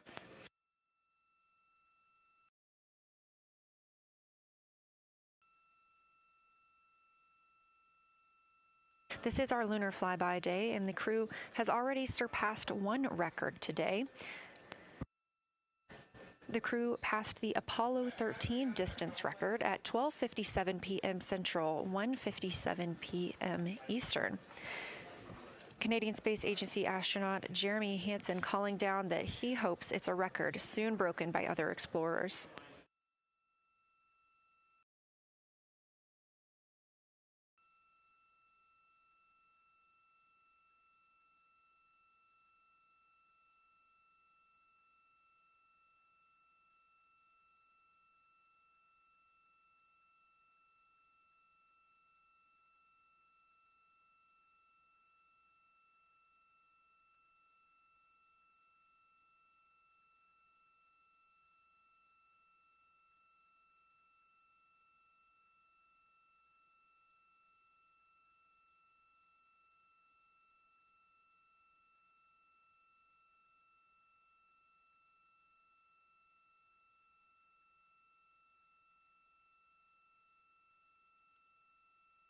We are live in Artemis Mission Control in Houston, Texas, monitoring the flight of Artemis II. All of the flight controllers here, each monitoring a different system aboard the Orion spacecraft. Integrity Houston, we are ready for our cabin and window teams to swap again. We have a 15-minute handover time here, and I have a couple of items I want to read up to you. They'll require you to write something down on your knee boards, so let me know when you're ready.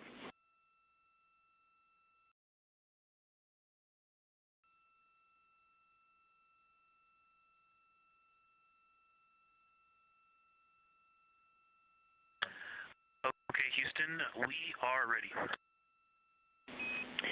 Copy, Integrity. First of all, once you start this next shift here, during this lunar observation shift, we will begin our lunar LOS, so you can expect a call from me a few minutes prior reminding you. And second of all, FLYDO just sent us updated altitudes and METs for lunar closest approach and max Earth altitude. Let me know when you are ready to write those down. They differ slightly from Optimus.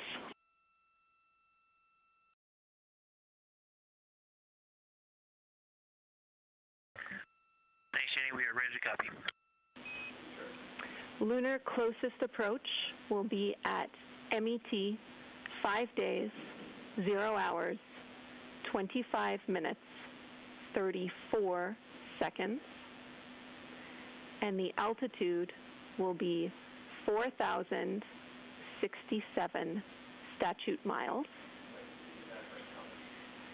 Maximum Earth altitude will be at MET 5 days, 0 hours, 27 minutes, 39 seconds, with an altitude of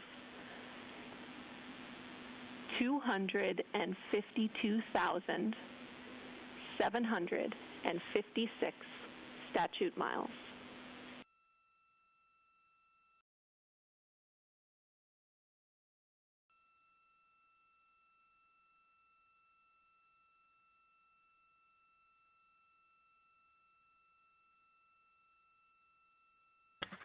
The crew really wants to ask for that in kilometers and in parsecs, but thank you for those. That is great. Thanks for that update. I'll send Fido to work, and I appreciate the metric. Other than that, I have no new vehicle statuses to pass to you. Enjoy your handover time, and we're looking forward to picking back up with you shortly.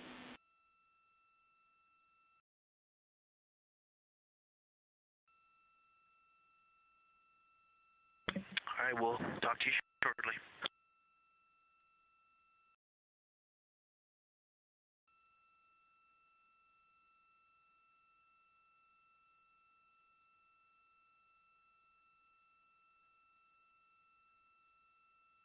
Those words called from Capcom Jenny Gibbons, CSA astronaut and Artemis II backup crew member, to the crew working aboard the Orion spacecraft. Had a little bit of a view inside the cabin. As you can see, it is very dark. The crew has turned off the lights, and the light that you were able to see is coming through the window, a reflection of Earthshine and from the moon.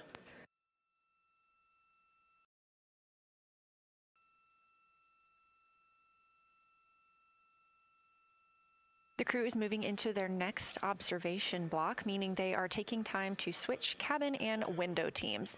We've had Reed Wiseman and Jeremy Hansen at the windows taking pictures and making annotations and recording some audio files that will be downlinked later to the science team. Meanwhile, Victor Glover and Christina Cook were in the background serving as support. They were also timelined to enjoy a little bit of their midday meal. Now that we are swapping positions, the support team becomes Reed Wiseman and Jeremy Hansen. They will be in the background helping with SD card swaps, as well as providing those situational reports to the science team. Victor Glover and Christina Cook will be the astronauts at the window, photographing and speaking into those PCDs, portable computing devices, about what they're seeing on the moon. As you heard Capcom Jenny Gibbons call to the crew, this block is also when we will lose communications with the crew. That LOS, or loss of signal, scheduled to be less than 35 minutes from now. We anticipate to be out of signal with them for about 40 minutes, and will regain that communication once they've flown around the other side of the moon.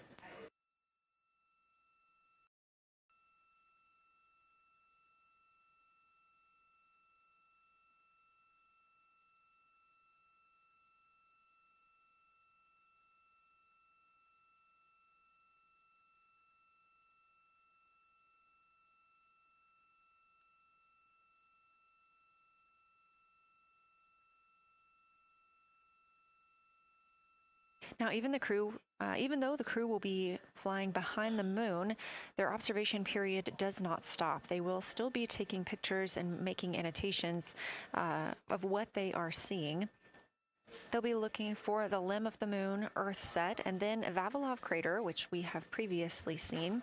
They'll swap positions at the window before moving into a crew choice option. They will get to pick things that are interesting to them on the surface, take pictures, and explain why they find them that way. They'll also be looking for any impact flashes. These are short-lived flashes on the lunar surface caused by impact bombardment.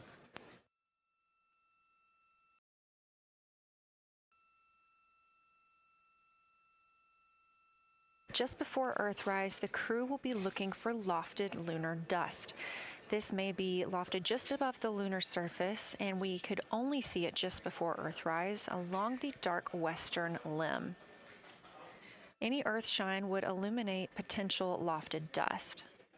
but once the crew is all the way around the Earth, the brightness of the Earth will wash out any of that dust they might be able to see. These were based on observations from Apollo missions and orbital spacecraft, and so we're very interested to see if the crew might be able to capture some of that lunar dust today.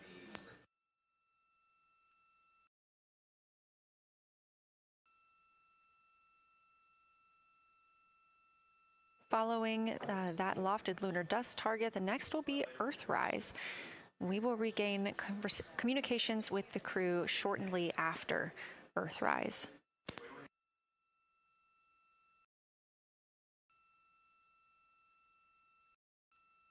There will be a short observation break period where the moon is not in view. That's because we are also anticipating the crew seeing an eclipse today. The moon won't be in view because the team here in Mission Control Houston will need to change the attitude of the spacecraft and ensure that its solar arrays are gathering light from the sun heading into that eclipse period. So we will have communication with the crew, we just won't be able to see the moon.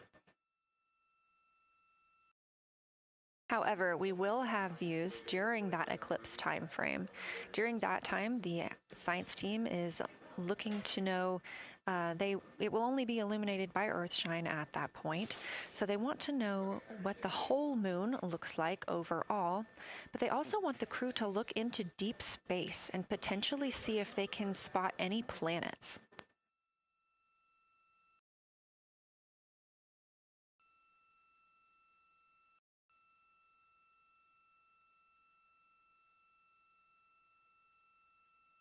Once the eclipse is over, the lunar flyby period will have ended. We are live through the whole thing, and even once flyby is over today, we remain live 24/7 on NASA's YouTube. Integrity, you got a moment? Go ahead.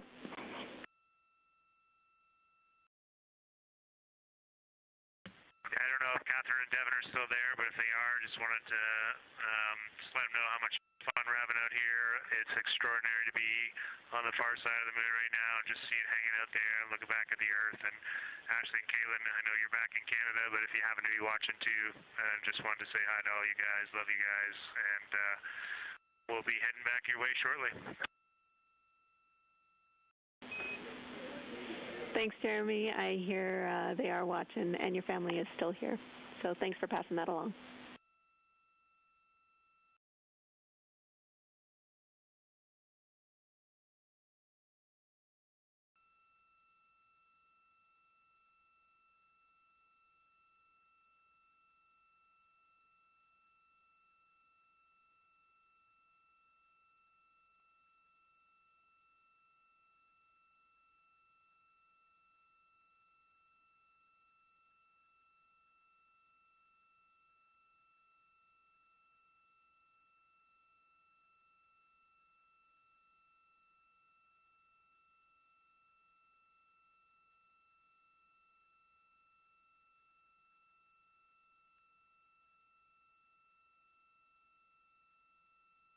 This view inside the Orion spacecraft, and it's a little hard to make out, but on the left there, that is Jeremy Hansen just calling down some well wishes to his family, joining us in the viewing room and watching online. Currently in the window are Victor Glover and Christina Cook. They are taking pictures outside of the window as they are now in their flyby observation block. At this time, Reed Wiseman and Jeremy Hansen are serving as support crew members, and they are also going to have an opportunity to enjoy their midday meal at this time.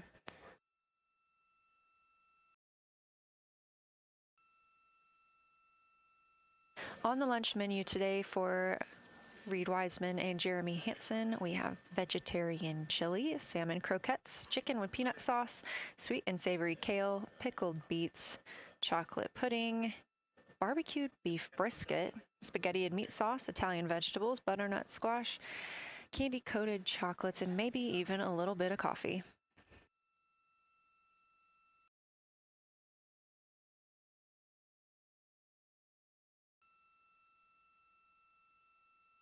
And if you look closely, you can see it looks like they are getting into some of their food for the midday meal. All of the food on the spacecraft is rehydratable. We don't have an option for fresh food as there's not a refrigerated section of the Orion spacecraft. So all of this food can either be rehydrated or eaten straight from the package, just depends on what the food actually is. And for food that needs to be rehydrated, there is information on each package of how much water needs to fill that bag and what temperature it needs to be.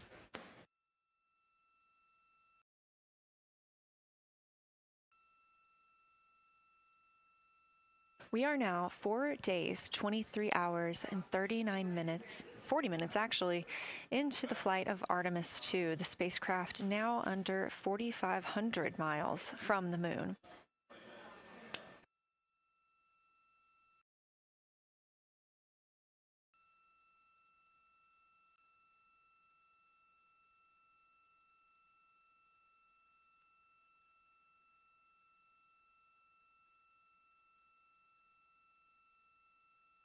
We are now also under 30 minutes away from loss of signal with the astronauts. We will regain that communication about 40 minutes later.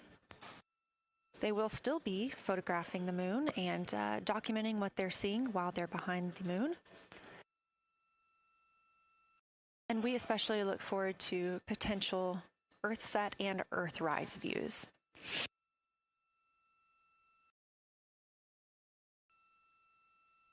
As you can see on the left side of your screen, we are streaming this solar array camera view throughout the flyby. And the science team also plans to capture an occasional still photo with the solar array intermittently, perhaps one every 8 to 10 minutes. Still photos represent the highest resolution imagery from those GoPro cameras. So starting 5 minutes before Earthset and loss of signal, the science team will capture a series of photos, one every 30 seconds, to include Earthset all the way through 5 minutes after Earthrise and acquisition of signal. In order to capture these frequent photos, the solar array camera that we were streaming will need to switch to time-lapse photo mode. So during this time, the streaming video quality won't be as sharp as you have it right now, but we want to ensure that the science team captures the data that they need during these time frames. And we really look forward to seeing those higher resolution images once they're available. But with the view you are seeing right now, we are sharing bandwidth on the Orion spacecraft with every system that is keeping the spacecraft powered and the crew alive, especially the environmental control and life support system. As this is the first flight with crew, this is also the first flight of a life support system, keeping the crew healthy and safe on the way to the moon and the way home.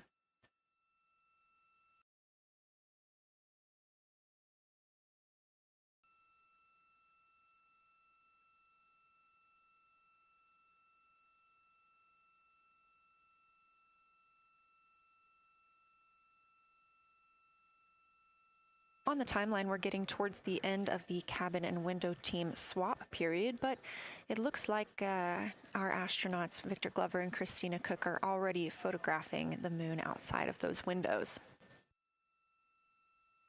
The next target is Ohm Crater, and this is something that they have photographed previously during the flyby. This is a small, complex crater with a prominent ray system, and as referenced earlier, it's the size of the Eye of the Sahara.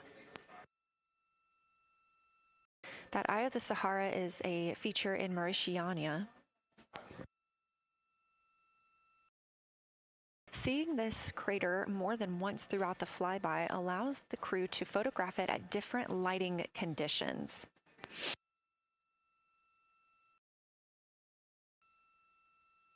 Those different lighting conditions help expose different portions of the target and can help the science team learn a little bit more about how it formed and what it is today.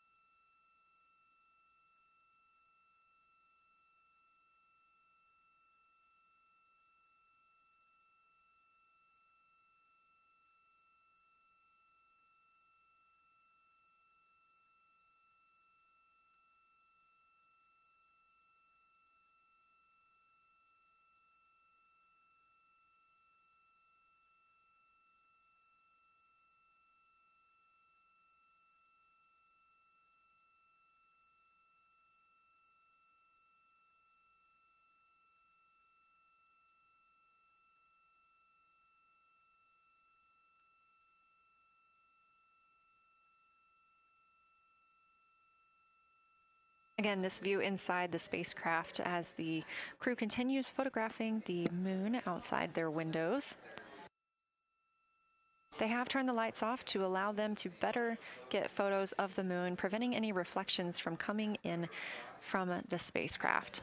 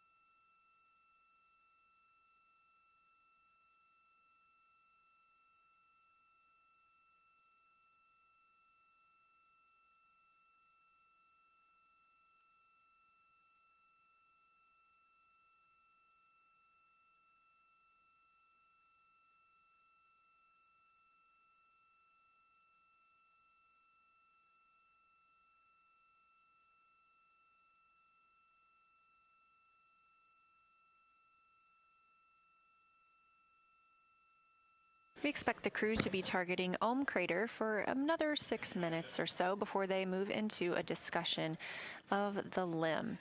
Now, the science team has asked for a science sit rep or situation report during that time, so we hope to hear calls from the crew on what they are observing.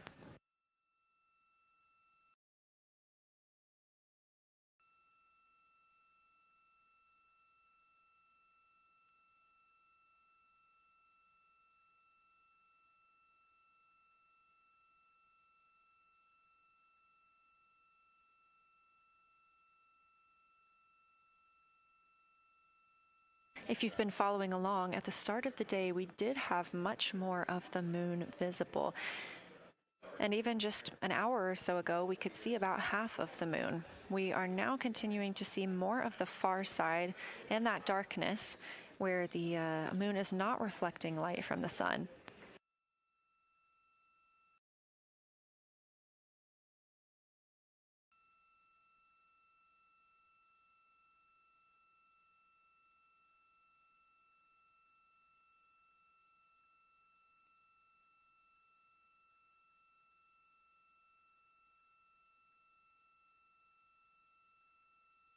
Earlier, we were also able to see some of those darker portions, that old lava flow that we often see on the near side of the moon and that we can all see from Earth. That has mostly gone away. We are now just seeing very little of Oriental. That's down to the bottom right of the moon. You can see just a small dark portion near the limb.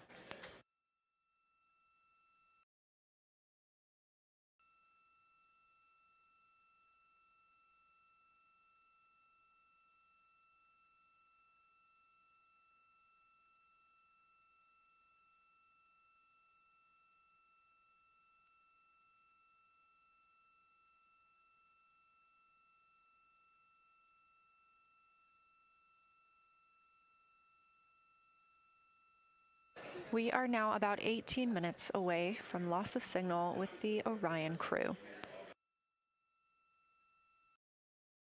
Again, we use the Deep Space Network to communicate with the crew members when they are this far from Earth. This is the first mission since Apollo when we have had humans on the Deep Space Network.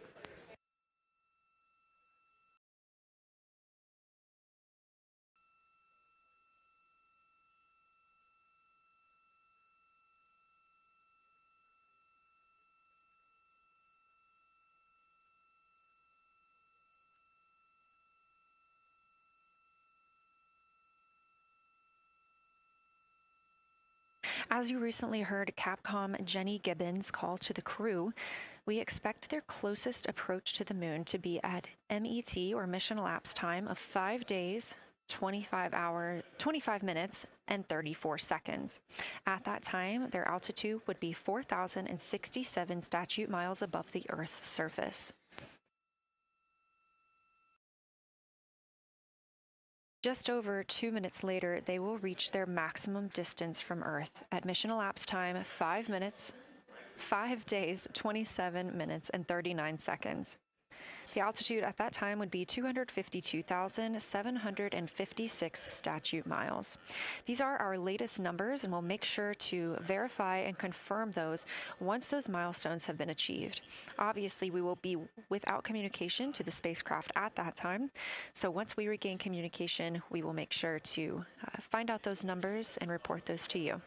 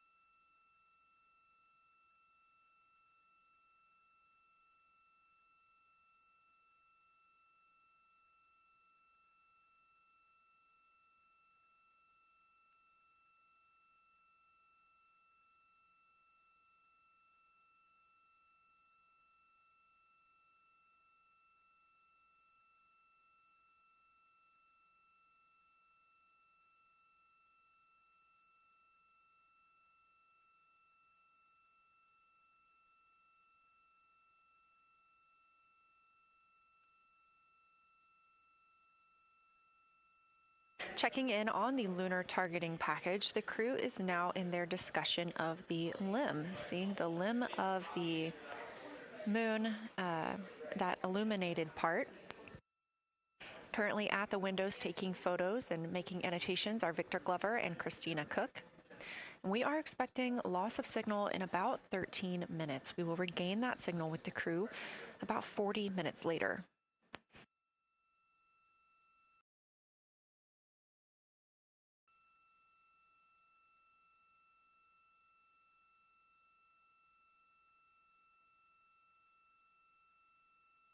A milestone worth mentioning that this day marks the first time in more than 50 years that humans will observe the moon directly, a critical opportunity to practice how lunar science will be conducted during future Artemis missions.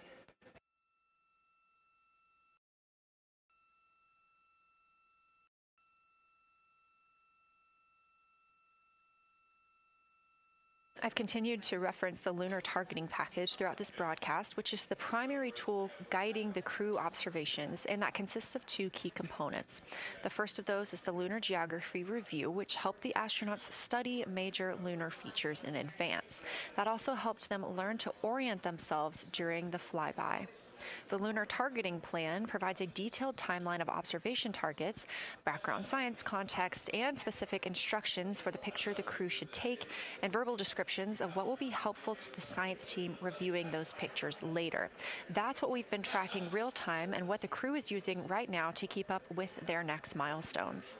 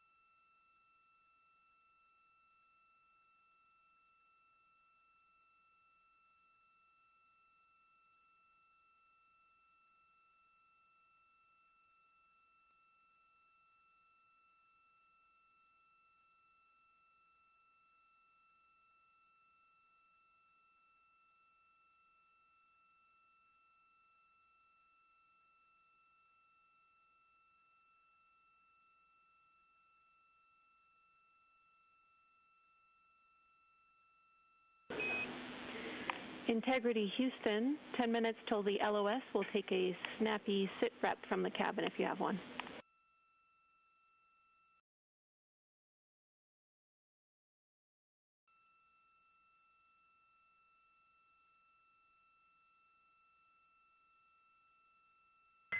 Okay, Jenny, that came, we missed most of that, but just a 10-minute warning, is that what you're saying?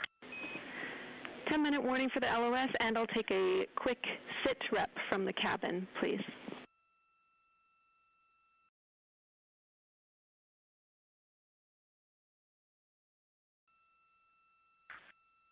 All right, cabin is still full of excitement. We've got Christina in window 2, Ike in Victor in window 3. Reed's actually been trying to get some images out of the docking tunnel. We can see the Earth and the Moon and part of the Moon out of the docking tunnel, which is pretty good. And I'm just grabbing some footage right now with our interior cameras.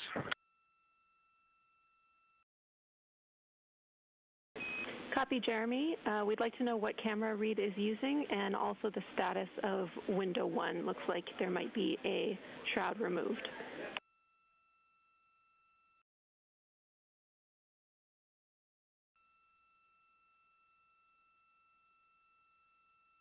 Okay.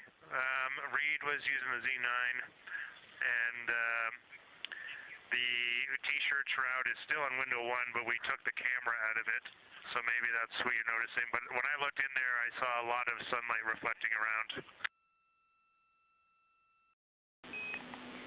Copy. That makes a lot of sense to us, Jeremy. I want to remind you, coming up on this LOS, it will take sit reps in the blind, and as more and more of the moon is in darkness, we will take any report you have on impact flashes.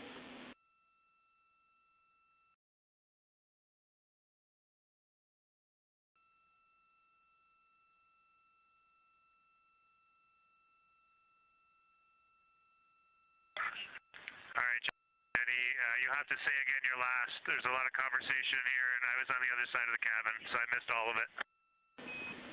Look out for impact flashes, and we'll take sit reps in the blind.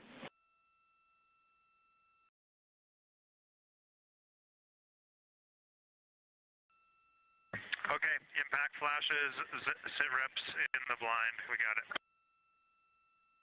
And yeah, just so you understand what's going on with window 1, there is light coming through the outer hull from window 2 into the inside of window 1, if that makes sense. Like I can see the inside of the vehicle when I look between the 2 panes of glass. Copy.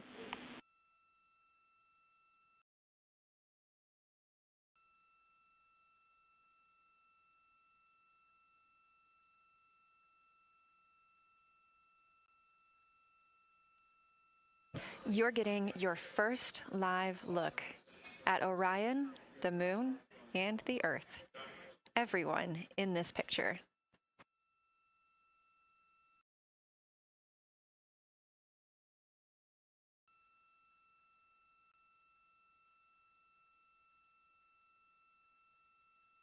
This is a live view from the Orion spacecraft.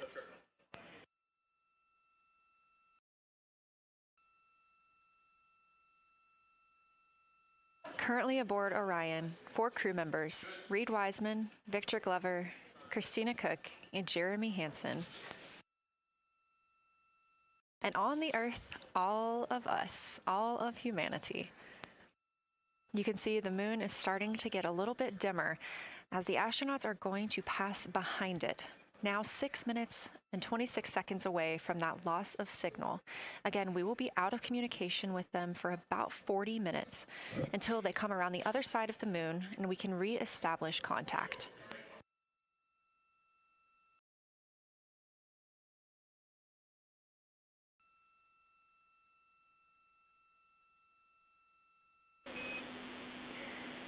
Integrity Houston, you are 6 minutes from your 40-minute lunar flyby LOS. From all of us, it's a privilege to witness you carrying the fire past our farthest reach. Thank you. Godspeed.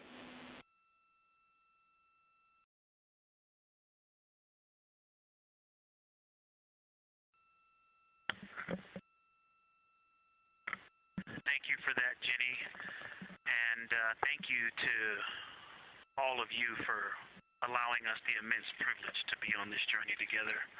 It's quite amazing. And as we go on this journey, thinking about the NASA mission to explore the unknown in air and space, to innovate for the benefit of humanity, and to inspire the world through discovery. And as you've gone along on this journey with us, hopefully we're doing just those things. And as we get close to the nearest point to the moon and farthest point from Earth, as we continue to unlock the mysteries of the cosmos, I would like to remind you of one of the most important mysteries there on Earth, and that's love. Christ said in response to what was the greatest command, that it was to love God with all that you are. And he also, being a great teacher, said the second is equal to it, and that is to love your neighbor as yourself. And so, as we prepare to go out of radio communication, we're still going to feel your love from Earth, and to all of you down there on Earth and around Earth, we love you from the moon.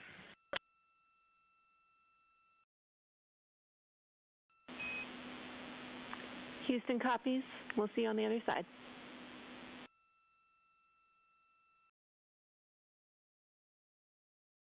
We will see you on the other side.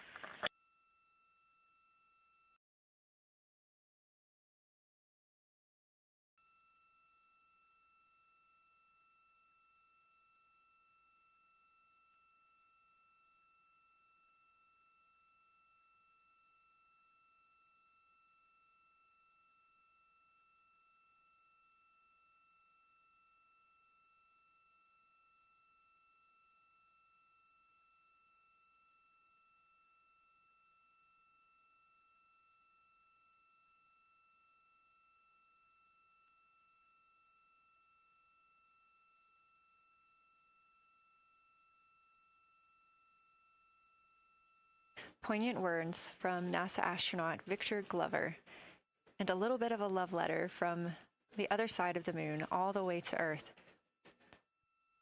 Glover touching on the teachings of Jesus, including to love your neighbor as yourself. We are now less than 3 minutes away from loss of signal with the Orion astronauts. The Artemis II crew will be out of signal for about 40 minutes as they are on the other side of the moon, continuing their work photographing the lunar surface, and they will reemerge, and we will also get this view on the other side.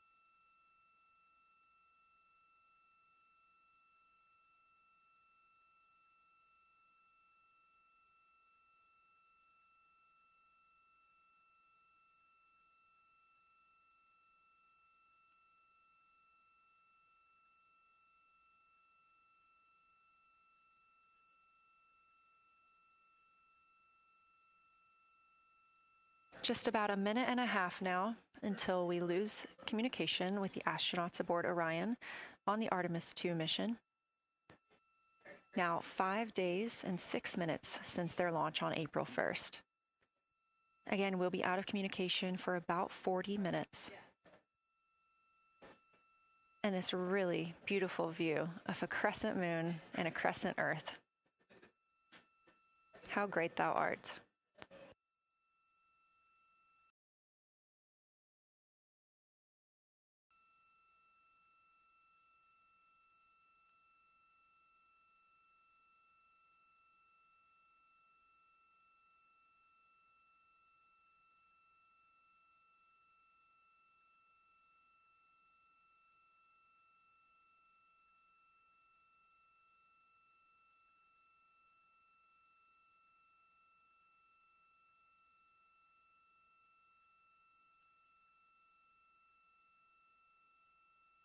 "30 seconds now until we expect loss of signal.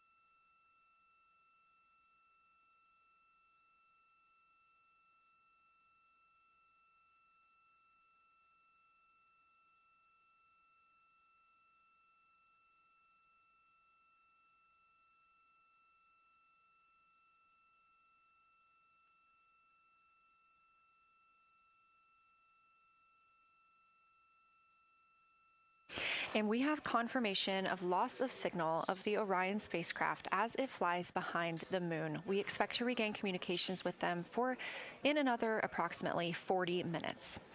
This was expected as their spacecraft is now out of direct line of sight with Earth and behind the moon. And this is a poignant moment as it's the first time in over 50 years that we have humans completely unreachable by anyone else on Earth. No matter how distant or secluded, we could reach anyone living on Earth, but while the crew flies behind the moon, it's simply impossible to make contact with them.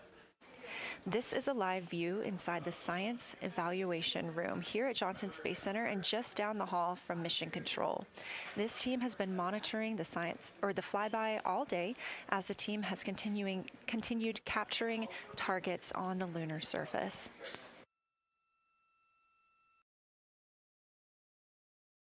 We even got to see this team in action as they were helping the astronauts identify some of the features they were seeing on the moon but not expecting. There will be a couple of milestones during this loss of signal. The first will be when the astronauts make their closest approach of the moon. at MET 5 days, 25 minutes, and 34 seconds, when we expect they'll be 4,067 statute miles above the lunar surface. Their maximum Earth altitude will be reached just 2 minutes later, at 5 days, 27 minutes, and 39 seconds, when their altitude should be approximately 252,756 statute miles. Once those milestones are reached and we have confirmation, we will report the official numbers.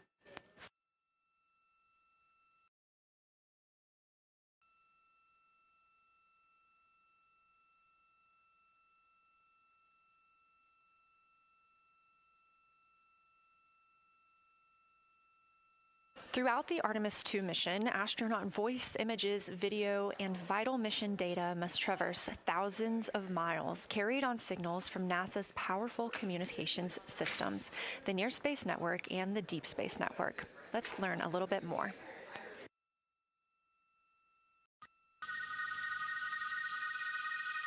NASA's Artemis II will send 4 astronauts around the moon, preparing humanity for a long-term lunar presence and future journeys to Mars.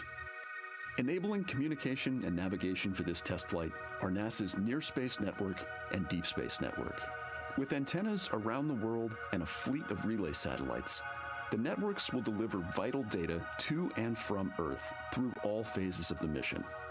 The networks are seamlessly integrated at NASA's Johnson Space Center in Houston, Texas, where Mission Control coordinates the network handovers. These transfers represent a delicate dance between the two networks, exchanging support as the mission shoots toward the moon. On the launch pad and during their early orbit phases, NASA's Orion spacecraft and Space Launch System rocket will rely on communications and tracking services from the Near Space Network. After its translunar injection burn, the Deep Space Network's global array of antennas will serve as Orion's primary communication support during lunar orbit. As the mission journeys farther into space and away from Earth, signal strength weakens and bandwidth is conserved for crew communications.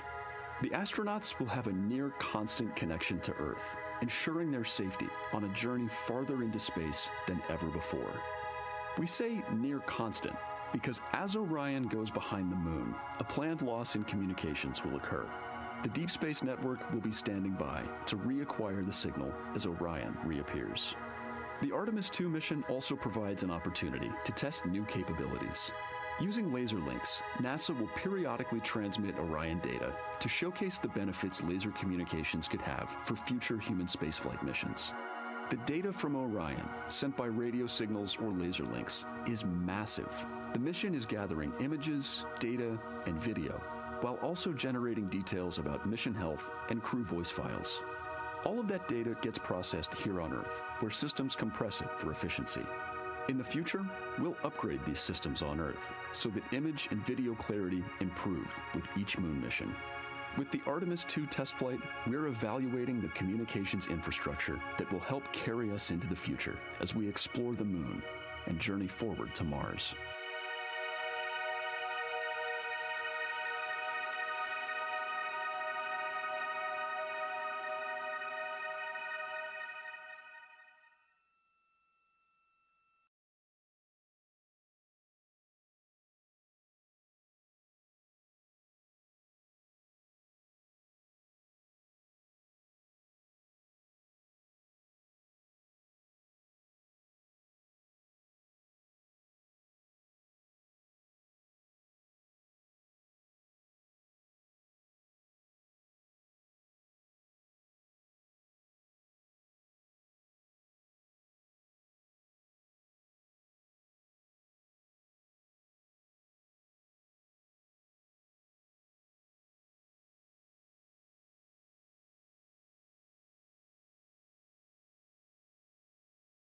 We are now about 33 minutes until we expect to regain communications with the astronauts aboard Orion. And in the meantime, I've got Dr. Kelsey Young, Artemis Science Flight Operations Lead, here with us. Thanks for joining me, Kelsey. Thanks for having me. This is such an exciting day. Oh, no kidding. It has been so cool to hear you communicating directly with the crew.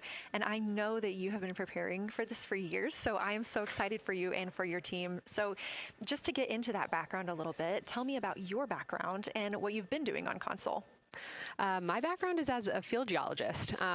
actually, I studied impact cratering in the field for my PhD, so all these descriptions of impact craters have me just absolutely swooning.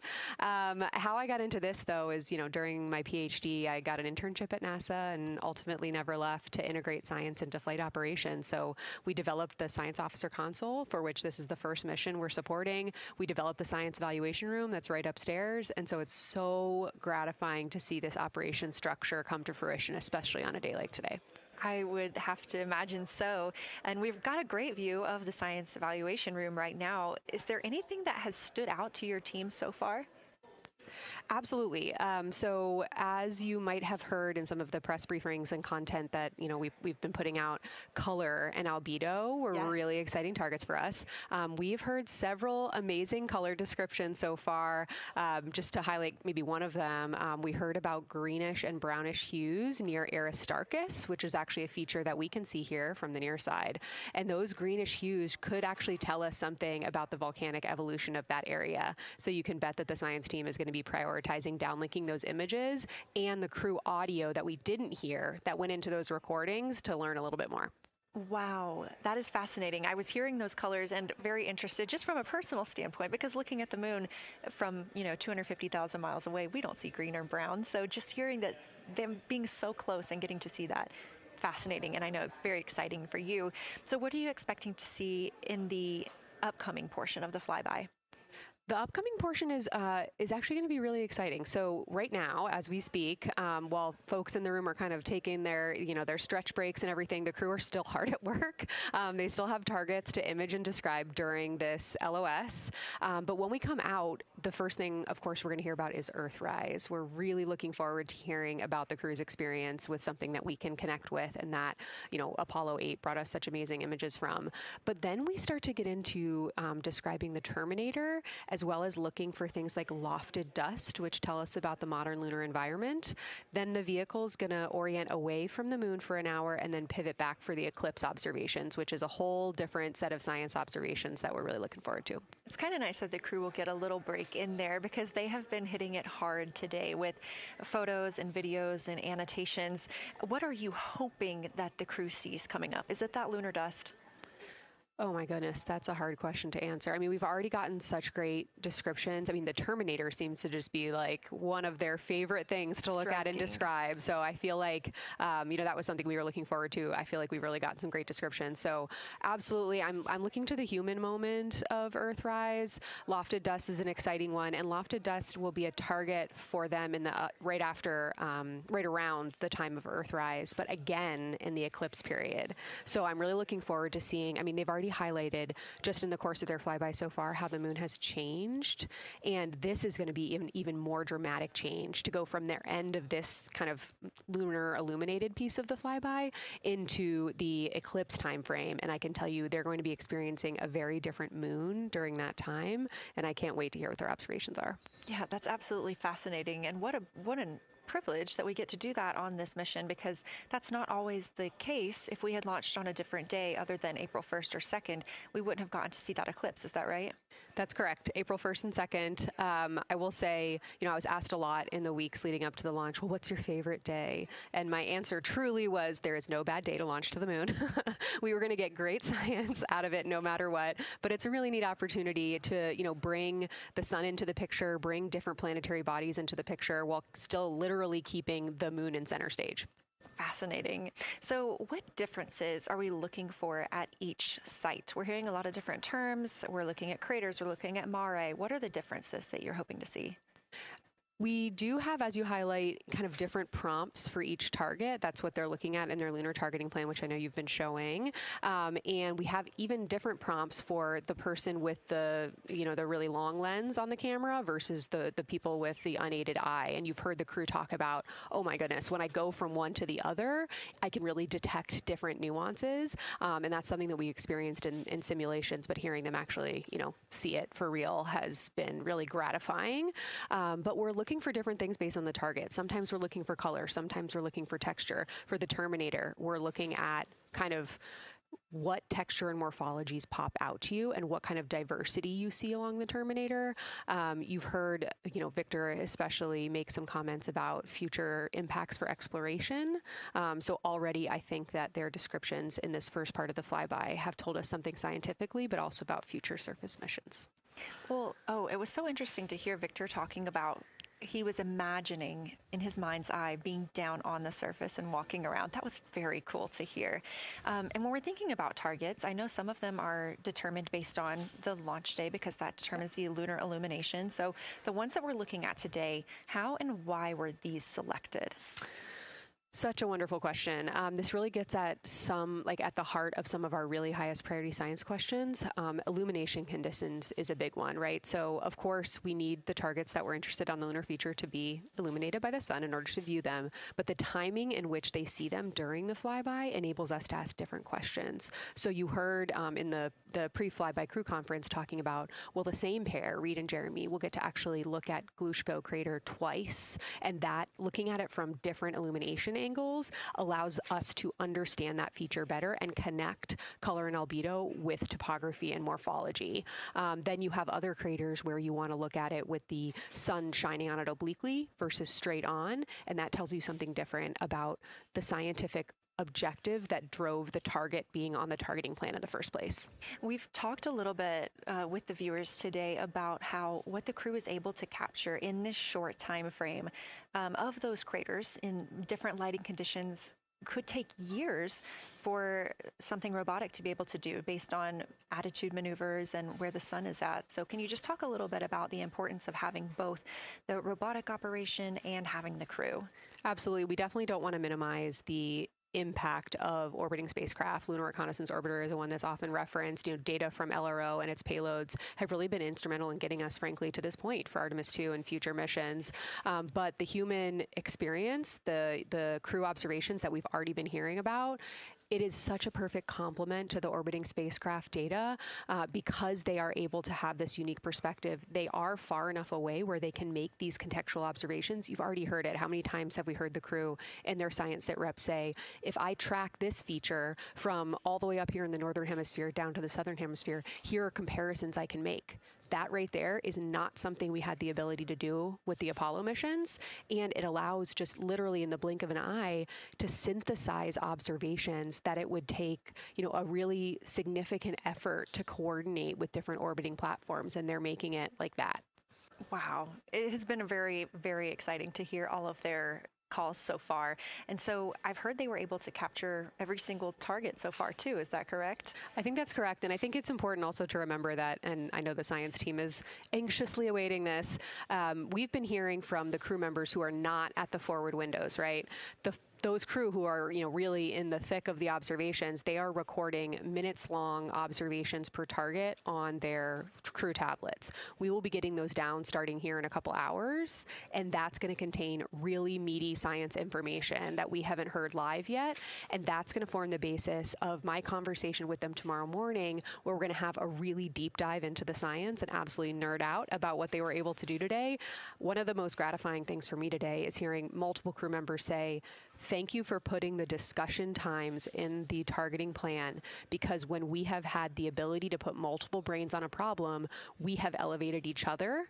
And I'm looking forward to them, sleeping on it overnight and then us actually being able to really, truly have an elevated science discourse tomorrow. Well, we're looking forward to it too, and I cannot wait to hear everything that you guys get to learn overnight from some of those audio recordings and just everything that they'll be able to share tomorrow. So, Kelsey, I know you are very busy. You've done a great job today, and thank you so much for joining us for this interview. Thanks for having me. It's such an exciting day.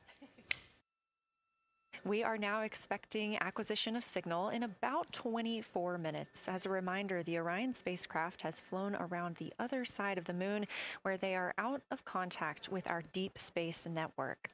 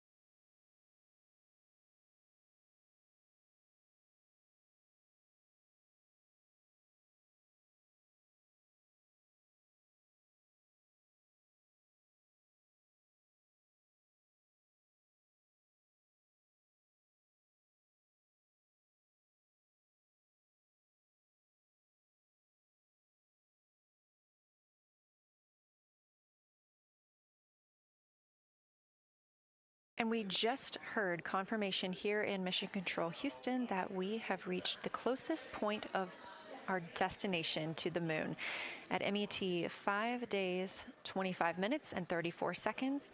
And we anticipate the spacecraft's altitude is approximately 4,067 statute miles above the moon.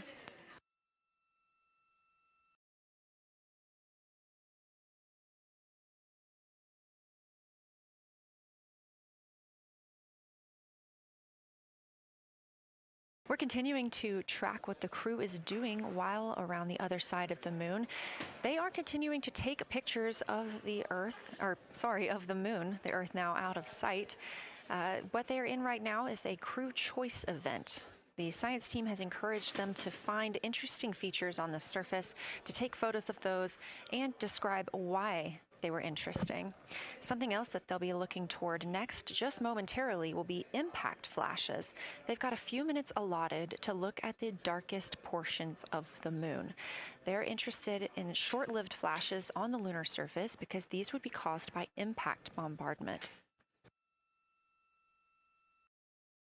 After their impact flash targeting, the team is interested in if the crew can see lofted lunar dust. This would only be visible just before Earthrise. Now 20 minutes until we expect to regain communications with integrity and the astronauts for Artemis II.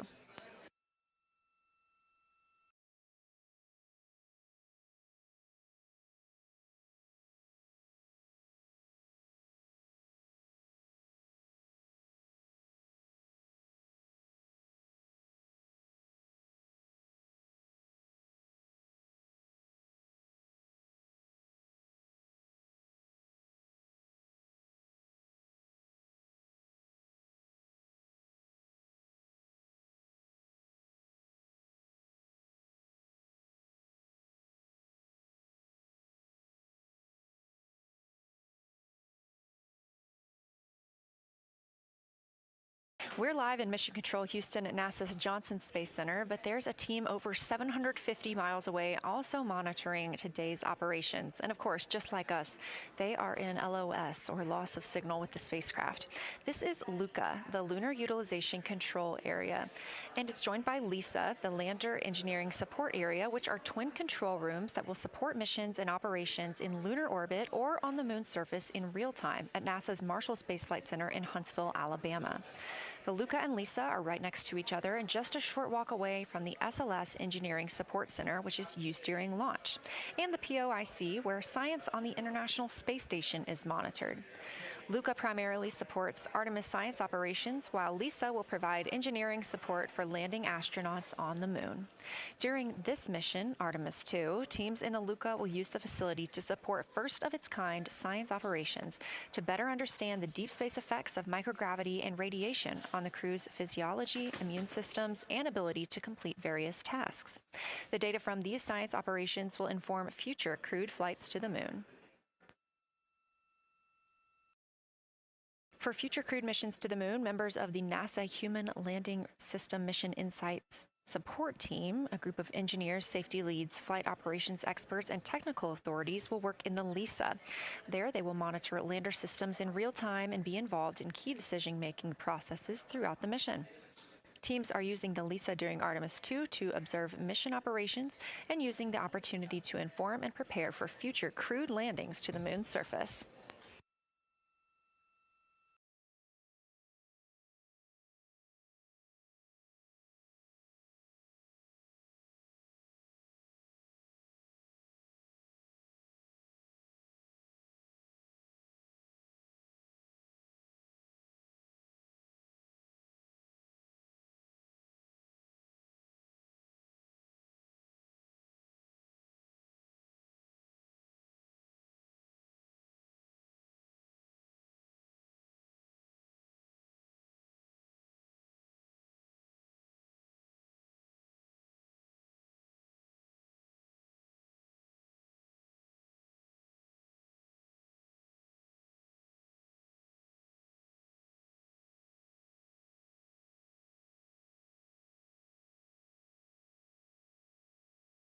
We now expect to regain communications with the astronauts aboard Orion in about 17 minutes.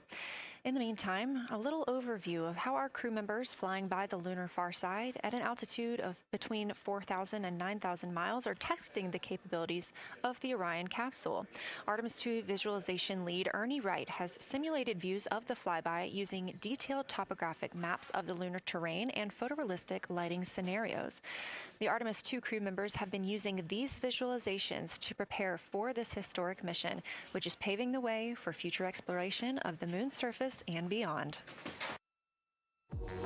So the most exciting thing to me about Artemis II is just the return to the moon. We haven't been there in 50 years. Human eyes are going to see parts of the moon that haven't been seen by anyone before. It also recommits us to exploring the solar system in a way that we haven't in a long time. And I think it provides an opportunity for younger generations to understand the excitement of doing that kind of exploration.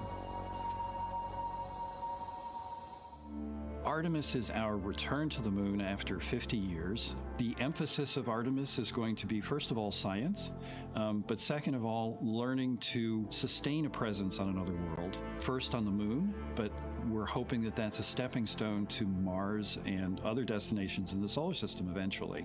Artemis II will be a flyby mission. It's not going to land. We're testing all of the technology that we've created for flying to the moon since Apollo. A lot of systems have been modernized, and we need to make sure that all of those work. The astronauts will be looking out the window at parts of the moon that have never been seen by human eyes before. They will be flying by the moon at an altitude that's much higher than Apollo's orbits. And so they will see the entire disk of the moon, including areas that are closer to both the North and South Pole that astronauts from Apollo never saw. All of that depends on the lighting, which we really won't know until launch day, but we can practice with different lighting scenarios.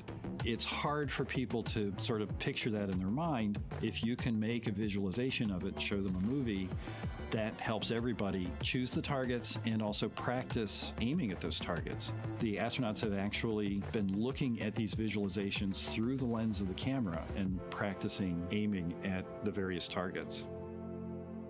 This is a map of the surface of the moon, obviously, but it shows what the Apollo astronauts could see in sunlight while they were in orbit.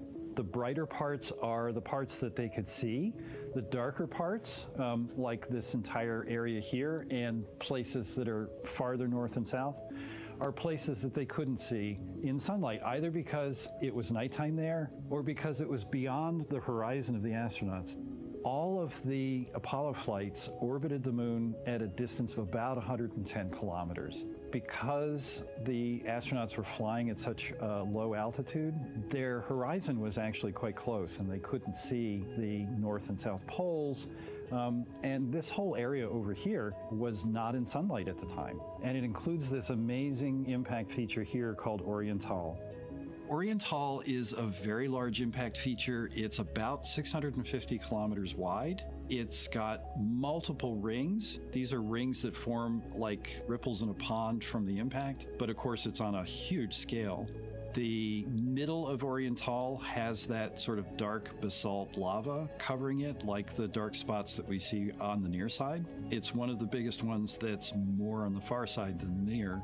So seeing it with human eyes and sort of picking out features that maybe you don't even see in robotic cameras is an important goal for the mission.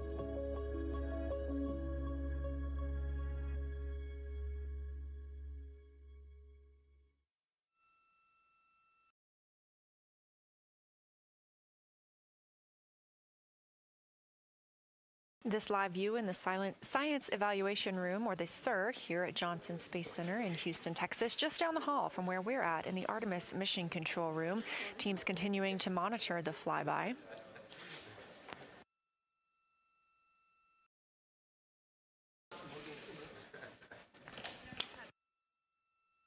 The crew continues their observations of the moon, even though they are out of touch with Earth. We expect to hear from them in 12 minutes and 26 seconds. Again, this is approximately 40 minutes loss of signal while they are out of reach of the Deep Space Network. Right now, they are imaging or attempting to image lofted lunar dust. Throughout our coverage, we've talked a lot about the science and engineering behind today's lunar flyby, but we also spoke to the crew about what the moon means to them and how they see its place in human history.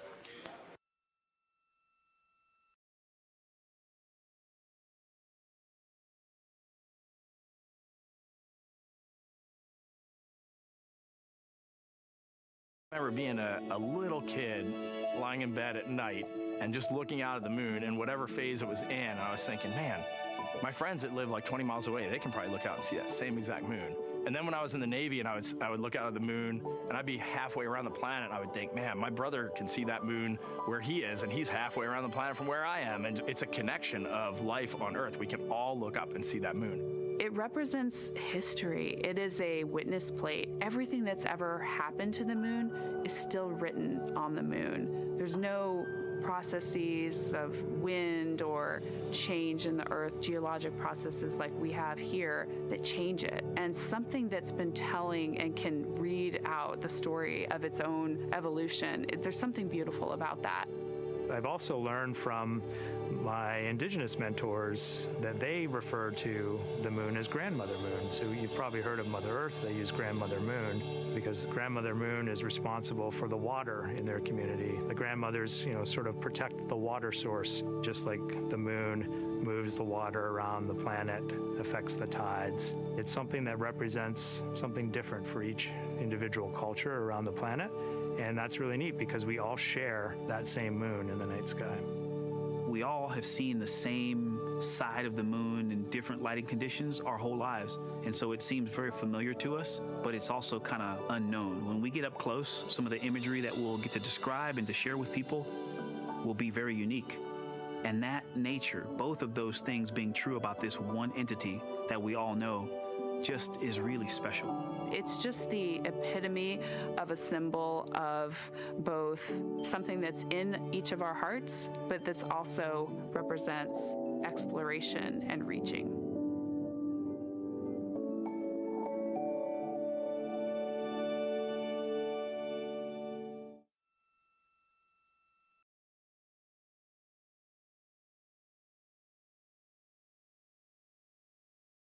You're looking at a live view inside Artemis Mission Control here at Johnson Space Center in Houston, Texas. We are currently out of contact with the Artemis II crew.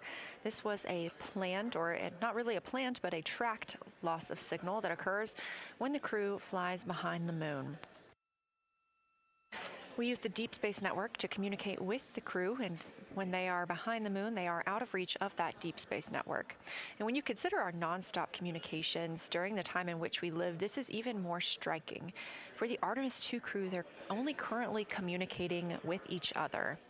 Now, we expect to regain those communications in under 9 minutes from now, and we also are hopeful for a view of Earthrise. Despite being out of communication, the crew is continuously capturing imagery of their predetermined lunar targets.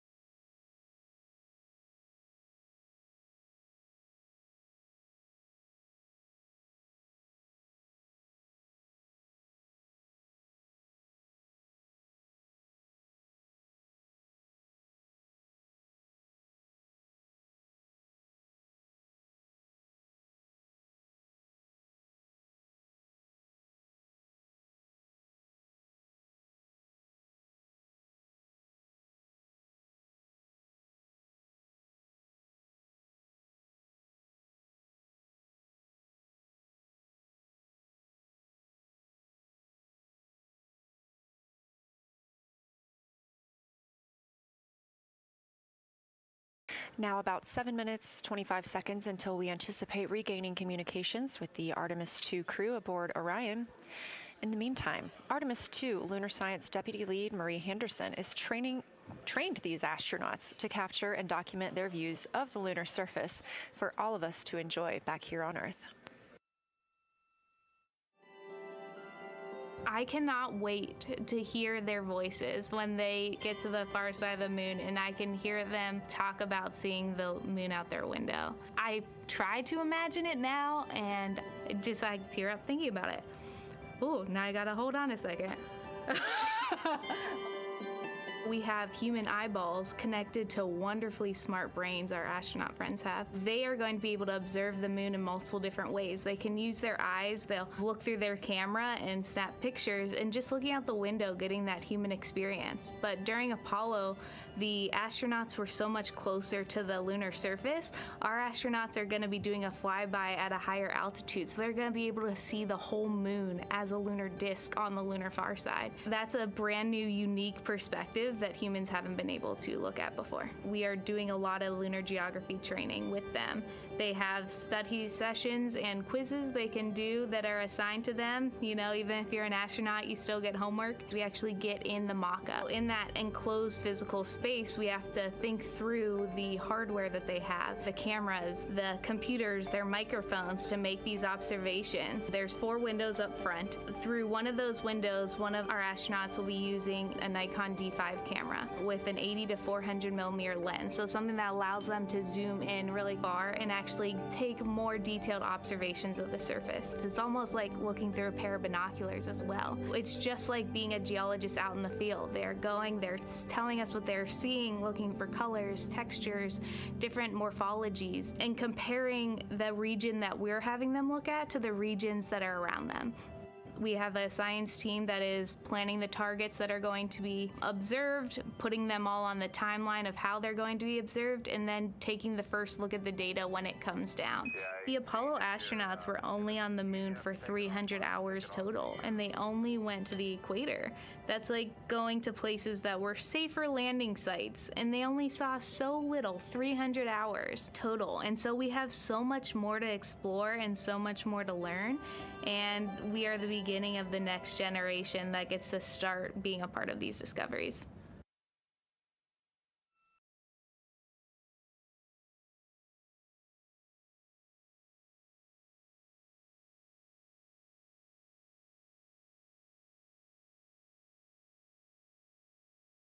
We are now 4 minutes and 28 seconds until we expect to regain communications with the astronauts flying aboard Orion on the Artemis II mission. They are now flying behind the moon. While behind the moon at an MET, or mission elapsed time, of 5 days, 25 minutes, and 34 seconds, we expect this was the point in which they made their closest approach, 4,067 statute miles above the lunar surface.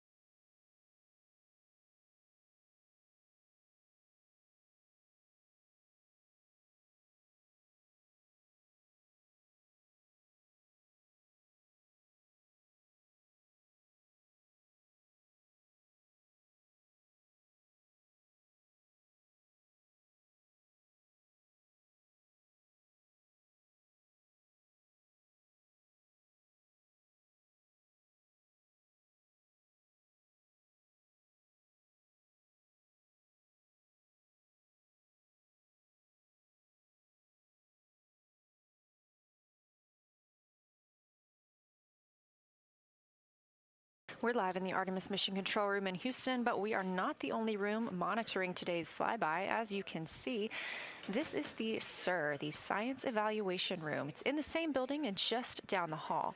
It's a multidisciplinary science team supporting the Artemis II crew in real time, including experts in lunar geology, impact cratering, volcanism, polar science, imaging, and visualization.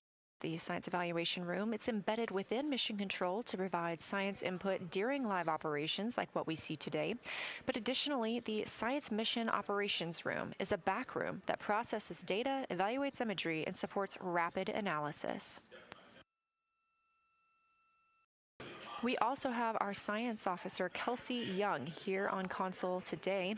She's serving as the primary interface between the science team and the flight controllers, ensuring science priorities are represented during mission execution.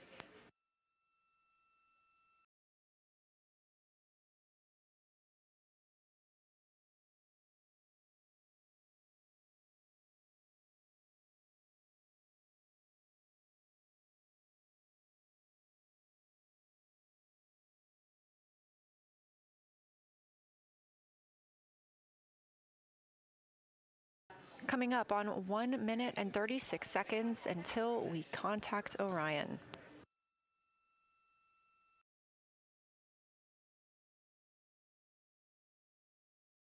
Meanwhile, aboard the spacecraft, the crew has continued executing their lunar flyby tasks. As we discussed earlier today, these activities have been precisely timelined, and this is the fourth of 5 blocks of time during which the crew will be observing the moon from Orion's windows.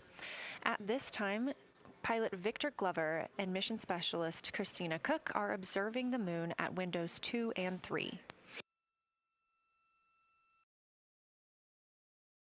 One crew member is in window 2 with a blue shroud over the window, taking photos and using an 80 to 400 millimeter zoom lens, while the other astronaut is in window 3 using their portable computing device, also known as a PCD, to make annotations.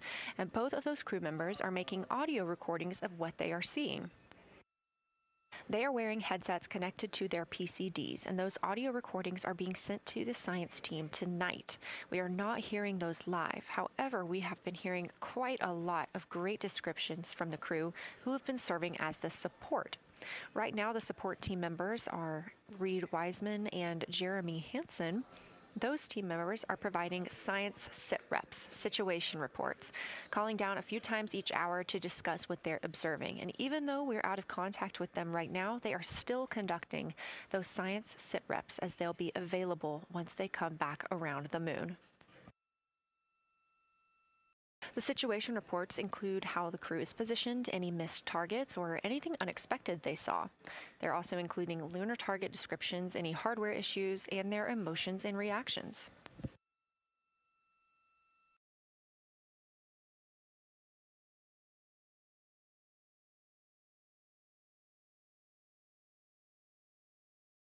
Again, we are standing by to acquire signal from the Orion spacecraft.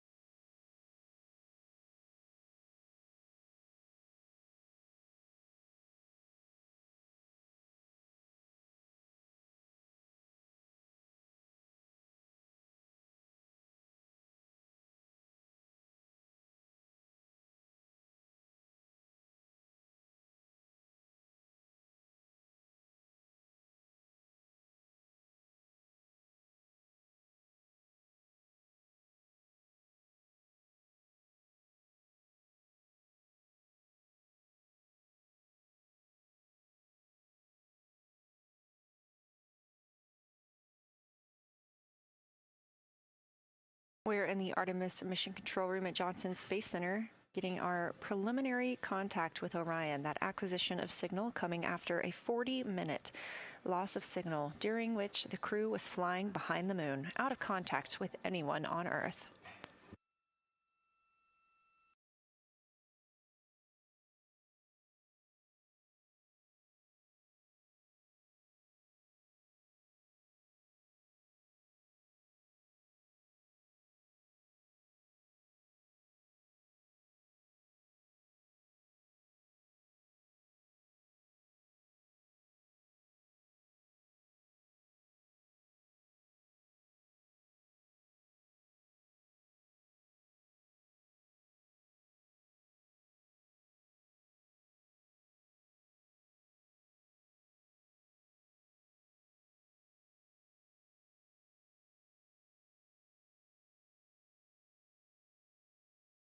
We are getting our first views from Orion after the loss of signal. Orion has come back around the other side of the moon, and that little crescent that you see is Earth, over 252,000 miles away.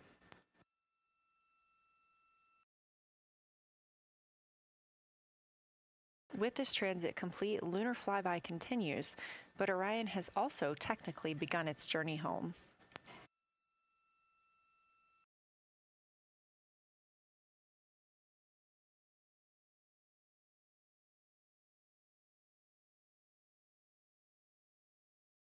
Right now, the crew are getting a few moments to enjoy and take photos of Earthrise for themselves, and we expect to contact them shortly.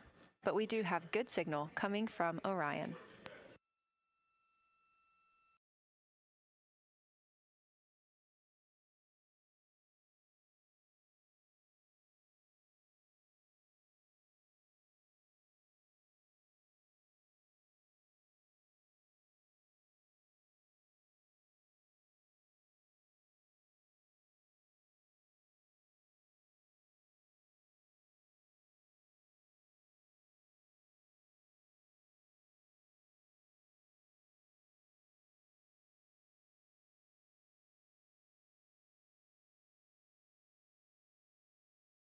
This view from inside the Orion spacecraft, all 4 astronauts now back on the other side of the moon and in contact with us on Earth. Their tasks for lunar flyby did not stop as they went behind the moon and out of contact with us. We anticipate during that time they were attempting to image some impact flashes, short-lived flashes on the lunar surface, which would be caused by impact bombardment and potentially even lofted lunar dust. Right now, of course, they are getting pictures of Earthrise. After this target, they will get a short observation break. It's about an hour long, actually. Houston, integrity, comm check. Integrity, we have you loud and clear. How many?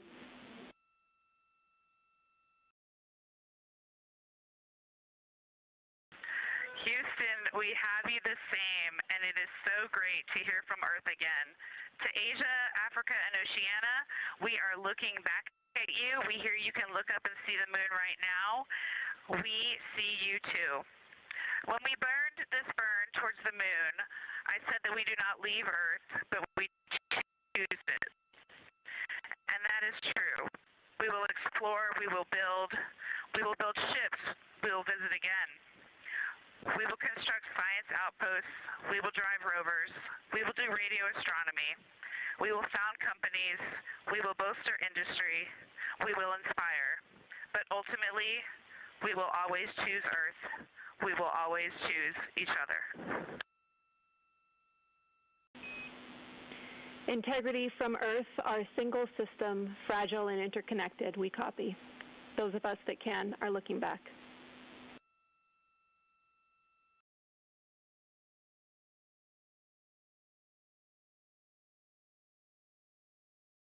We are happy to say we copy.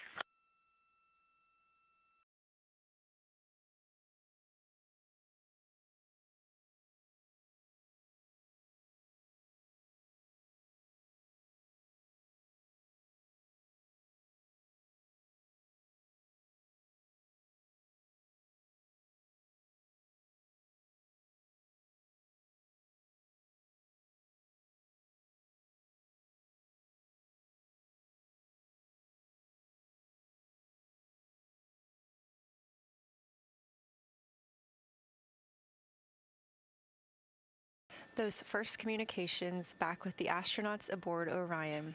Christina Cook calling back to what she said just before translunar injection burn, that with this burn, we do not leave Earth, we choose it. The translunar injection burn served as not only what put them on this trajectory to fly around the moon, but what also committed them to splashing down in the Pacific Ocean on flight day 10.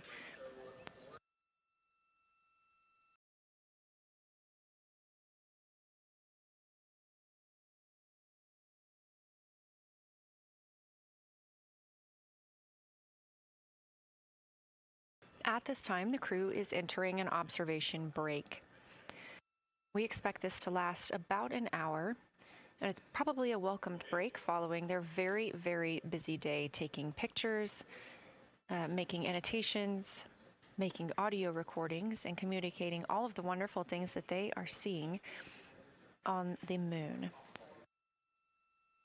This observation break is also partially due to the fact that we will be entering an eclipse later. This will be the first solar eclipse that humans have seen from the moon. The astronauts will need to wear eclipse glasses for the first 2 minutes until the sun is completely covered by the moon, and then they have additional targets that the science team is hoping that they will photograph. We will have communications with them during that eclipse time frame. Because of that eclipse, Orion's attitude must be changed right now so that its solar arrays are in the sun. This will help it charge the batteries needed to power it through that eclipse time frame. This view on your screen is a visualization. The spacecraft now 4,224 miles away from the moon, and that number will now continue to grow, while the number of distance from Earth, 252,699 miles, will continue to shrink all the way until our crew is back home.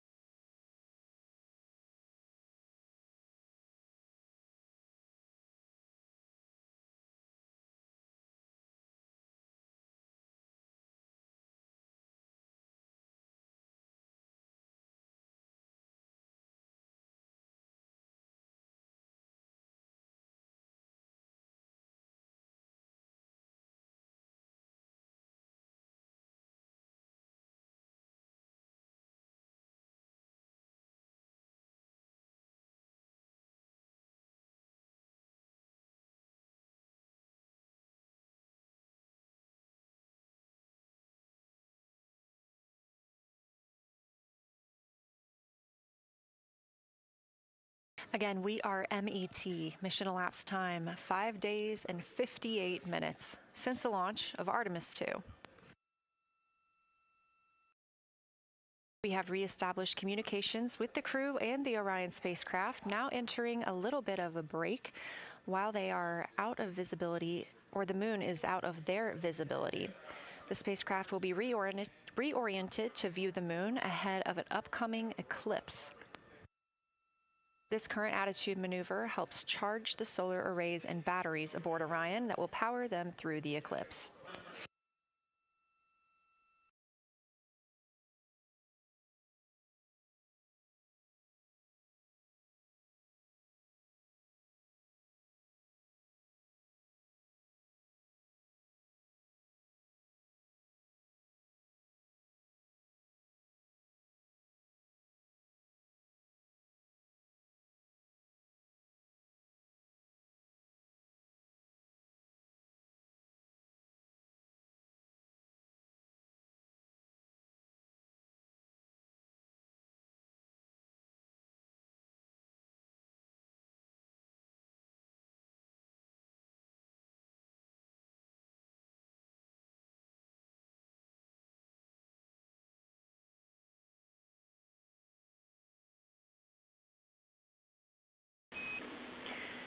Integrity, Houston. In mission control, all of your flight controllers and your flight director have flipped their Artemis II patches around. We are earthbound and ready to bring you home.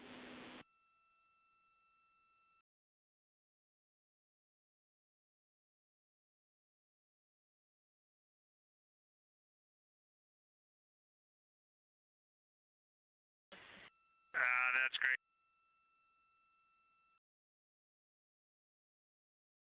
See the light of day as we head back to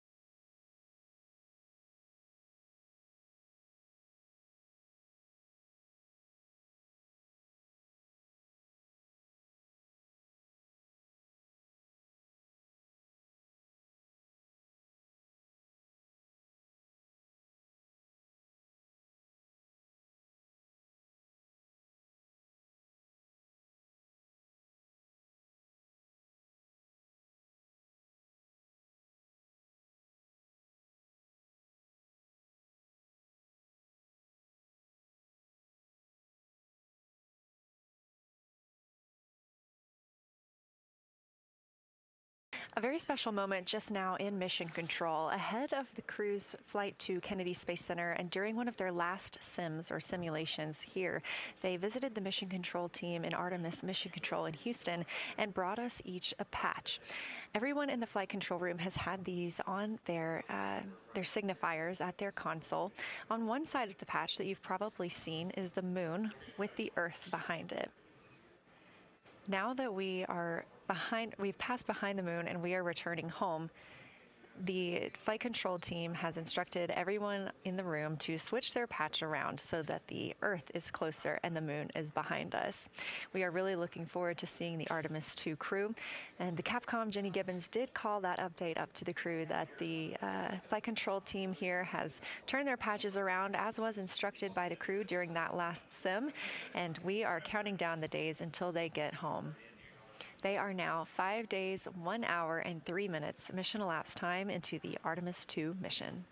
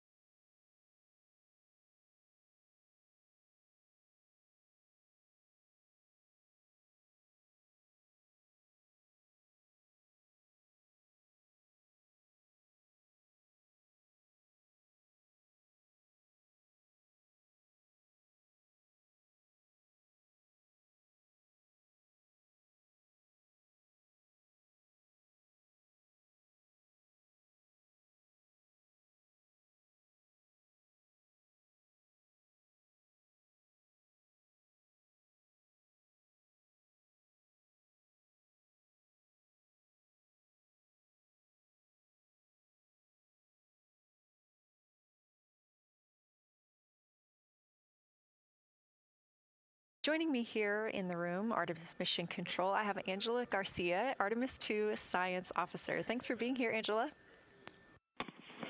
It is an honor to be here. What a day. Everyone's been buzzing. I can't contain myself. So it's been a really awesome day. So you're sitting on console at the science console now. Have you been in the SIR earlier today? There's a lot going on. So I went here first, and then I'm going to go there after. Clear, Houston.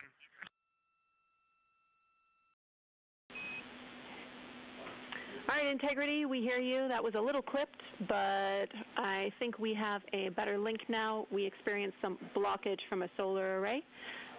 We moved it, and we are in bias tail to sun.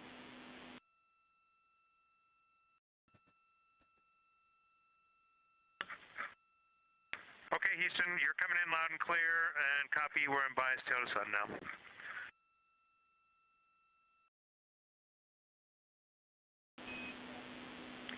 Affirm and Integrity, just so you know, we did not hear your response once we flipped our patches. Jeremy, we heard you call down, but you were clipped, and then we briefly lost comm. Glad we're back.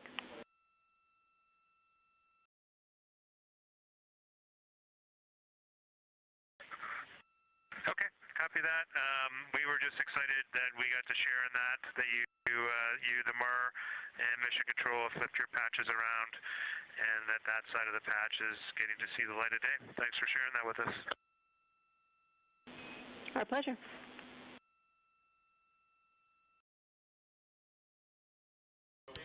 Okay, Angela, so can you tell me a little bit about your role supporting Artemis II and the science preparation for the mission?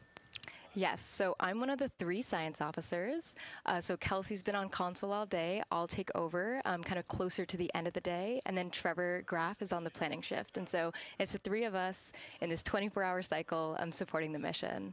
And so the science officer console is a brand new console to mission control. And it's not every day that you get a new discipline incorporated into mission control. So it's been such a significant milestone for us. And it's just a testament to like the commitment that the Flight Operations Directorate and NASA have, that they're going to be integrating science and maximizing science throughout Artemis. So it's really exciting. And then the science preparation. So I'm on the operations team, but I'm also on the training team. So all the incredible training and shout-outs that you've gotten today, it warms my heart. It warms everybody's heart in the science evaluation room. I promise you that. But so all the classroom training, the field training, the mission simulations, right? We were part of all of it, and that is what we did to get the crew to be. They are a part of the science team, and they are the forefront, that nice edge, and they're just been doing such a great job today. I know. I imagine that you have to be pretty proud of them. Their reports have been fantastic. So I would like to know a little bit about how you have developed procedures for this crew.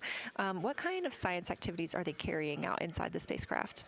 Yeah, so the procedure development has been a unique challenge. I would say the exploration science that we're doing is inherently pretty flexible, and operations is, I'd say, inherently has more structure and rigidity. And so to marry the two and to operationalize the science that we want to get done has been a challenge. But I think we've been able to go through these processes and create good products at the end and have a good plan. And yeah, it's been really great. What was the second part of your question? Just what kind of these science activities that they're performing, which of those have you really had a hand in? Yeah, so a lot of the procedures help organize what the crew is doing in the cabin. And I know we've talked a lot about what they've been doing, and they've been doing a lot, and it's been a little dark, so I can re-explain what some of those things that they're doing. So the observation blocks are about an hour long, and the crew is organized, the 4 crew members are organized into 2 pairs of 2, the window team and the cabin team. And the lunar targeting package that you've been showing up and that the crew have on their handheld tablets is really the instructions for the window team. So the window team, the 2 crew members are looking out the window. One has the camera with the long lens. One has, they're just looking out the window with their unaided eye, and they're taking these detailed observations. And then halfway in that observation block, they do the window team position swap. So that's what Capcom's been calling out, and they'll switch positions. So each crew member has a chance to have that long lens. And then that's just what the window team is doing. There's also the cabin team, where they also have duties that they're doing. We're asking a lot of the crew in this time. And then the cabin team, they have the interior camera, and they're taking images inside the cabin. They're also supporting the window team, where, you've heard some call-outs where looking out at the bright moon and then looking inside the dark cabin and looking at their LED screen is a lot. So the cabin team is also helping support, target, and guide the window team into specific targets on their plan. They're also helping call out these science situational reps. So they're looking out a different window and listening in to what the crew who are really down and in the science on the window team are doing, and they're giving us insight. And those recordings that the window team is doing are going to be uplinked or downlinked overnight, and we're going to be able to chew on that data. But yeah, they're helping. They're doing a lot. And so making sure we have a plan that's flexible, but also make sure that we check off all those boxes was really important. So tell me a little bit more. You talked earlier about the analogs that the crew has done. What kind of analogs or environments were really useful for this? Yeah, so for procedure development, right, you have so many different environments that you can do. You have classroom, like we said, you have the Orion mock-up, you have simulations, and at least for developing the plan, we kind of did it in a tiered approach, because each of those different analog environments helps us answer a slightly different question and has a little bit of a higher fidelity. So we would start with the classroom. So we would we would just get into a classroom, we would put all the hardware on the table, and then we'd almost role play of like, you be Victor, you be Reed, you be Jeremy, and I'll be Christina, and like, let's just do the plan how we think we should do it, write that down, and then just keep iterating on that, and then Integrity Houston for a tag up pre-forward link LOS in place of the Flight Director Conference.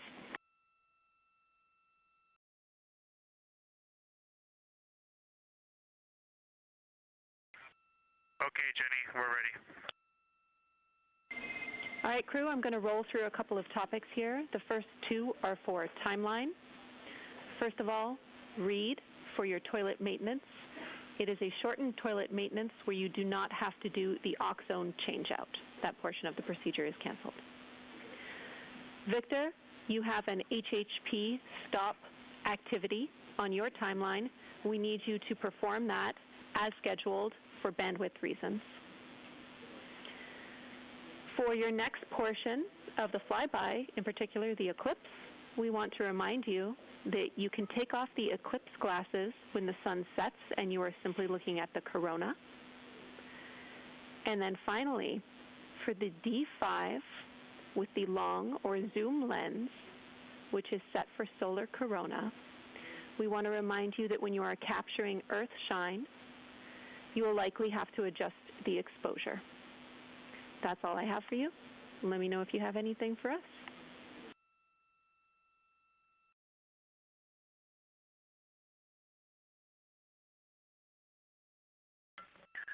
Okay, Houston, we copy y'all. Thanks for those words, Sydney.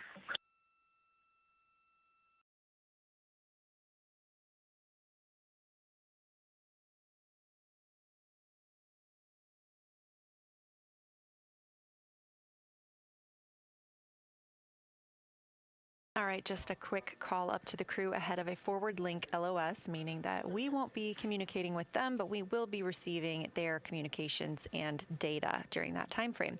So, Angela, we were talking about analog environments. You were telling me about the classroom and getting in there and pretending who's Victor, who's Reed. Tell me more about this. Yeah, it works pretty well. So you're going to do the plan how you expect it to be, and then once we finalize that plan, we'll give it to a completely new group of people and have them practice it, and then they'll be like, these steps don't make sense. And we'll reiterate on it over and over. Then we'll take it to a higher fidelity environment like the Orion mock-up, and we'll do the same thing because that volume is smaller, the window placement, their seating, what things have we forgotten with this addition of this environment.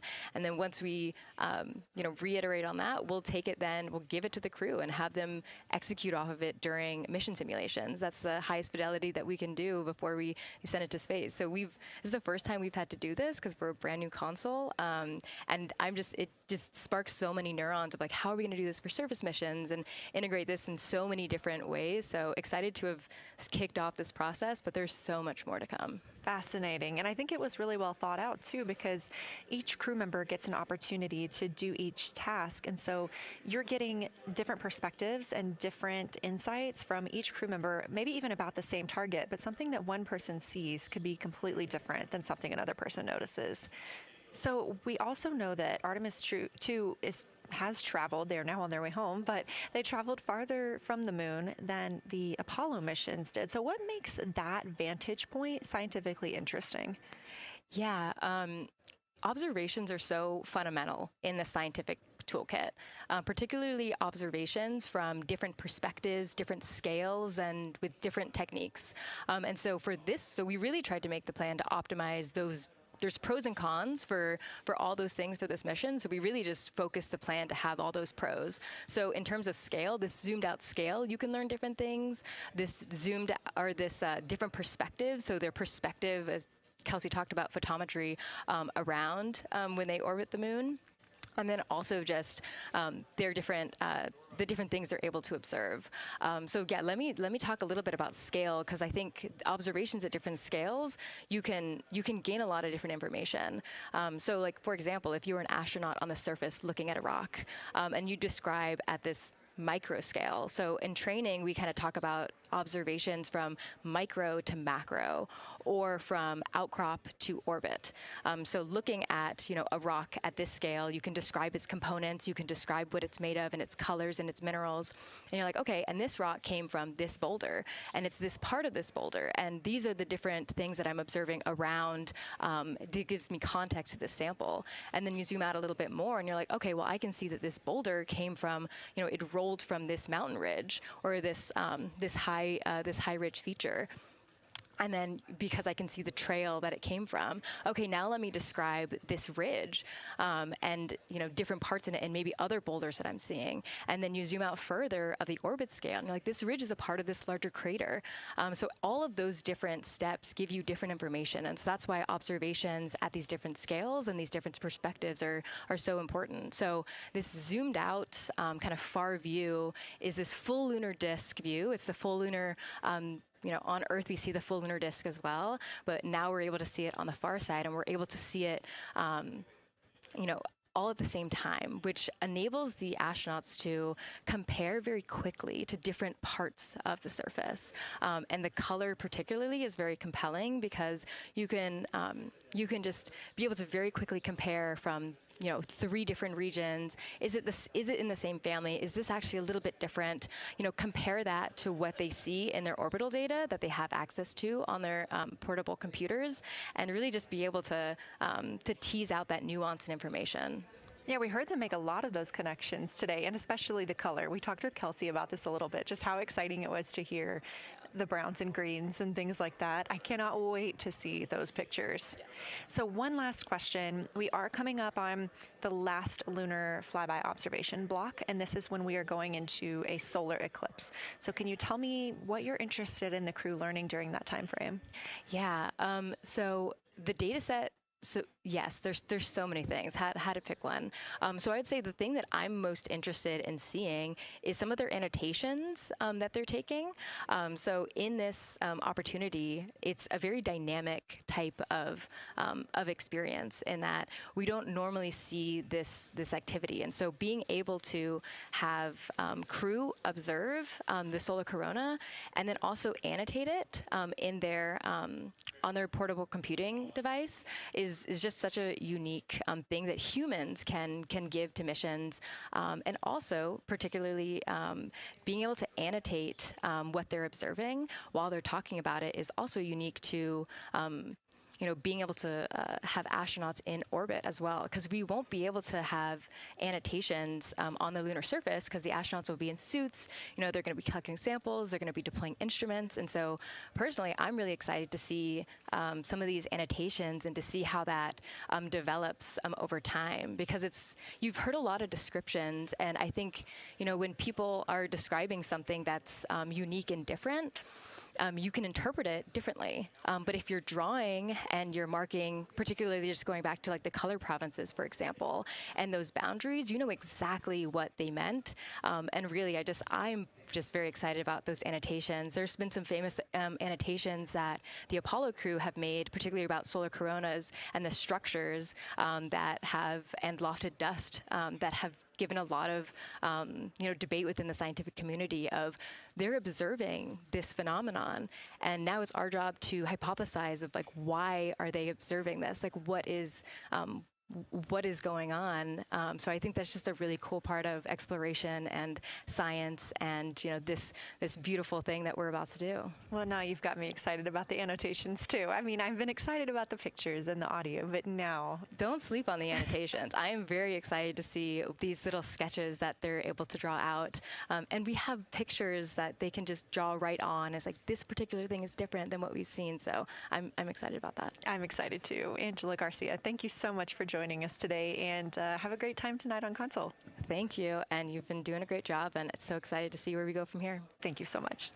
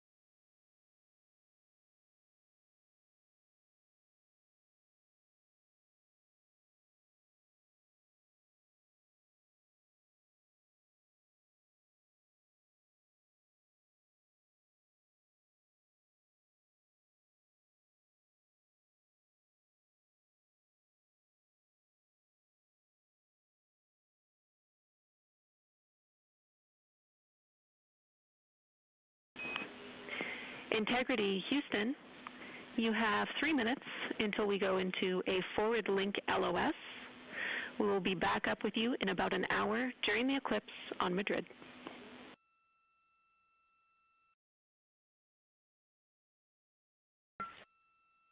Thanks for the heads up. Look forward to seeing you on the other side. Likewise.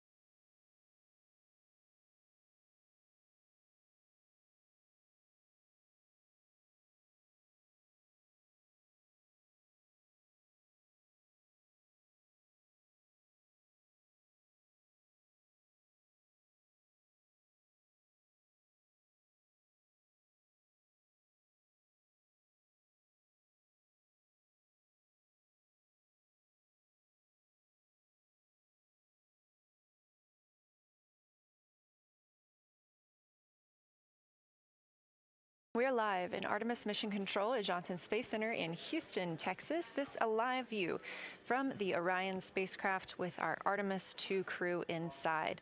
That's Reed Wiseman, Victor Glover, Christina Cook, and Jeremy Hansen. We are still live for our lunar flyby coverage. The crew is in a short break while the spacecraft is pivoted away from the moon. We are going to be going into a solar eclipse. This is the first time anyone has ever seen a solar eclipse from the moon. So it's going to be a unique vantage point for our crew. But ahead of heading into that solar eclipse, we need to charge the batteries on the Orion spacecraft. Therefore, we have positioned the solar arrays into the sunlight to allow time for those batteries to charge. We will get back pointed at the moon just in time for that solar eclipse.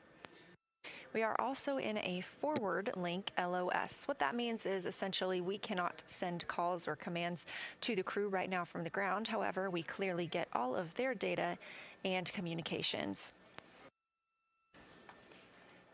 The spacecraft is now 4,632 miles away from the moon, and that number will only continue to grow as the distance from Earth shrinks, now 252,523 miles away. Our closest approach to the moon today was approximately 4,067 statute miles in altitude. Our maximum distance from the Earth is suspected to be 252,756 statute miles.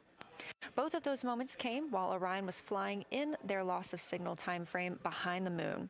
The crew also set that new record today, beating the Apollo 13 record of distance from Earth. This is an animation or a visualization that you can track anytime, day or night, by visiting nasa.gov/track-Artemis. This shows you how the spacecraft is positioned as well as their distance and velocity, now traveling 930 miles per hour.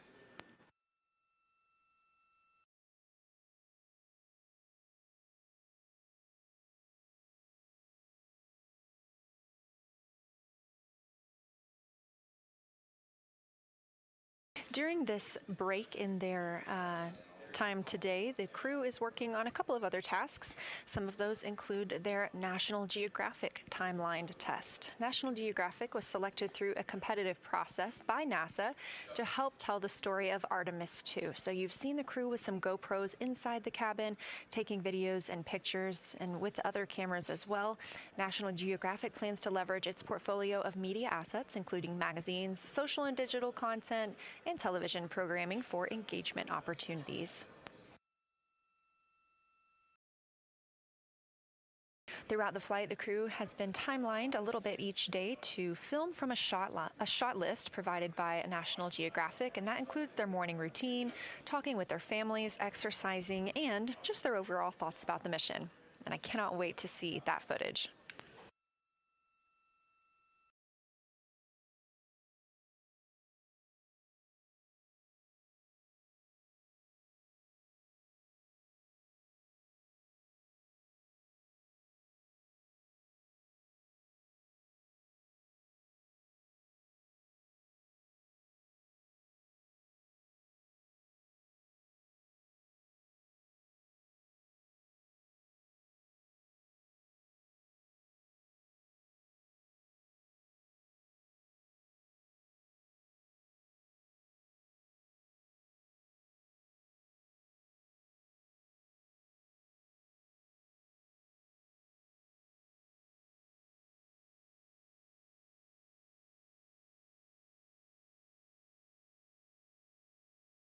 Teams on the ground reporting that the spacecraft is looking good and that the power aboard is good as well, all setting us up in a proper position before eclipse.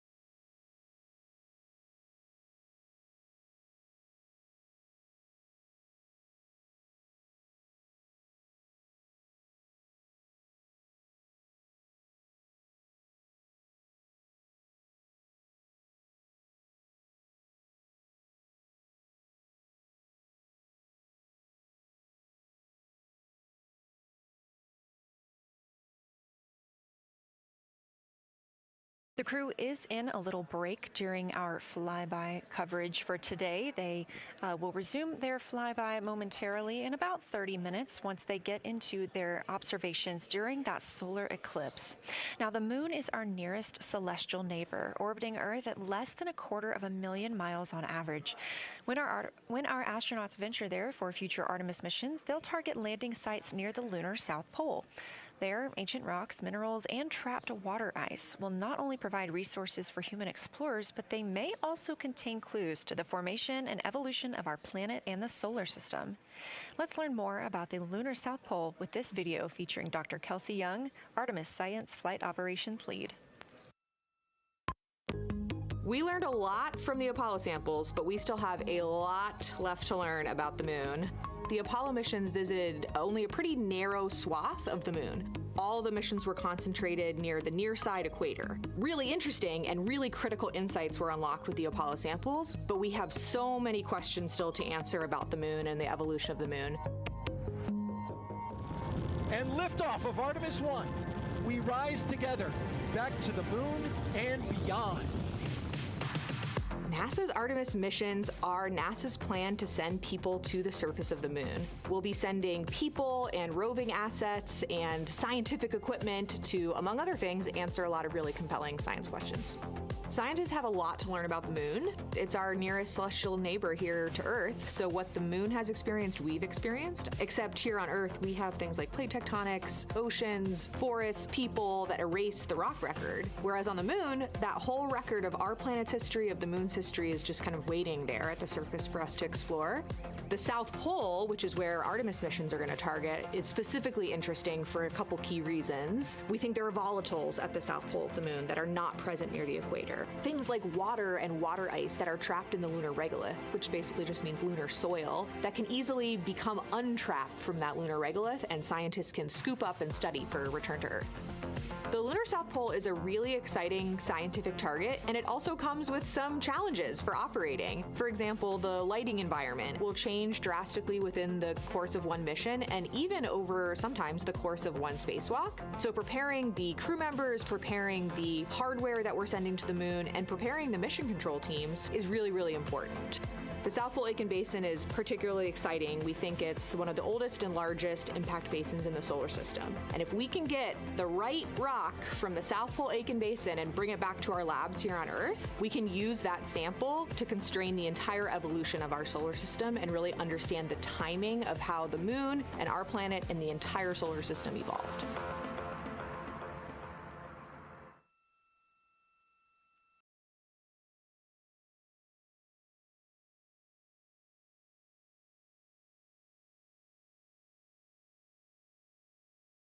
You're looking at a live view aboard the Orion spacecraft of the Artemis II crew, working in the middle of one of their breaks, or really their only break today during this lunar flyby period. Coming up next will be that solar eclipse.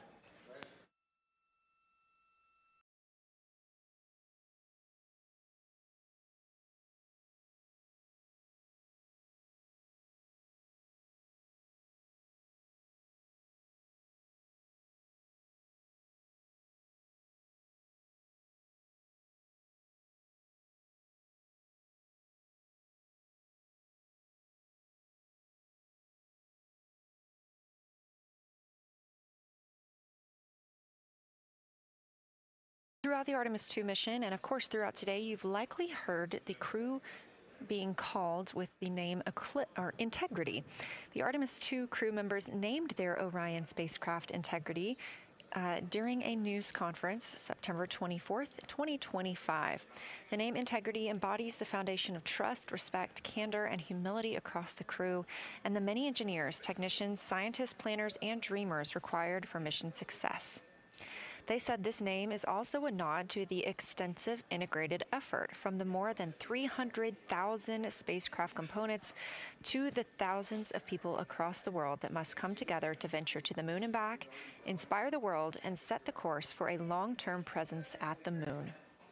The crew also said that integrity is rooted in a shared core value of NASA, the agency's astronaut office, and the CSA, the Canadian Space Agency.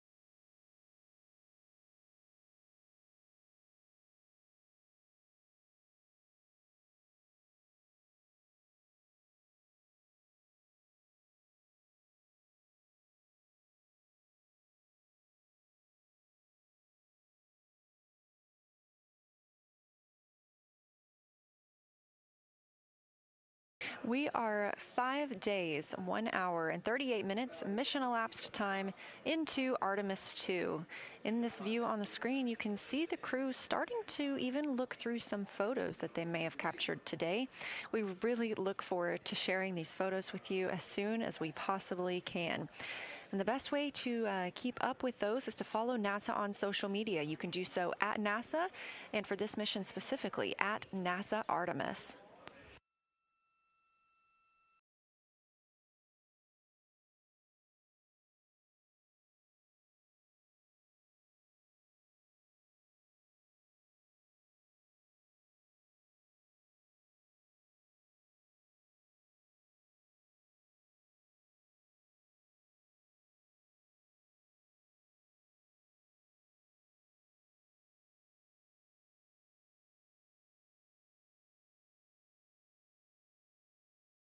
Again, we are in a forward link LOS, or forward link loss of signal with the crew, meaning that we're not able to communicate or send any commands to them right now as they were.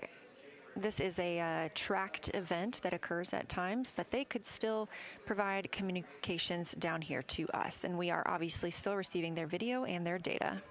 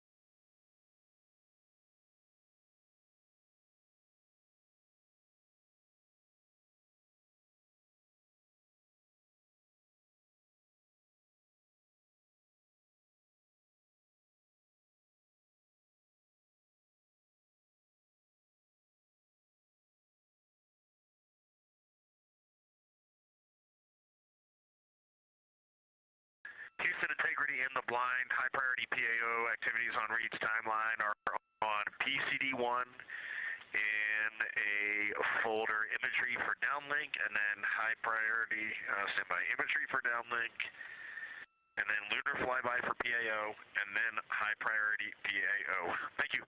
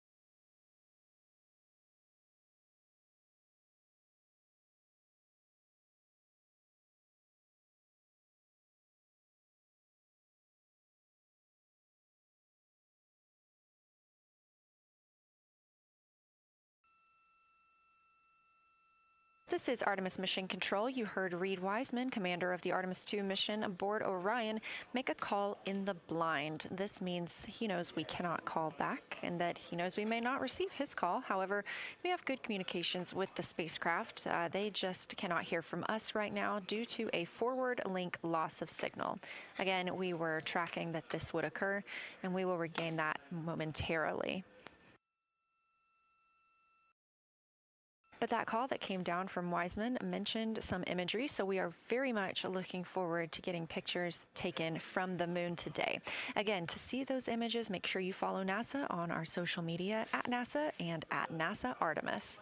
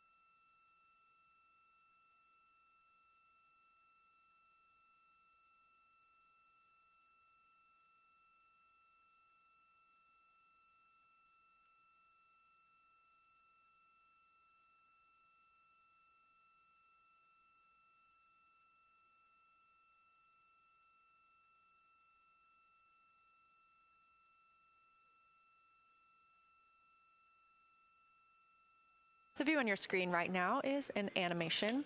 This is called Arrow, or Artemis Real-Time Orbit website. You can visit this for yourself at nasa.gov/trackartemis, and you can watch as we continue to grow closer to Earth and farther away from the moon. It's all seemed to happen so fast so far, and we're coming up on splashdown now in 3 days, 23 hours and 31 minutes.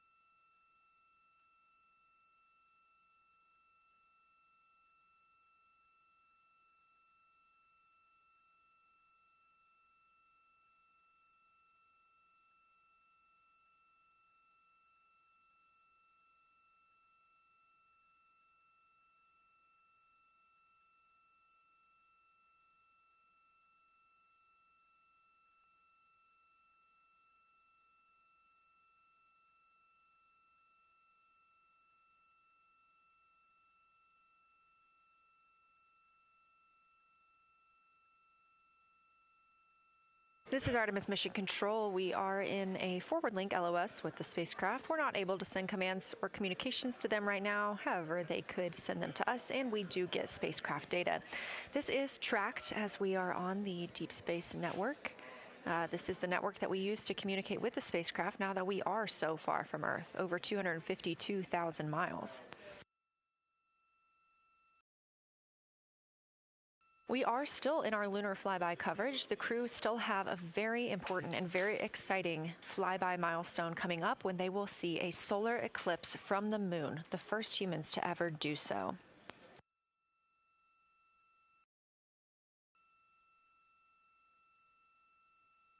Something that we also have to consider when it comes to our missions and launches is space weather. So since the Apollo 16 and 17 missions, there were some solar eruptions near that time frame that could have been dangerous to our explorers. Over those 50 years since those storms, the data, technology, and resources available to NASA have improved, enabling advancements towards space weather forecasts and astronaut protection, which is key to NASA's Artemis program to return astronauts to the moon.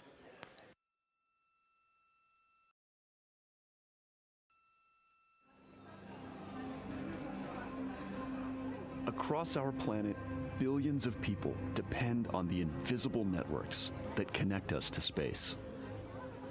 Every day, those networks are at the mercy of our temperamental sun and the space weather that it unleashes across our solar system. That's why NASA's Space Weather Program tracks solar storms from the moment they erupt, modeling their paths, anticipating their impacts, and leading the research that the world's industries rely on. NASA's space weather research and modeling is driven by the needs of society and enables critical decision-making that equips pilots to reroute around high radiation areas, farmers to adjust GPS-based precision planting and harvesting plans, and power grid operators to mitigate the impacts of potential surges. For those exploring other worlds, NASA provides 24/7 space weather monitoring for Artemis crews at the moon and future Mars astronauts who may be exposed to dangerous levels of radiation during solar storms. Whether you're a pilot or a passenger, a farmer or a consumer, a power grid operator or energy customer, a satellite controller or GPS user, space weather impacts us all.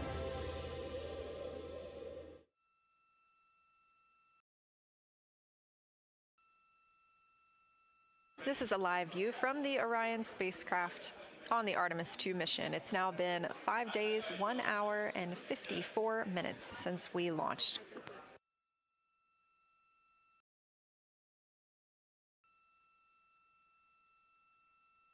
We are still in our flyby coverage, and the crew is on a short break right now as we have changed the attitude of the spacecraft to help charge the batteries aboard. We use the solar arrays to gather energy from the sun and store it in the batteries. That way, when we are not in the sunlight, we have those batteries to continue powering Orion.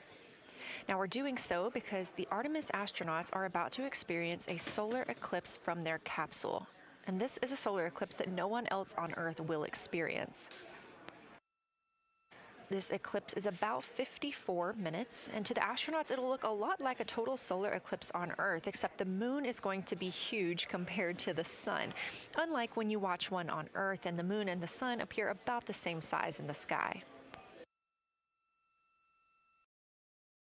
We're interested to learn if they see the outer corona when the sun is fully obscured by the moon. And because of how big the moon will be from their perspective, the total phase of the eclipse will last nearly an hour. The astronauts will see a partial solar eclipse as the moon covers and uncovers the sun, which is before and after totality. So, much like us on Earth, they will have eclipse glasses so they can safely view that portion. The astronauts will also be using cameras to capture images of the corona during the eclipse.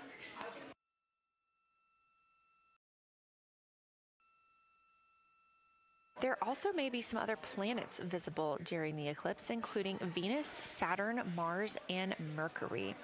If they can identify what part of the sky they're looking at, this can help train future Artemis astronauts on what part of the sky they're seeing. This provides useful knowledge in challenging situations when they may need to rely on that information instead of instruments for navigation and orientation.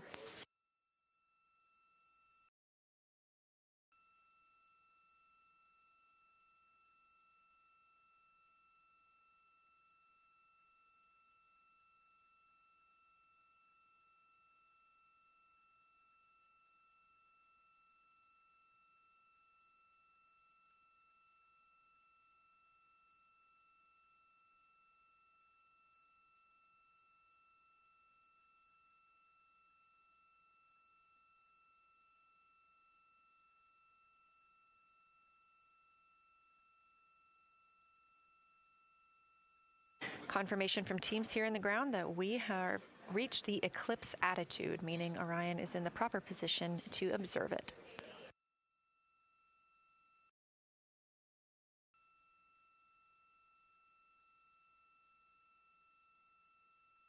The astronauts' break during this observation period is now over, and we are resuming their lunar flyby observations. The first of these is sunset. This is the solar corona that we'll be looking for. It's the outer atmosphere of the sun. The science team is also interested in if the astronauts can see polar plumes. These are thin streamers that project from the sun's north and south poles. Additionally, they're interested in seeing if the crew can witness coronal loops. These are arcs close to the sun's surface. And something else that we've previously mentioned is lunar dust. This is dust from the moon that is lofted above the lunar surface and illuminated by the sun. It was reported visible by Apollo astronauts.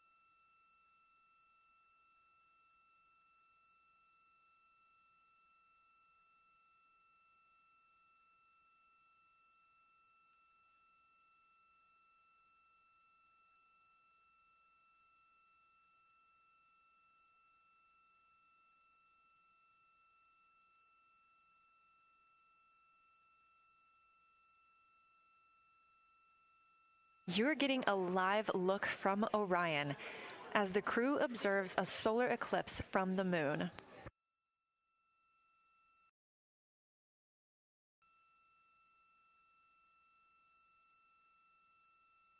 Again, this solar eclipse is only visible to the crew on the spacecraft. It's not visible to anybody on Earth. The science team is interested in several different targets for them during this time frame. And we're personally looking forward to getting those images as well. Again, during the beginning portion of this eclipse, the astronauts will need to use eclipse glasses, just like we do from Earth, to safely view it.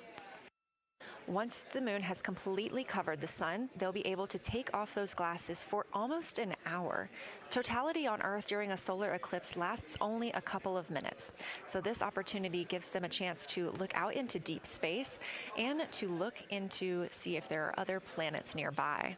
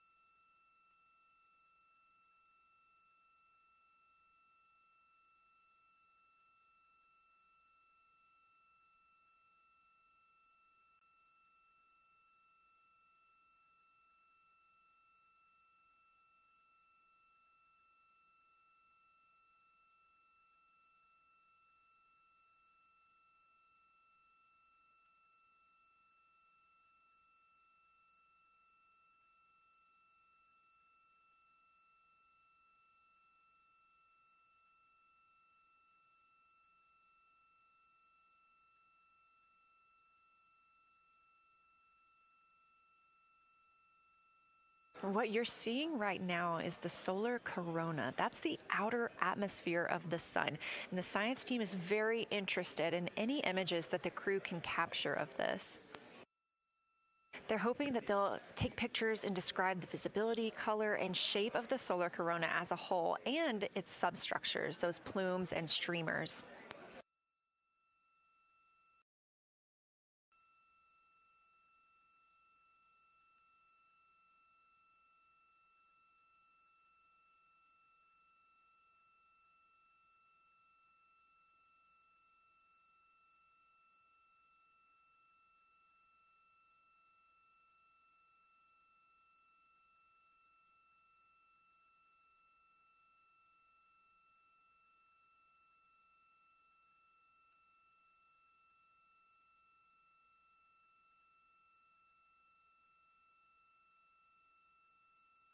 Science, integrity in the blind. This is continues to be unreal. The sun has gone behind the moon, and the corona is still visible, and it's bright, and it creates a halo almost around the entire moon. But when you get to the Earth side, the Earth shine is already shown. I mean, almost seconds after the sun set behind the moon. You could see Earth shine. The Earth is so bright out there, and the moon is just hanging in front of us. This black orb out in front of us, in front of now, not the blackness, but the gray that blends and drifts into the blackness. We can see stars and the planets behind it. And Christina is in window 1, Reed is in window 2 with the long lens, and Jeremy is describing it in window 3, and it is quite an impressive sight. You can still see the horizon lit up brighter where the sun set on that side of the moon. It is bright, and Earth shine is very distinct, and it creates quite an impressive visual illusion. Wow, it's amazing.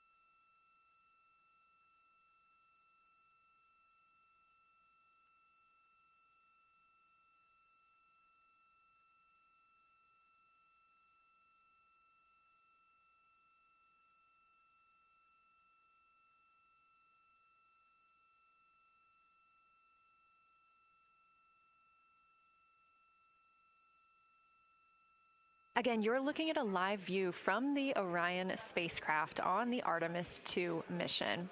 Orion is now 252,125 miles away from us all on Earth. We're here in the Artemis mission control room in Houston, Texas, and what you had just before we lost that view quickly was the corona of the sun peeking around the moon as the astronauts are entering a solar eclipse for this portion of the lunar flyby. We're now over 5,500 statute miles from the moon. That closest approach today was just about 4,067 statute miles away. And teams in the room beginning to get a little busier and filter in and out as we are stepping through a handover. The Orbit 1 team is handing over to Orbit 2, who will continue monitoring lunar flyby and all of the systems aboard the Orion spacecraft.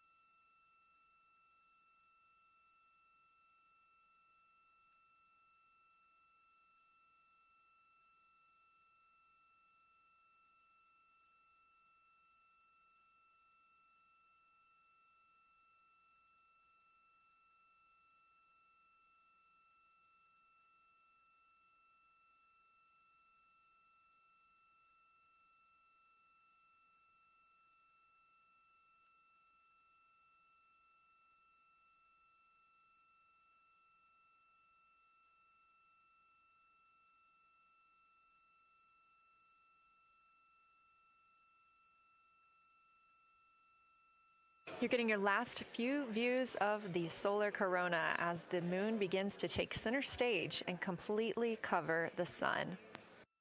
If you see that bright dot up near the top left of your screen, we think right now that that may be a part of the spacecraft, but we'll be sure to correct that if we end up figuring out later that it is something else entirely.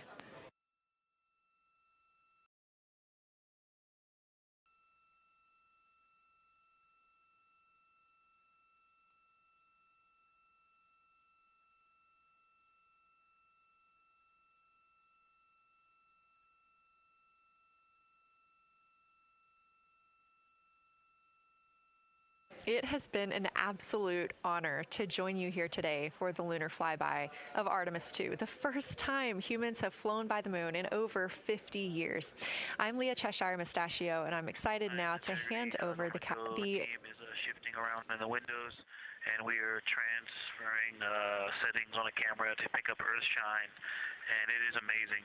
The brightness where the sunset is still bright. I think there may still be corona visible, but that part of the horizon is still lit brighter, and you still have a distinct Earth shine.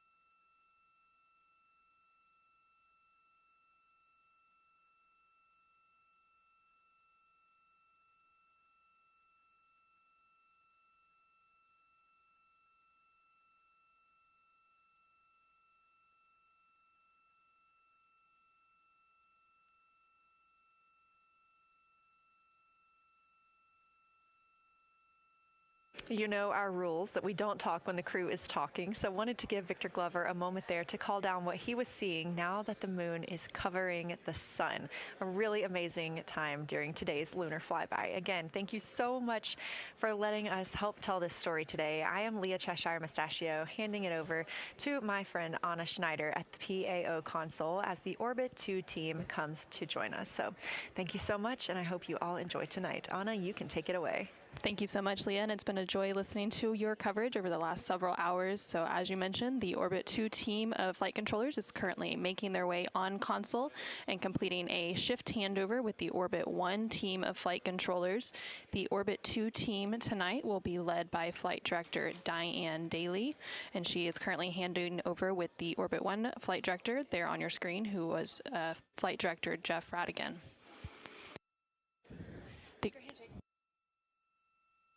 The Artemis II crew currently on board the Orion spacecraft. It continues to observe the eclipse that they are witnessing. There's about 43 minutes remaining in that eclipse period.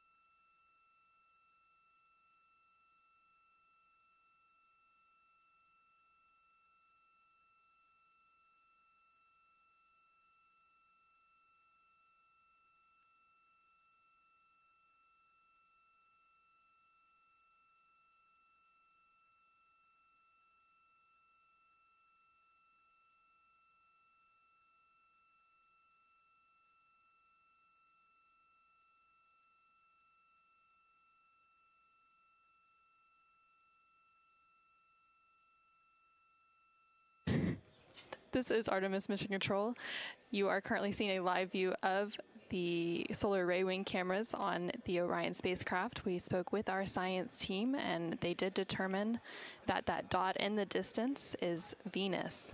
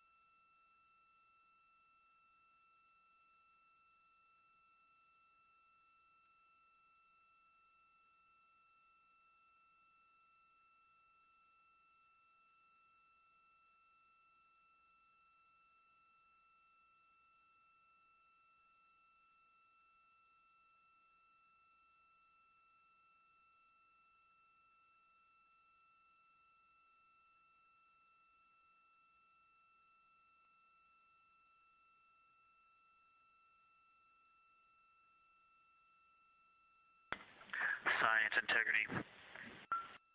Let's see, not a huge change in here, just an update. The camera settings for Earthshine are challenging. This one's challenging to capture. What we're seeing, we're just not picking up on the cameras. And after all of the amazing sights that we saw earlier, we just went sci-fi. This has, it just looks unreal. You can see the surface of the moon between, I guess, the Earthshine. I guess Earthshine. You can actually see a majority of the moon. It is the strangest looking thing that you can see so much on the surface.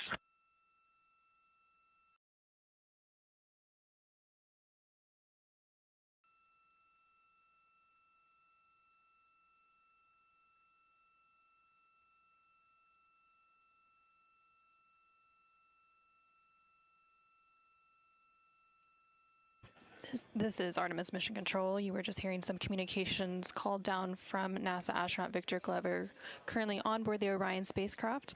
They are currently observing an eclipse. There's about 39 minutes remaining in that eclipse period. Currently, we are in a forward link LOS, or loss of signal, so the crew can communicate down with... He's seen 2 meteors, science.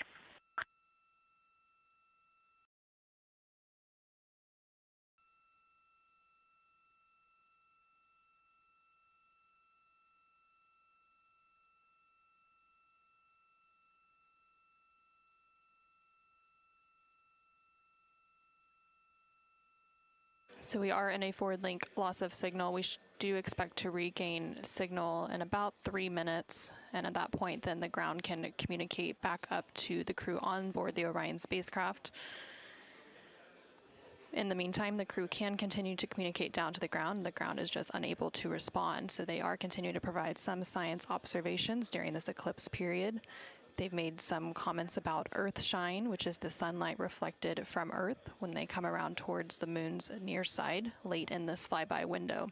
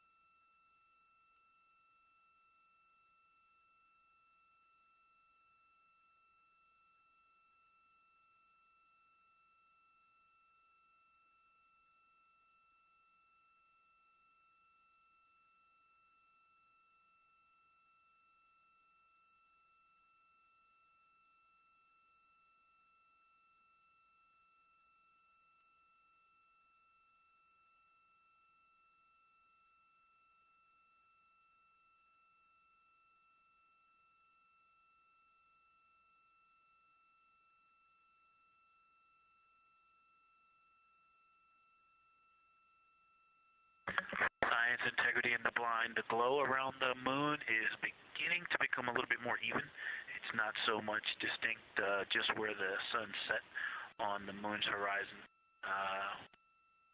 as we're flying through this trajectory, and then the sun's going to come up out of the other side. I think it's we're starting to see the glow around the moon get balanced out. I still see Earth shine, and the Earth is very bright out there. Still quite an unreal sight. Integrity Houston, we have that sit rep loud and clear, and we are back with you. How do you hear me?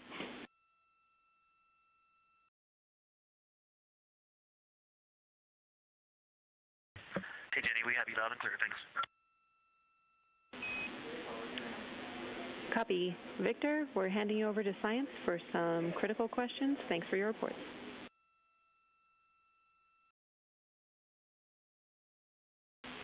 Integrity Science, we were loving your science sit reps in the blind, and it should come as no surprise that we have a number of follow-up questions. First, you mentioned Reed observing meteors. Can you speak to that? Were you referring to comets or impact flashes or something else?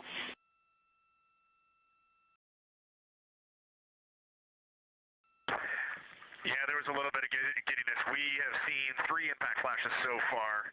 I saw 2, and Jeremy has seen 1. Undoubtedly, Jeremy saw 2, so that's 4 total. Undoubtedly, quick impact flashes. It was not sun glint off of particulate from the thrusters or the purge tanks. It was definitely impact flashes on the moon. And Jeremy just saw another one. Go ahead with your next question. Amazing news. I literally just looked over at the SIR and they were jumping up and down literally. If you could describe where on the moon you saw them, please.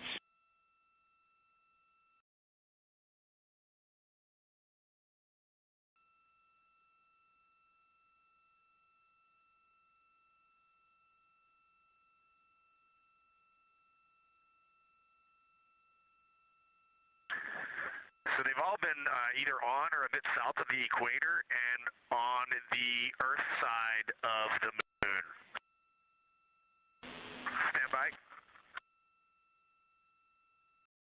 All right, so Jeremy has seen them kind of on and south of the equator, kind of spread across the moon, and mine were both south of the equator and just a little bit left of center of the moon. Incredible news, Reed, and reminder, we have citizen scientists here on Earth looking for impact flashes, so hearing you saw them on the near side means that people saw them too.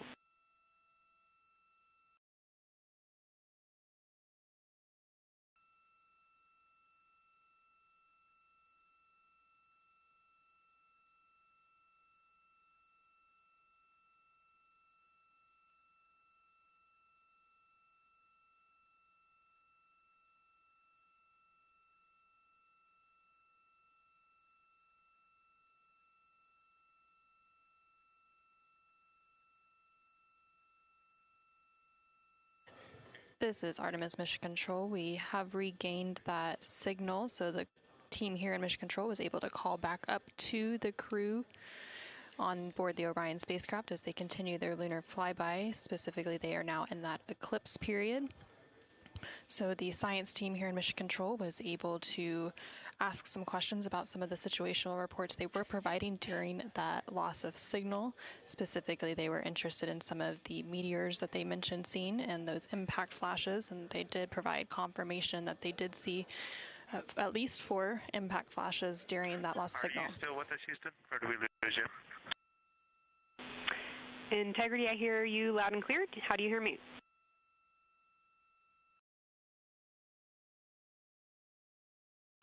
Okay, we got you loud and clear. One of the other things I wanted to describe, which was surprising to me, but the entire moon is lit up. It's glowing behind the entire moon. I thought it would look, dark against the black sky or deep space, but the sun is lighting up the entire limb of the moon. You can see the entire perimeter of it, and even now with the sun far behind the moon, you can still make out little bits of topography around the entire limb, just bumps as you go around it. And there's about the glow around the moon, once your eyes adjust, is easily 10 widths or diameters of the sun around the entire moon.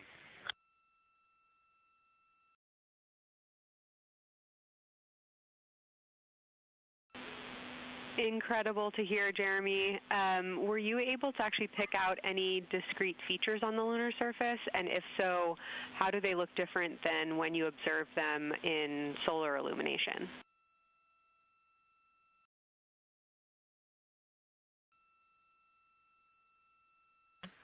No, we really haven't been able to identify features on the lunar surface yet. We just see, the topography on the limb. For the Earth glow, we're about a quarter moon, waxing quarter moon, if you will, from the Earth glow perspective, and it's just at a very, just the sight angle. I'm just not able to tell what I'm looking at yet in the Earth glow. Understood. Thanks, Jeremy. One other question for you on the solar corona. Were you actually able to see any structure or color in the corona before most of it disappeared behind the moon?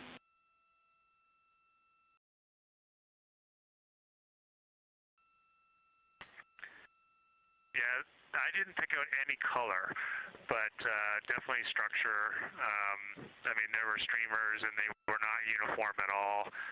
For me, the 5 o'clock position, there was just this constant streamer. It would change in intensity and diameter, but it was always there, and it was always at the 5 o'clock position. I only saw one plume, and it came out of basically the 3 o'clock position of the sun. That was very short-lived when I could see the plume. Exactly what we were looking for. Thanks, Jeremy. And a heads up that we, calculated here on the ground about how long you could see the corona for, and we expect it to start to appear again in the next 11 minutes. Thanks for those amazing descriptions.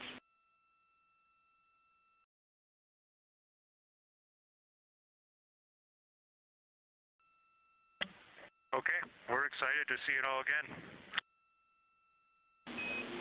Integrity Houston, we're following along as well. That was outstanding. If you haven't already, just reminding you to swap positions at the windows. And that brief LOS we had previously was due to a data rate change expected.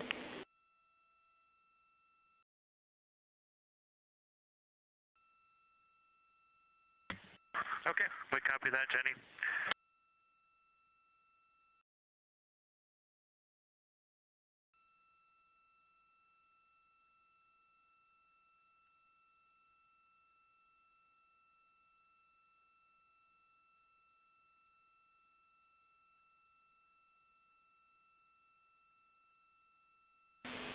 Integrity Science, one more request for you. While it's still fresh in your mind, any annotations or sketches you want to make of what you're seeing either around the corona structures you just mentioned or even on Earthshine would be so appreciated.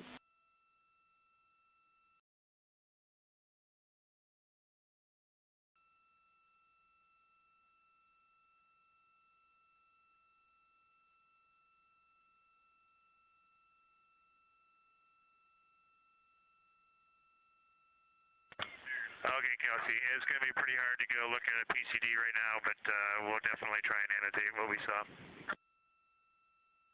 And if the annotations come in the next block where you're cleaning up your documentation, that sounds like a good plan to me.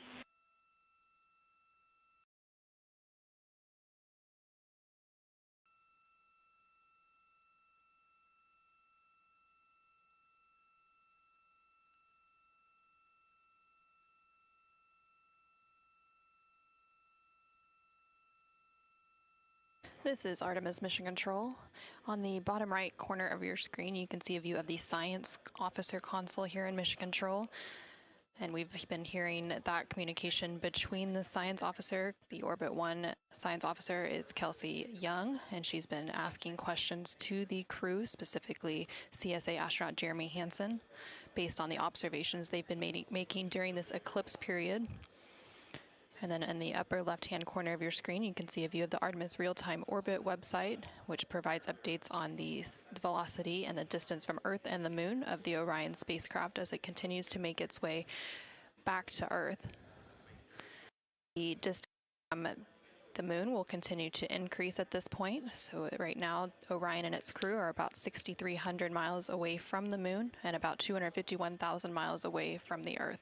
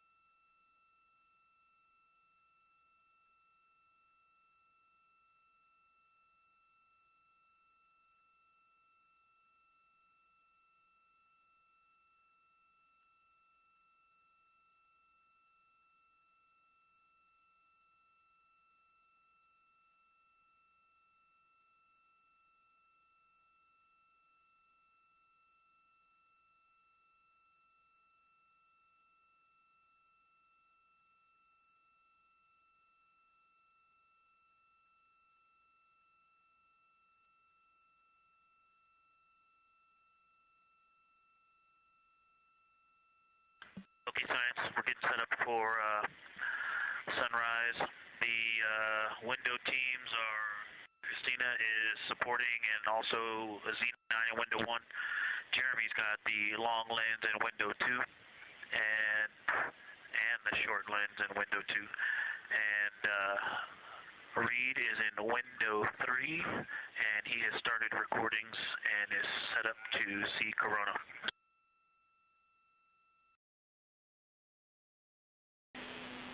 Great sit rep, Victor. That sounds like a good config, and we're showing coronal effects start to appear on your video camera. So in the next few minutes, we should start to hear your observations.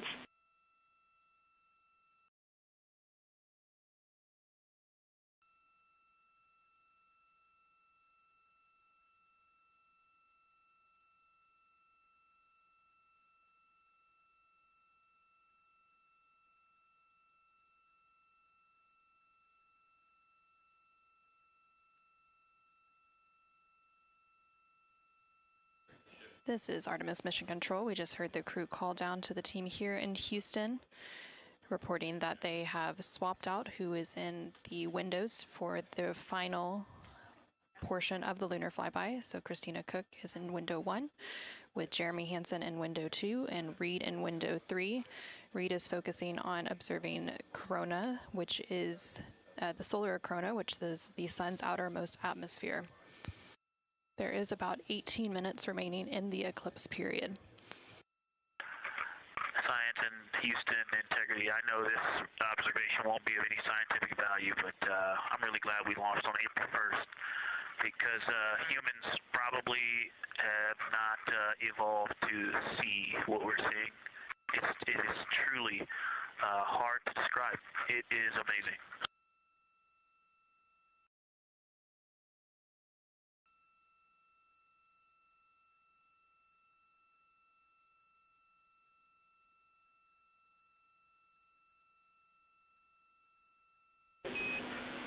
Amazing. Thank you, Victor.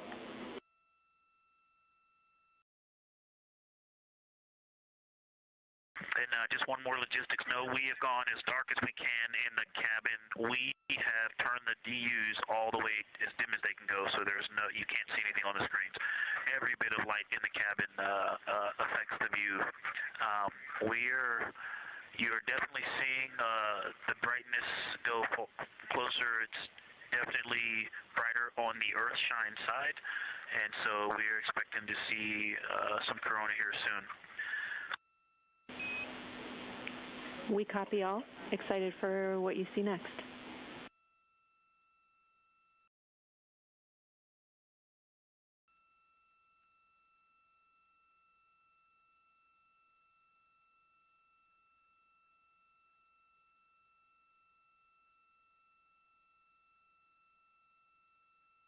I'm not sure if we talked much about the star field, but we've got lots of stars.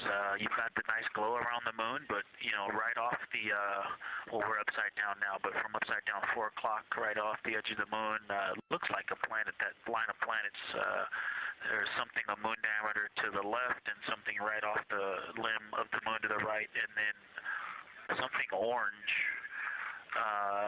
It looks orange to the right of that, about half the moon diameter. So. But anyway, there are definitely stars. I think some of those planets that you said we might see, we're seeing. And so in unreal view, yeah, the moon in the foreground is one of the darkest things we see out the window. And now it's deep space behind it is kind of dark blue like it looks from Earth, but we can also still see stars. It's quite a wicked view. Victor, Ike's doing the best job, and I'm not going to try to add on to what he's doing. It's indescribable. No matter how long we look at this, our brains are not processing this image in front of us. It is absolutely spectacular, surreal. There's no adjectives. I'm going to need to invent some new ones to describe what we are looking at out this window. This is just absolutely beautiful and inspiring to hear. And Victor, we suspect what you're seeing is Saturn and Mars. That reddish object is likely Mars. Good opportunity to look to the future of where we're going.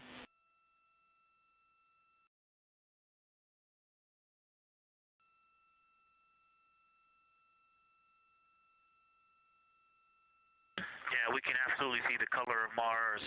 That's awesome.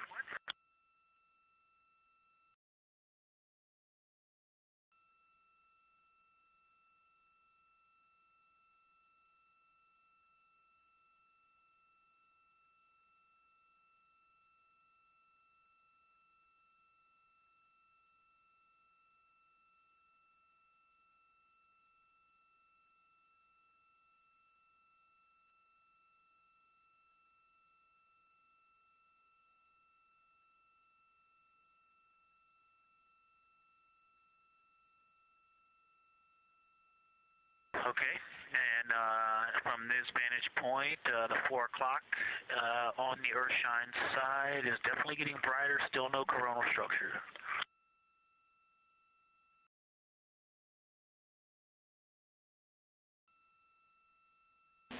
Houston copies.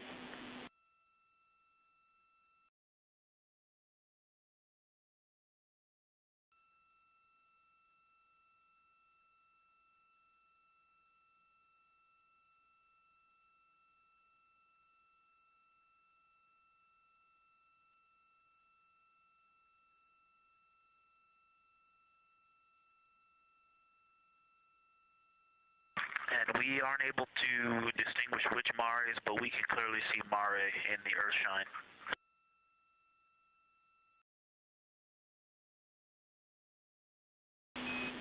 We copy.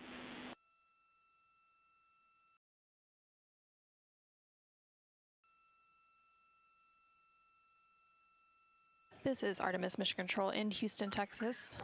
We have not seen an impact flash in the last 5 minutes. Sounds unlucky, but you had a pretty strong start, so we'll take it. And actually, right after I said that, right at the South Pole, near the South Pole on the Terminator, Reed just saw one. Amazing.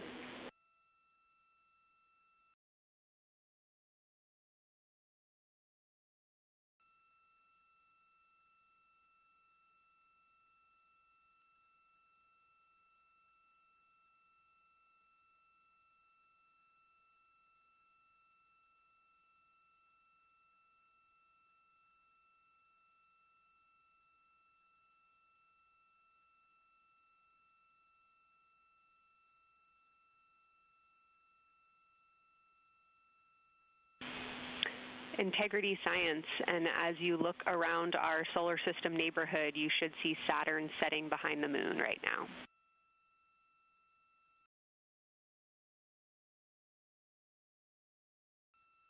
We do. We've been watching it track close to the horizon, and it's right tangential to the moon at this moment.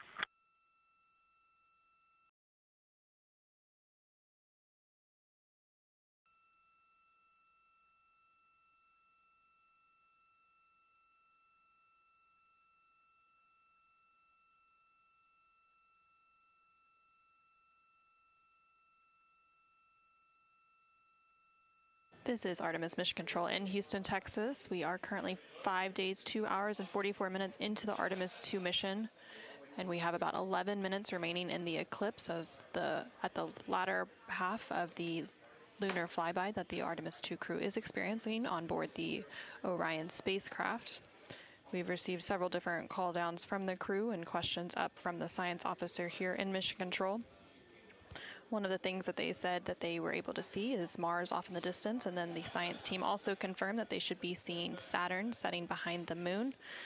They've also acknowledged seeing several different impact flashes, and these are flashes of lights from meteorites striking the surface of the moon. They've also mentioned the solar corona, which is the sun's outermost atmosphere. Here in Mission Control Houston, the Orbit 1 and Orbit 2 teams have officially completed their handover. So the Orbit 2 team is now leading here in Mission Control, and that is being led by Flight Director Diane Daly, and the Capcom here in Mission Control will be Tess Caswell. And you can see there on your screen on the right-hand side is the Flight Director console, and Diane Daly is in the far right of that screen, and Tess Caswell, the Capcom or capsule communicator, is in the far left hand of that screen.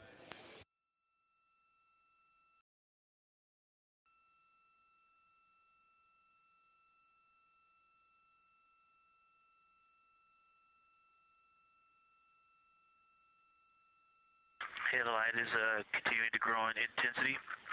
At about the 4 o'clock position on the about the 8 o'clock position on the Earth-shine side. Saturn has set. Mars is tracking towards the moon's horizon.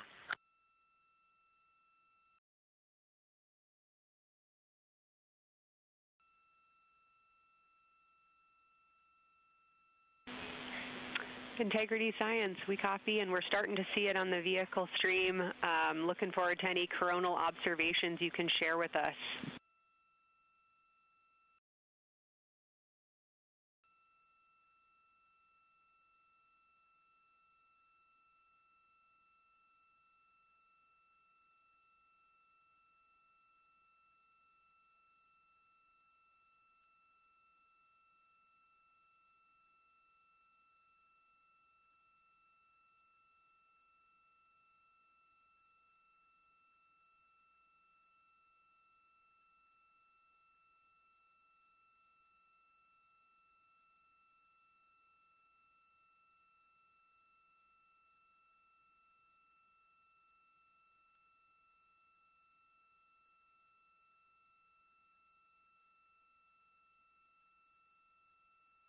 This is Artemis Mission Control. That view you're seeing on your screen is coming from the solar array wing cameras outside of the Orion spacecraft.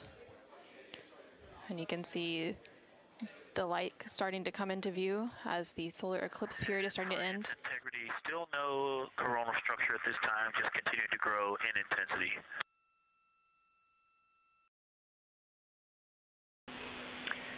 Copy, Victor, and reminder, you still should have several minutes before the eclipse classes need to go on, and we can send you up a reminder when you're getting close to take your eyes away from the D5 viewfinder, but you should be good for several more minutes.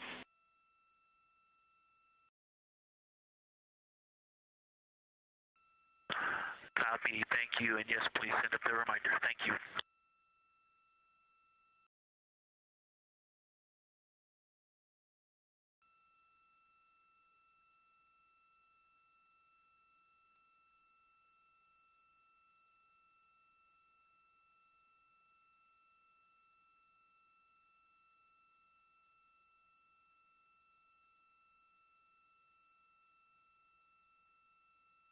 Okay, we all think we're starting to see something. I believe the most popular term is baby hair. As the light grows in intensity and the horizon on this side becomes very distinct. You can still see Earth shine, even though the sun's brightness is definitely growing in intensity.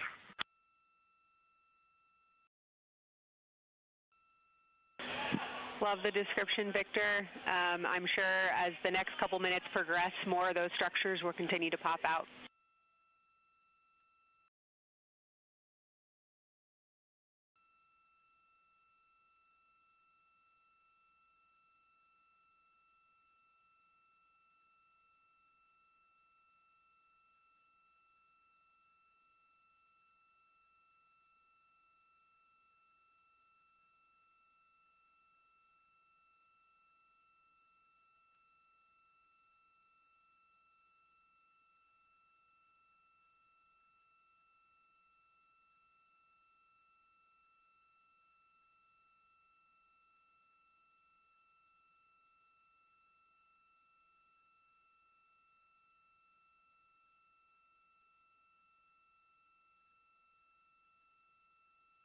This is Artemis Mission Control in Houston, Texas. The Artemis II astronauts on board the Orion spacecraft are currently observing an eclipse. And to the crew on board the spacecraft, the eclipse looks much like a total solar eclipse here on Earth, except the moon is much larger compared to the sun, unlike a terrestrial solar eclipse where the moon and the sun appear the same size in the sky. We are definitely starting to see structure. That baby hair is rapidly growing out toward the 9 o'clock and the 8 o'clock.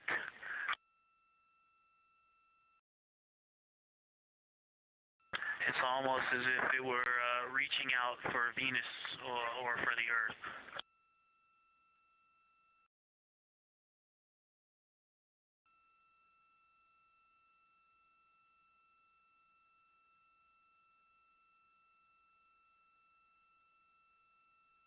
If you've ever seen the spotlight off the top of the Luxor at night in Las Vegas, this looks like what that wants to be when it grows up.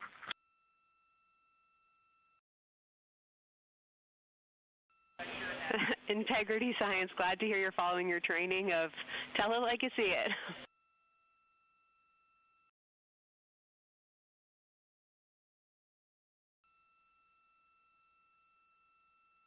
So far, it's pretty symmetrical. There are 2 or 3 streamers that are growing in intensity and in magnitude, and it's slowly starting to widen, starting to spread out across the horizon. Pretty amazing view.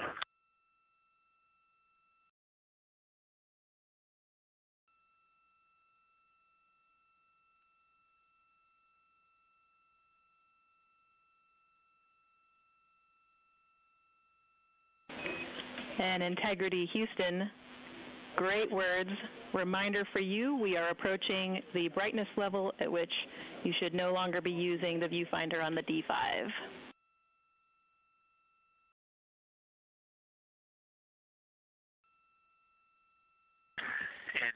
copies, and thanks for the heads up.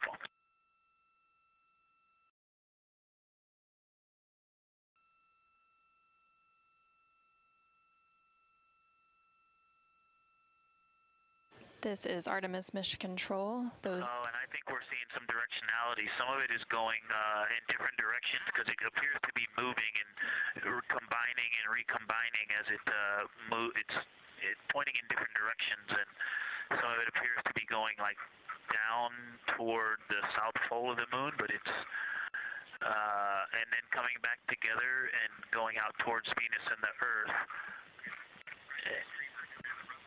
And depending on how I stare at it, it looks like one large structure, but then it definitely has wisps, and you can see 3 or 4 structures inside of it. It's like watching a flame. It's like looking at a flame, and stand by. And so it has some inherent movement. Now there's a very bright spot. There's a very bright spot in the center of it. There's a towering light of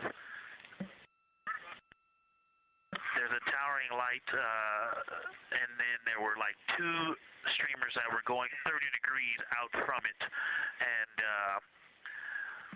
now it is just extremely bright.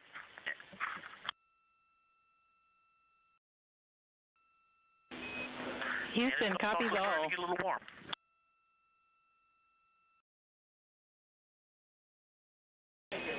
And we copied all. We wanted to remind you at this point on the eclipse glasses. Should be about time for those.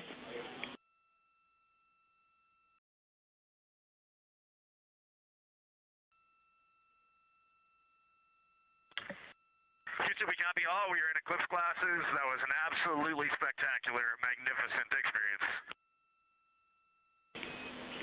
Thanks for the report. We sure wish we were there with you.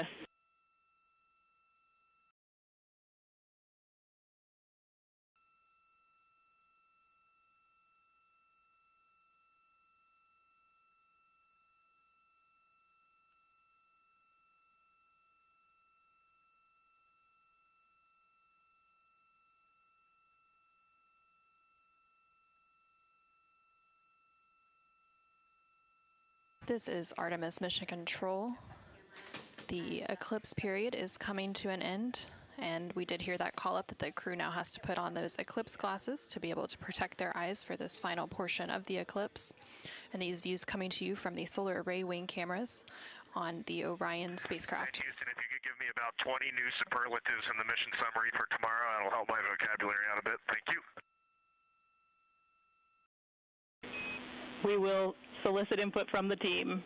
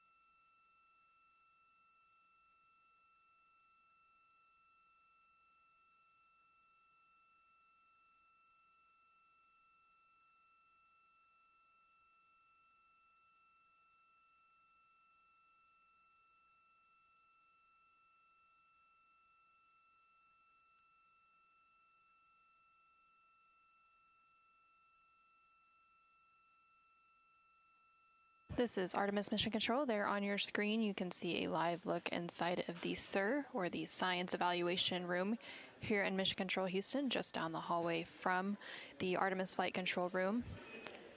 Integrity Houston, back with you after a data rate change. Regarding the SAW-3 camera T low caution, no action for you. It just got a little cool during the eclipse.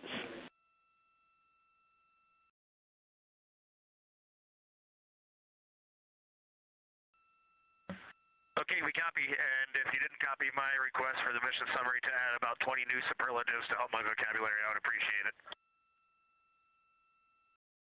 We copied it fantastically.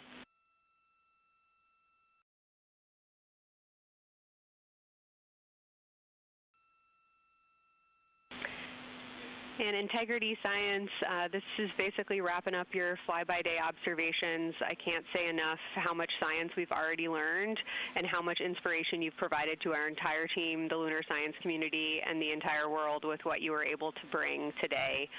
You really brought the moon closer for us today, and we cannot say thank you enough. And science signing off, and can't wait to talk to you tomorrow morning.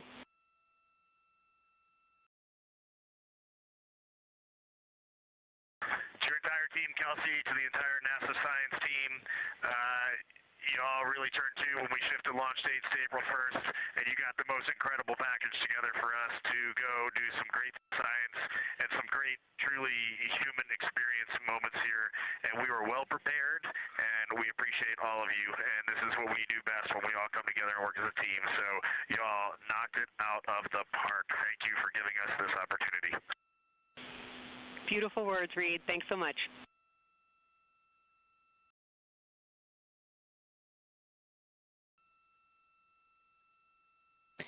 And this is Artemis Mission Control. The lunar flyby observation period is starting to come to a close following that eclipse. And there on your screen you can see a look into the Science Evaluation Room, or the SIR, which is embedded within Mission Control to provide science input. And they provided that input throughout the live flyby operations today.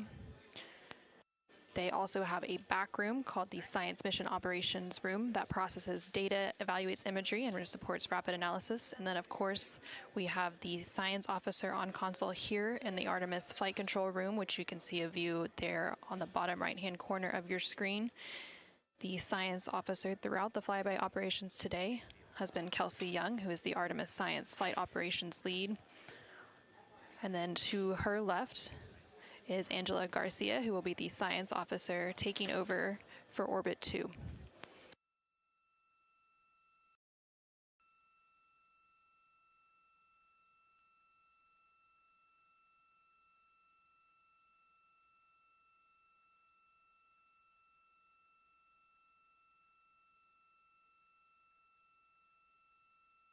And for the past 7 hours or so, the crew has been going through their lunar flyby observation period.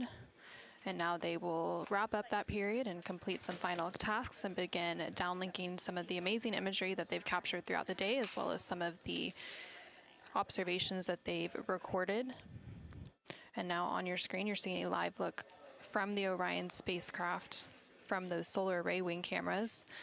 The solar eclipse period ended just a few minutes ago, and during this eclipse, towards the end of the flyby window, it lasted about an hour, and it was when the sun was hidden from view behind the opposite side of the moon from the perspective of the Orion spacecraft and its crew.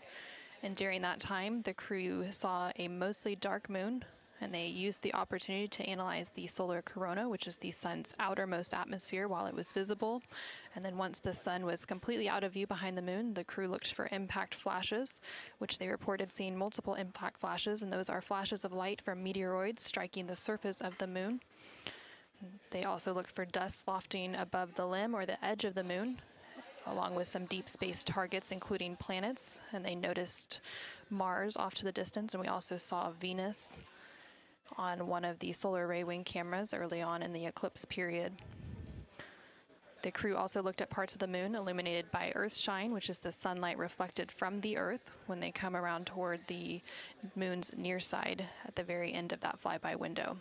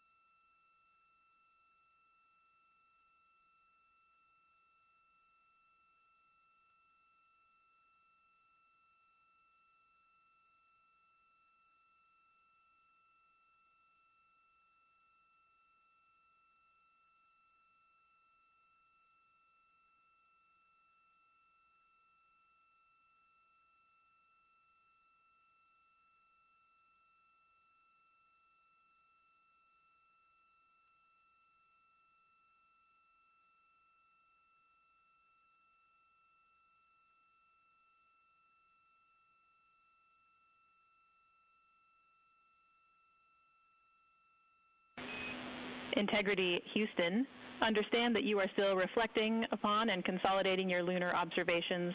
At your convenience, I have 2 items related to the upcoming VIP event.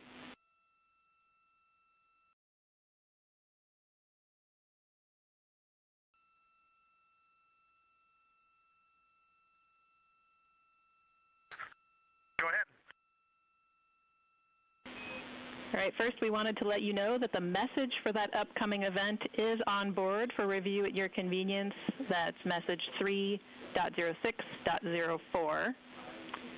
The second item is that we've seen a couple of video blips in previous events.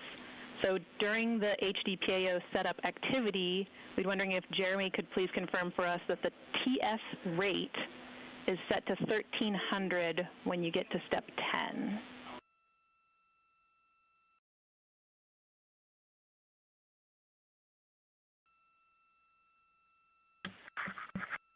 Okay, Jenny.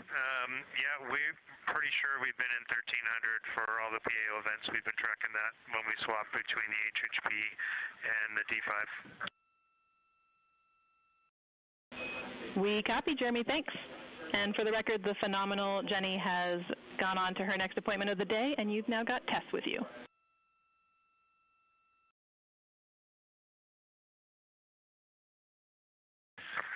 I'm sorry, Tess. Great to have you on board Integrity. No worries. Happy to be here.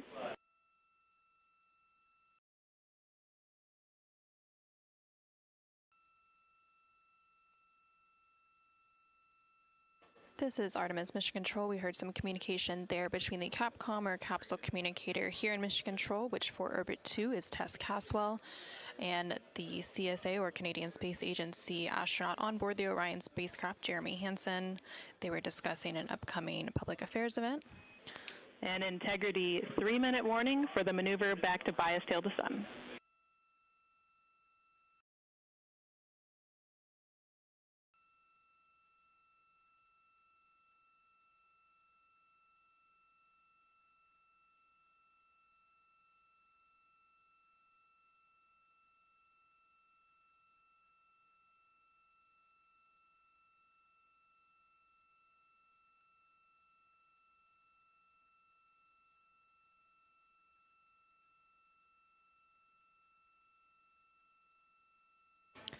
The crew on board the Orion spacecraft recently completed their lunar observation period.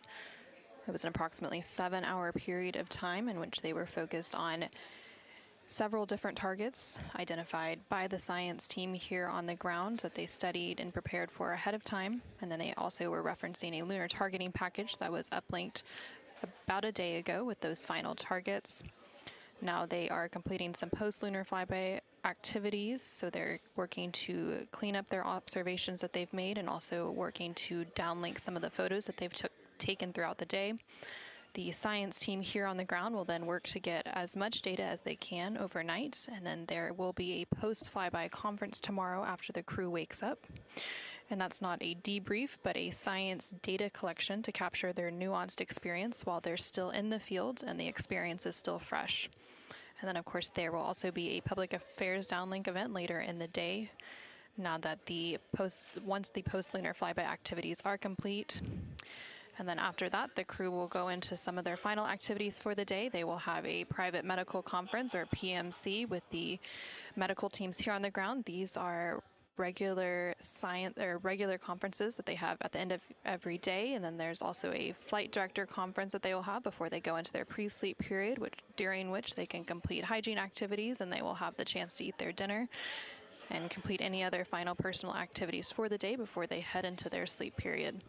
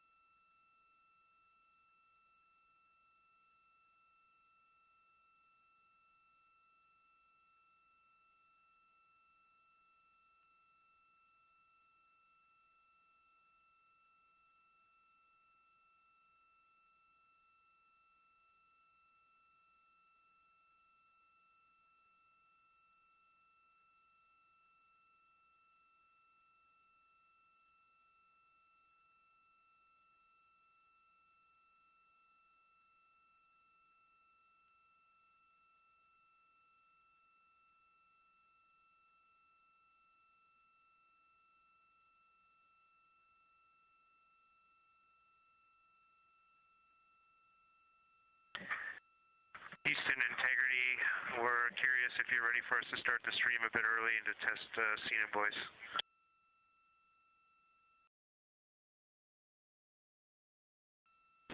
Checking.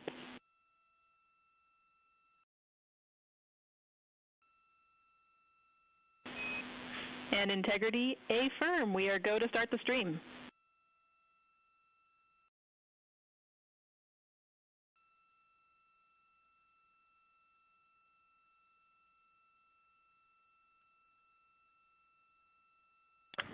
Okay, Houston, the stream has started.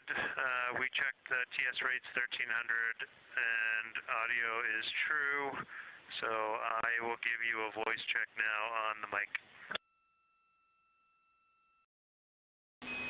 We copy good settings and we've got a good view.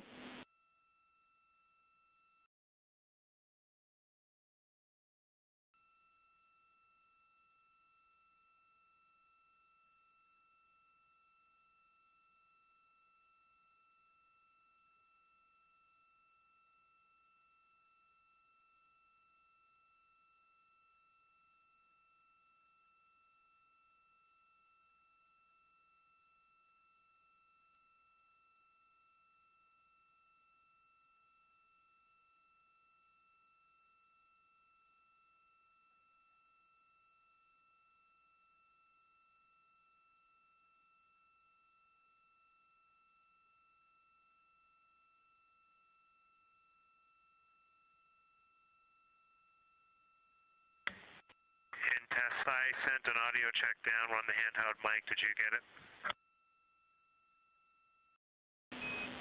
Sorry for the delay, Jeremy. We were talking that a bit, but it was a bit broken, so please repeat for us.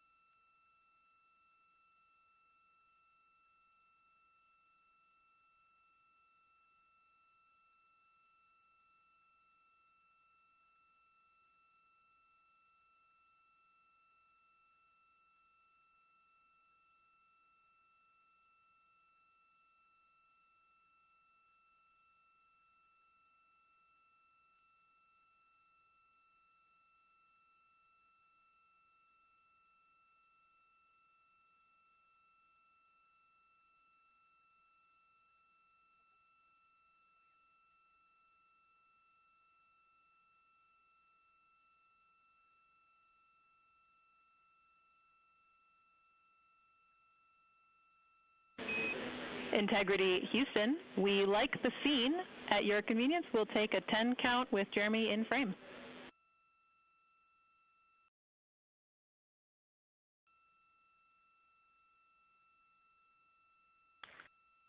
Okay, copy that.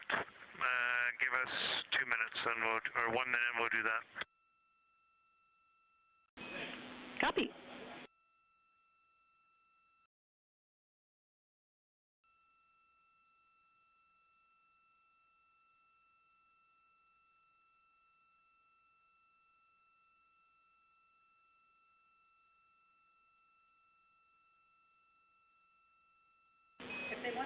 Great voice check and good words. We like the scene.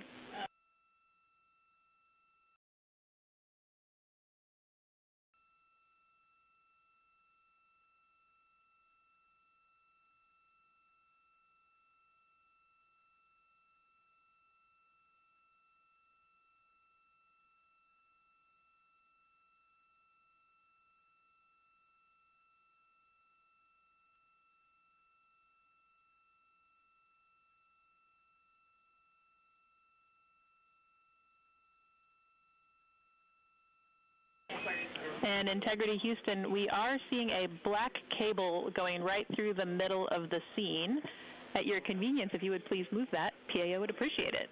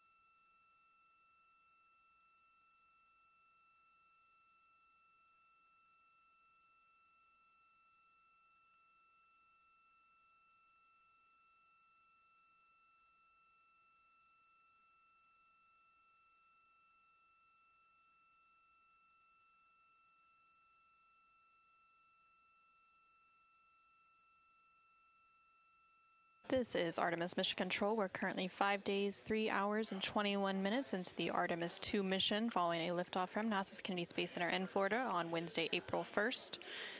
The crew on board the Orion spacecraft is currently wrapping up their lunar flyby cleanup activities. They're making final... Houston Integrity, high priority PAO images from the eclipse are on PCD-1 in a so-named folder. We copy, Christina. Thanks.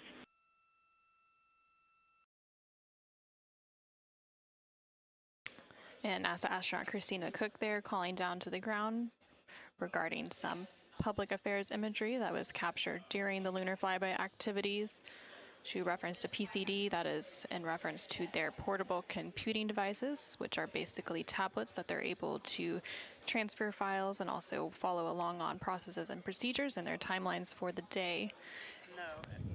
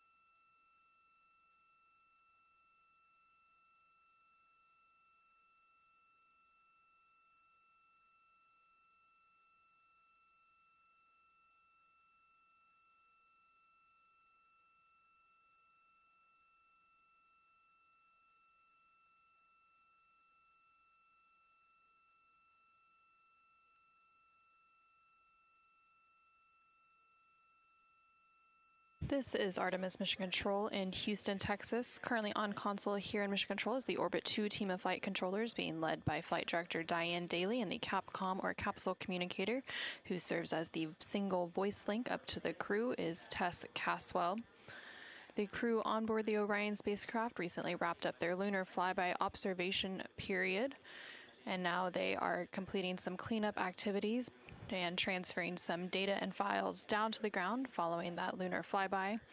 Many of these files will be analyzed by the science team overnight in advance of a post-lunar flyby conference tomorrow once the crew wakes up. The crew is also preparing for an upcoming public affairs downlink event.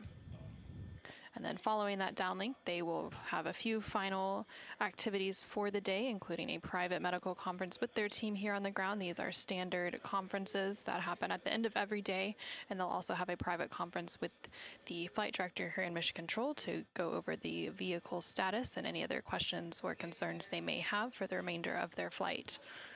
We are currently in flight day 6, and we have a splashdown expected on Friday, April 10th.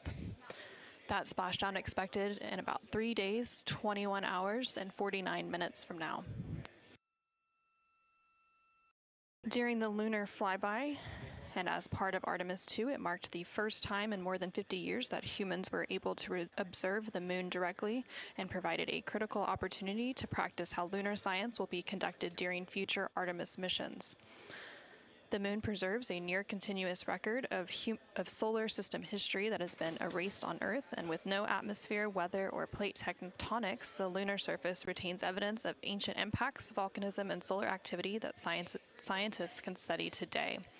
Studying the moon helps scientists understand how planets formed and evolved, how the moon influenced Earth's history, and how the early sun shaped conditions across the inner solar system.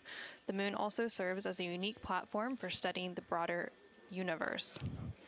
The science on Artemis is designed around questions best answered by humans working alongside robotic systems, combining decades of robotic lunar data with real-time human judgment, context, and adaptability. Currently on your screen, you're seeing a look at the Artemis real-time orbit website. You can access this website at any time throughout the mission at nasa.gov/trackartemis. It provides updates on the velocity as well as the distance from Earth and the distance from the moon of the Orion spacecraft and its crew. The crew currently on board the Orion spacecraft includes NASA astronaut Reed Wiseman, who is the commander for the mission, NASA astronaut Victor Glover, who is the pilot, alongside the 2 mission specialists, who are Christina Cook and Jeremy Hansen of the Canadian Space Agency. Currently, the Orion spacecraft is about 250,000 miles away from the Earth, and that distance now will continue to close down ahead of that splashdown on April 10th. And they are now about 8,100 miles away from the moon, and that distance will continue to increase as they are now in the return leg of their journey.